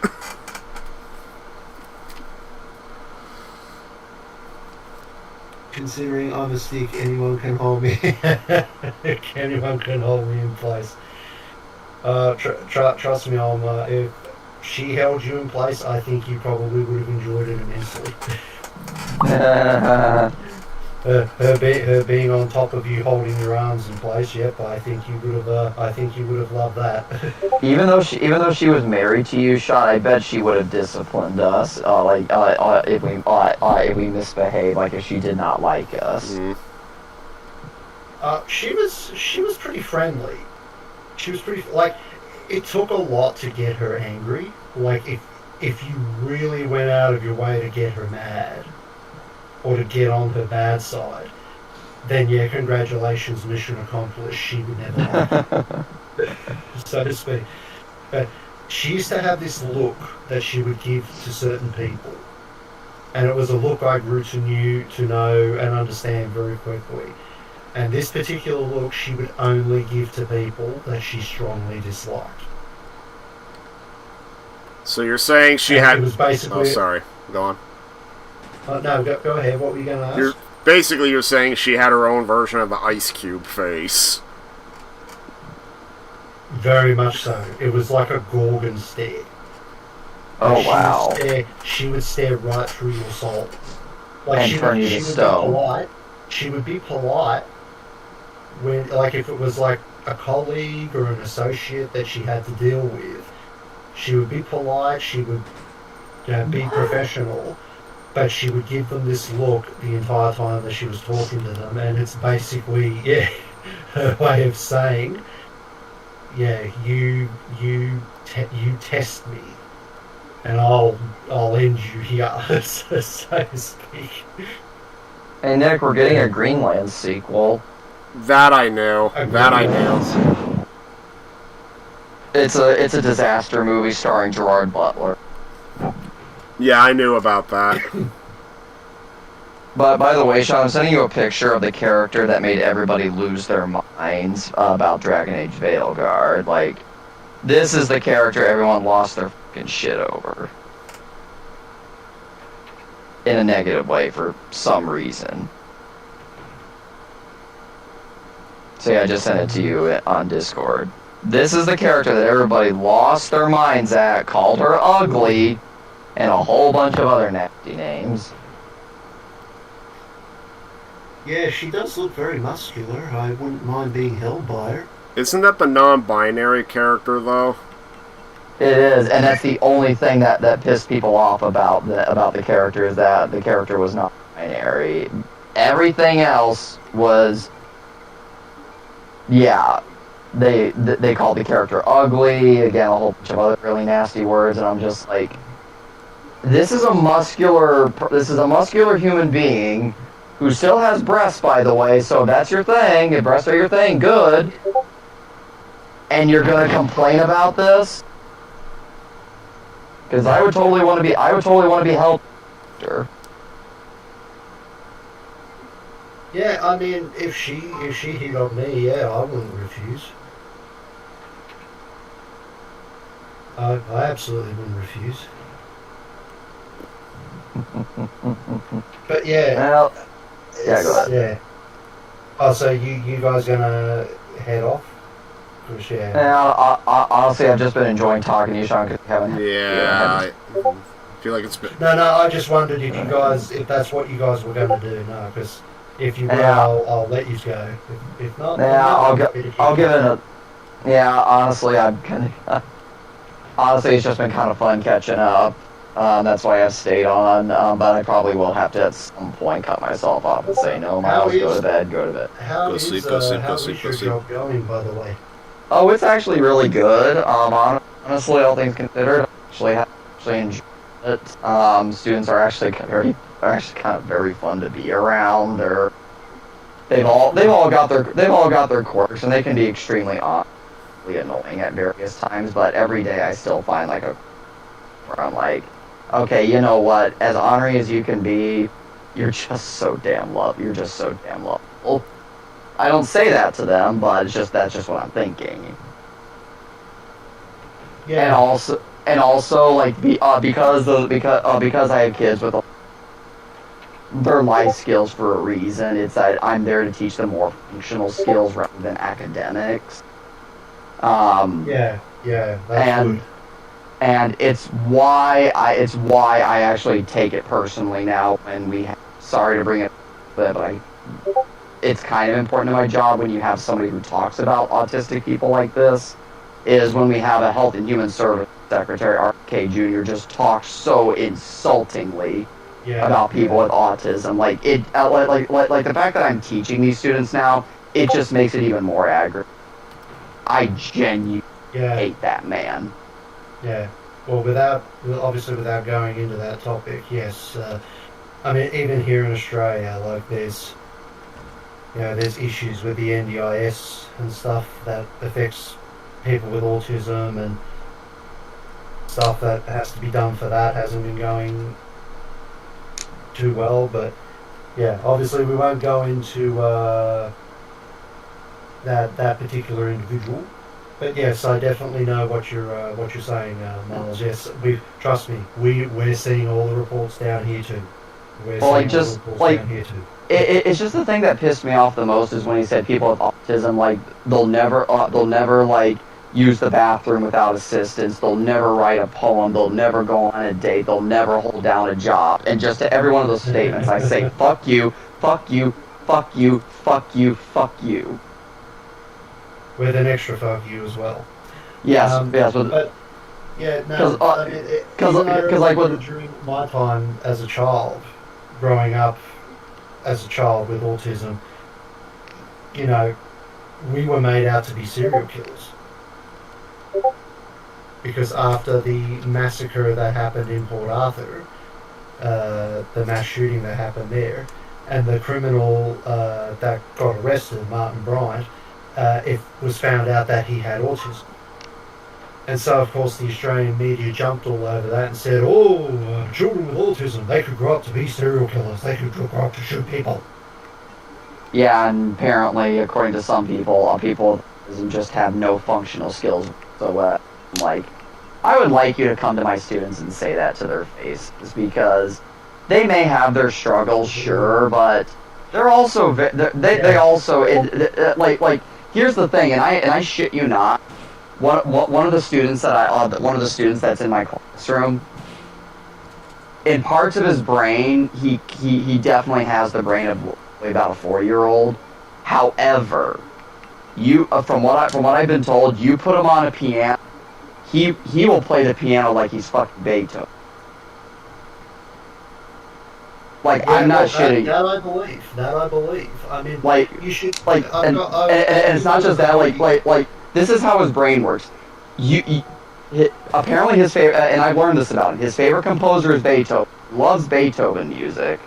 He can name you very specific symphonies and in what keys those symphonies are played. He can't quite verbalize them quite well, but you give him a keyboard and he'll type it out.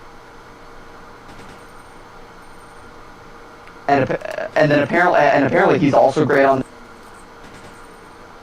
get mini piano, put it in front of him and just say, do you want to use this? Basically just put it in front of him and see what he does with it.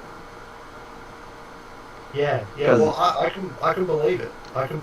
I mean, don't forget, I grew up around kids with autism. But yeah, there was one particular kid I remember. He used to create his own driver's licenses. Like fake driver's license to give to people, or just driver's license for the fun of doing?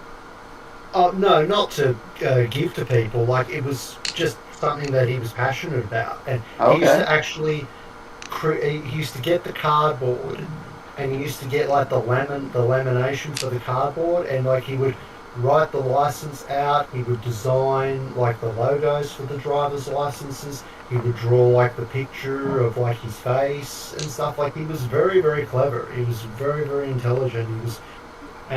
We always used to joke with his parents saying that, he'll work for the police force, or he'll work for the road traffic authority here in Australia. So, there were others who were they were into art. They liked painting. Some liked gardening.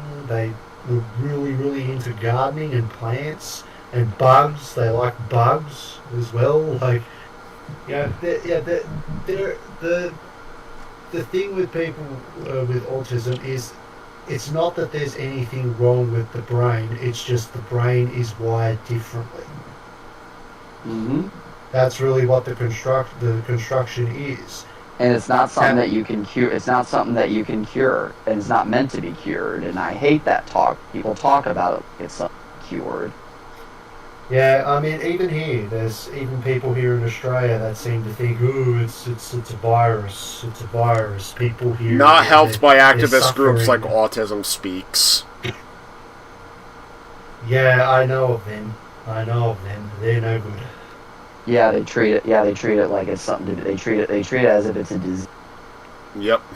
Like the way autism should be looked at by everyone is that, like Sean said, it's just the way the brain is wired, and that may mean a person may need people with autism may need varying level of assistance throughout life. Yeah. Well, That's what it is. I'll give you a movie recommendation, Miles, especially seeing as you talked about a person who's good with the piano. Look up a movie called Shine. Shine? Shine. It's got Jeffrey Rush in it. You know who Jeffrey Rush is, I'm sure. Oh, yes. Okay. He plays an Australian piano player called David Heathcote. So, I'll see if I can find David Heath. I assume Jeffrey Rush is playing someone with autism. Not just a person with autism, but so basically this guy, David Heathcote. So yeah, based on the life of David Heathcote. So a pianist who suffered a mental breakdown and spent years in institutions, but despite his physical ailments and mental ailments, he never lost his gift. So Wow. yeah, he's a man. I don't know if he's still alive, but even because I remember actually seeing him in person, and yeah, he looks like this frail man. Like he was there with his wife, who was a lovely lady, but he looked like this frail man, and he's kind of sitting there, and he's just like, oh, hello, and he's kind of like muttering to himself. But then when they say, oh, would it be okay, would you like to play the piano? And he's like, yes, I'll play, I shall play. And he goes over to the piano, and then all of a sudden, he just belted out this beautiful classic tune, and it was just like, my goodness. But yeah, I think you would find his story very, very fascinating. So he wasn't a person with autism, but he suffered a mental breakdown in his life that robbed him of various functions. So he needs help with a lot of things. But you put him in front of a piano, he's a friggin' maestro. He's an absolute maestro. He creates magic. So yeah, I think you would find his story very, very interesting, Miles. Awesome. Yeah. No, I'm sure I would. Yeah, and that actually does sound like a movie. I mean, you were already told. All you really had to say was Jeffrey Rush. Okay. Yeah, Jeffrey Rush plays David in the movie. And I forget the actor who plays his father. Yeah, because his father was a very strange man. There were times where he was a very cruel man, and he used to beat on David. But it was almost like that, yeah, he almost wanted to protect him in a way. Yeah, like you'll see it in the movie. He has a very odd relationship with his father. Like there's times where it's almost toxic, but then there's times where his father is like really compassionate and caring. So yeah, it was a strange relationship there, but yeah. You'll see it in the movie, but the film is really good. Well, at some point I do intend to watch. I can hear someone playing something. I can hear. He's sounds. browsing He's browsing his PS5 menu. That's all He I'm turned on the PS2 sounds. Yeah, that's all I'm doing. That's all I'm really doing is just browsing through the PSN store chat just in case something flashes across my brain. And I'm like, oh, maybe I'll get that. So, have you guys tried Silent Hill F yet? No.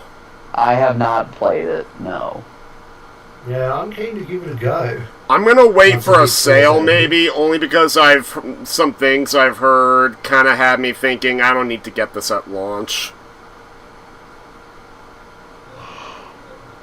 I want to get it, but I don't Yeah. need to get it at launch.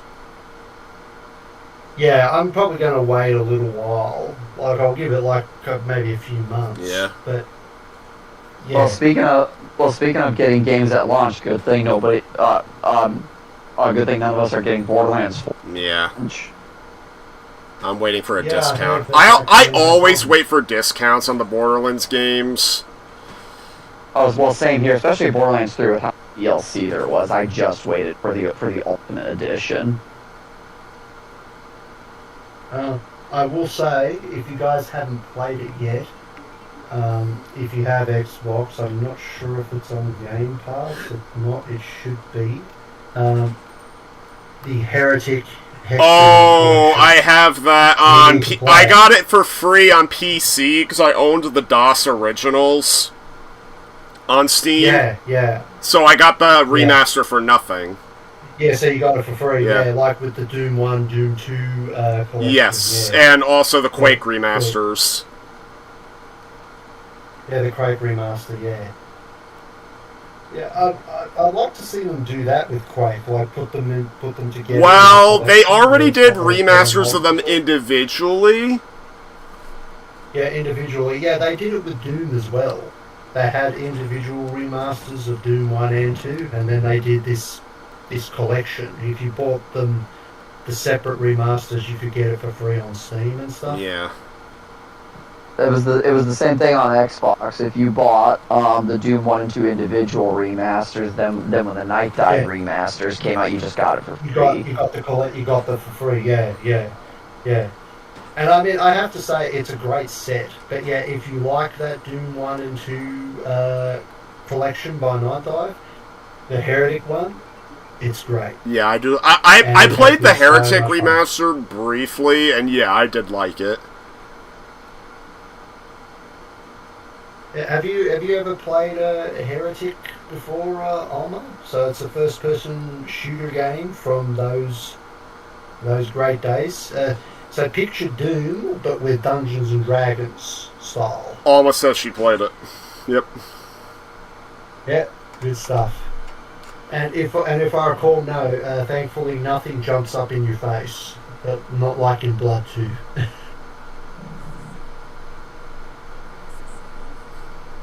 Yeah, Blood 2. Those what were they called again? They were like cockroach creatures or something, weren't they? And they jump up in your face. Yeah, the leeches. Yeah, and they jump up in your face and they stay there. Sorry, whenever I hear leeches, I just think the way Street says leeches in Bloody Uh, movie. It's the leeches! Which story, Alma? Was that the one where it gave you the real fright? Is that the one? The Boneless story, yeah, where it gave you the real fright? Because I know you have told me that, that you said it happened once, and I think it said that, you said it gave you a real fright. Like, it actually made you stop playing the game. Yes, I didn't know about them. Yeah, you hear the sound, yeah. That's when you're meant to keep moving. right in the face. The scariest thing that I almost kind of makes me never want to play Resident Evil 8 again is baby. Yeah, the baby. That freaking baby. Oh my god, that was the ugliest bloody thing I've ever seen in my life. What the hell Yeah. is that? It's not that I was I'm never playing that again. like the freaky design doesn't get me. It's just the tension of escaping it because like they succeed in making it feel like you barely got away from it. Yeah, because doesn't it only spawns in particular locations, doesn't it? Well, It's really specific. Well, it's not that it stalks you. Like, basically, what happens is it appears, you have to retreat into a room, and then you have to, like, hide in a specific spot that lets you get behind it, and from there, you gotta book it to the elevator to get out of there. Yeah. Yeah, like I've heard that when it appears, like it doesn't just follow you around, like it appears at particular points in that level. Well, it's not that long of a set piece, really. Yeah. Like, in the castle, Lady Dimitrescu, she is stalking you. Yeah, it's Dimitrescu and her. Is it Dimitrescu or Dimitrescu? It's Dimitrescu. No, it's Dimitrescu is how it's pronounced. Dimitrescu, yeah. Oh, as everybody calls her mum. Or She's mum. or Lady Double D, as I've also heard as one. Lady Double D, yeah. I mean, yeah, I wouldn't mind being held by her. I would not mind at all. I mean, she may take your blood. Oh, which is the one that controls the baby? It's not Dimitrescu. It's the doll lady. The doll lady. Donna, Lady Donna. Yeah. Benevitino. Yeah. I think it's her name. Yeah. Yeah, and she's got that creepy doll thing that laughs at you. Yeah, and the boss fight, you have to find where the doll is and like stab it, and that's how you beat her. Yeah, Alma, it is kind of a shame that she's evil because she's so big and beautiful and so cuddly. Oh wow! I didn't know they put the original Resident Evil director's cut on PlayStation. They also have the original RE2 and RE3 now. I know, I saw that. So yeah, if, like, you're someone who just wants the pure originals, no remake or anything. I mean, well, there you go. Because I bought them all back in the day, I get them on here for nothing. I don't need to keep renewing PS Plus Premium for them. If you want to hear some of the best dialogue, and I do mean this with sarcasm, by all means play the original. No. Oh no! It's a Oh my god! Oh my god! You are about to be a Jill sandwich. You gotta get it right. That was too close. You were almost a Jill sandwich. I've heard the voice acting in the original Resident Evil in the original PS1. Just terrible. But it's charming in how bad it is. Because I don't think professional voice acting in video games was really a thing when it came Not out. really. Like, my understanding is that most of the voice actors they used were just English speakers who happened to be living in Japan at the time. So basically, had I been living in Japan at the time, been old enough, I could have been like, hey, random so-and-so, do you want to be in Resident Evil? Pretty much. That is not far off from what the recruiting process was for, like, the live-action FMVs, I think. If you guys have ever played the Siren games, the English dub for those games also kind of suffers from that with the very rough voice acting because all the characters sound like they're high or really, really drunk. But the funny thing is, the weird voice acting actually makes the game sound creepier. You know that logic also applies to Silent Hill. Oh yeah, that's what people. That's actually why I think the voice actor for the new voice actor for James Sunderland actually does a great job. He does emulate, like, from what little I've seen of the original game, he emulates the original voice pretty well. He does. Like, I think he puts a little bit more emotion into James' voice. Like, makes him sound a little bit more human. Not like it doesn't sound like he's reading from a script. Because, I mean, the voice acting in the original Silent Hill 2, it is great for what it is. Mm-hmm. But, and I say this as an absolute fan of the original Silent Hill 2, it is very much, the voice acting is a product of its time.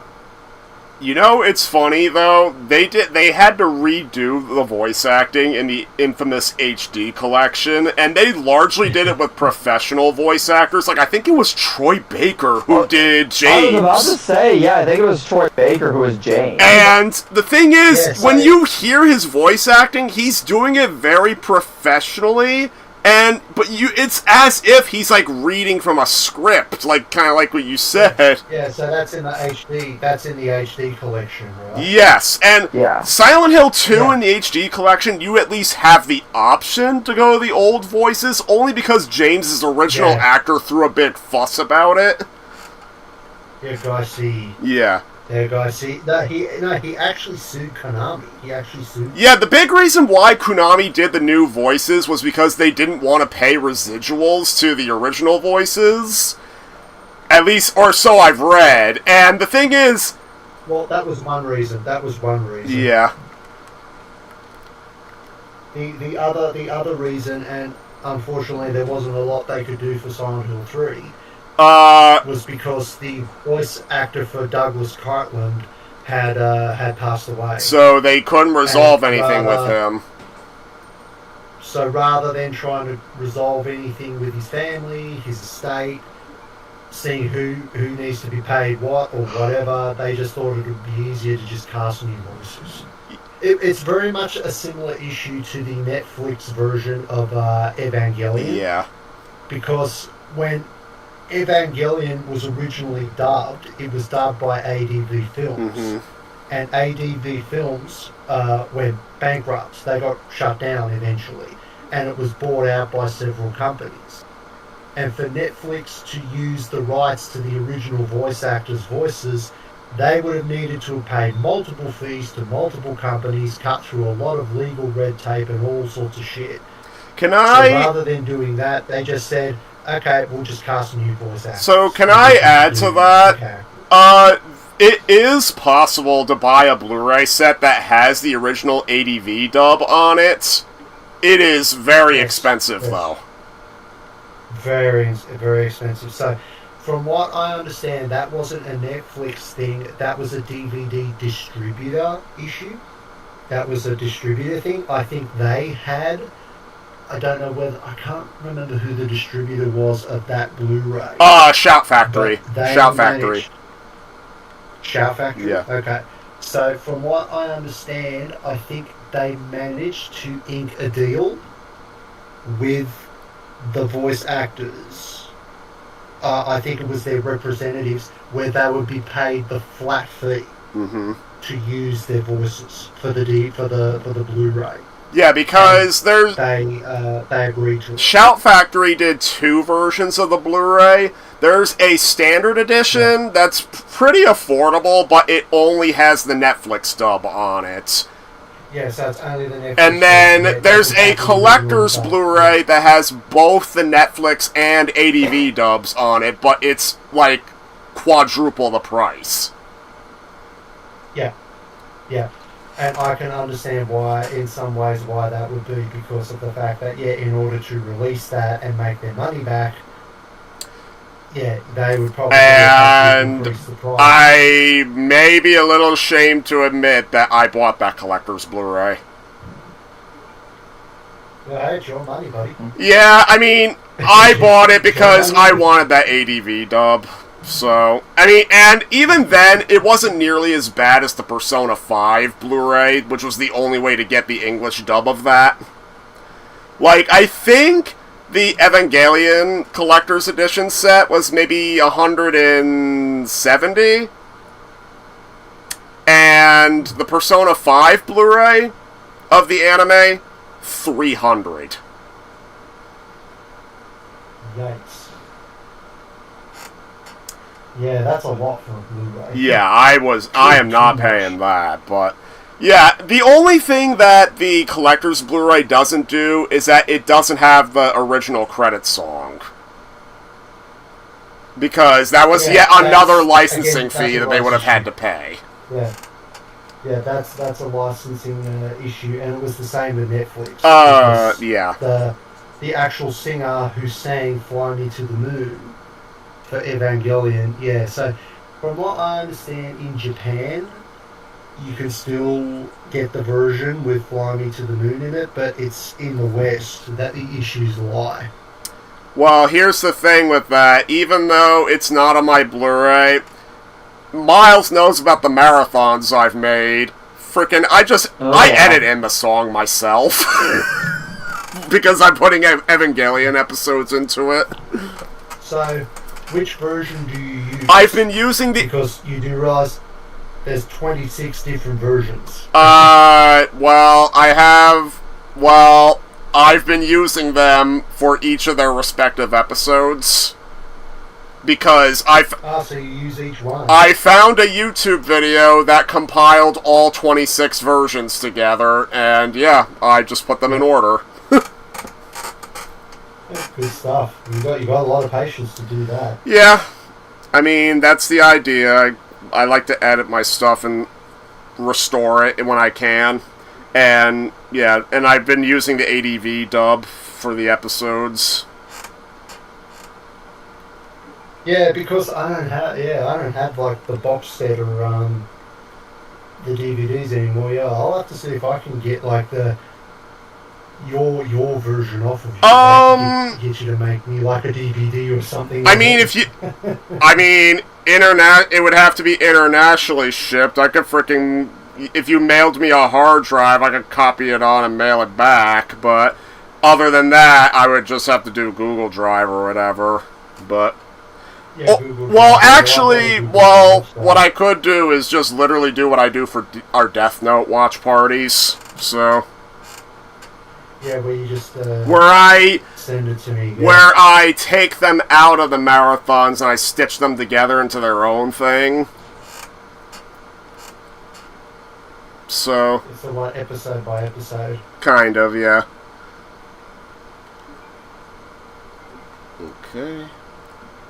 Yeah, speaking of Death Note, yeah, we'll have to organise another meetup. Yes, we do. Because the next meetup we do for that will be the last one. We'll be getting to the end of Mr. Kill's book story. Mr. Kill's Miles. Yeah, Miles, when I put together Death Note files for Sean, the funny name I've been giving them is the Book of Mr. Kill.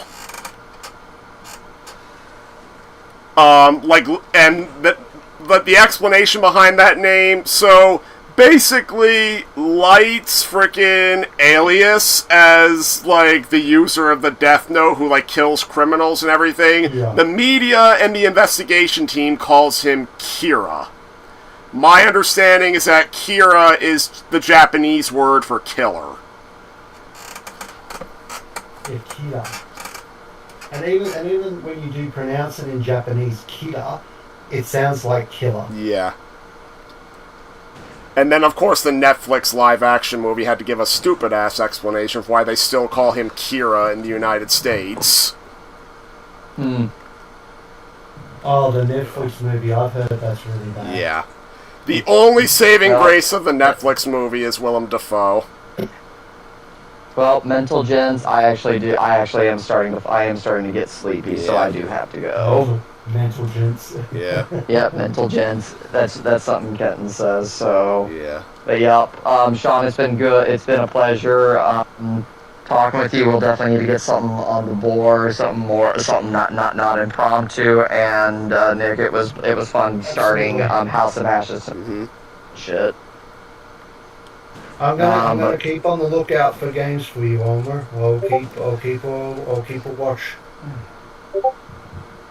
Yep. You all have it. Y'all's, and all in the same to you. Y'all have. Well, Sean, you have a wonderful day, and everyone else. Yeah, I'm gonna go out and do some more washing. So. Because I got sheets to hang out and stuff. Ooh. Spooky sheets, Sean. Spooky sheets. Cut some it's not holes. It's not Halloween here yet. Not Halloween here yet. See ya. See you guys. Goodbye. Bye-bye. Bye. Okay, everybody, I am just going to heal up Leon here because there's no way I'm ending this with him in caution. That said, I am not using a first aid spray. Absolutely not.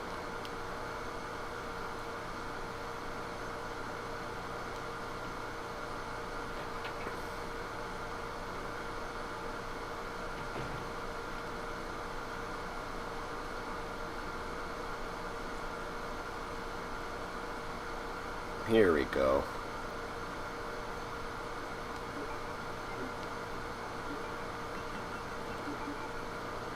Nice. Going back down to the basement so that way I know that's where I need to go next time.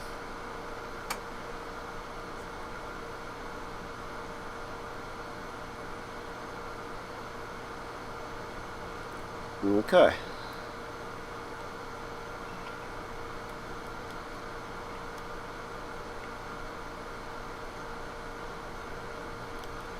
Making sure. Yep. Alright.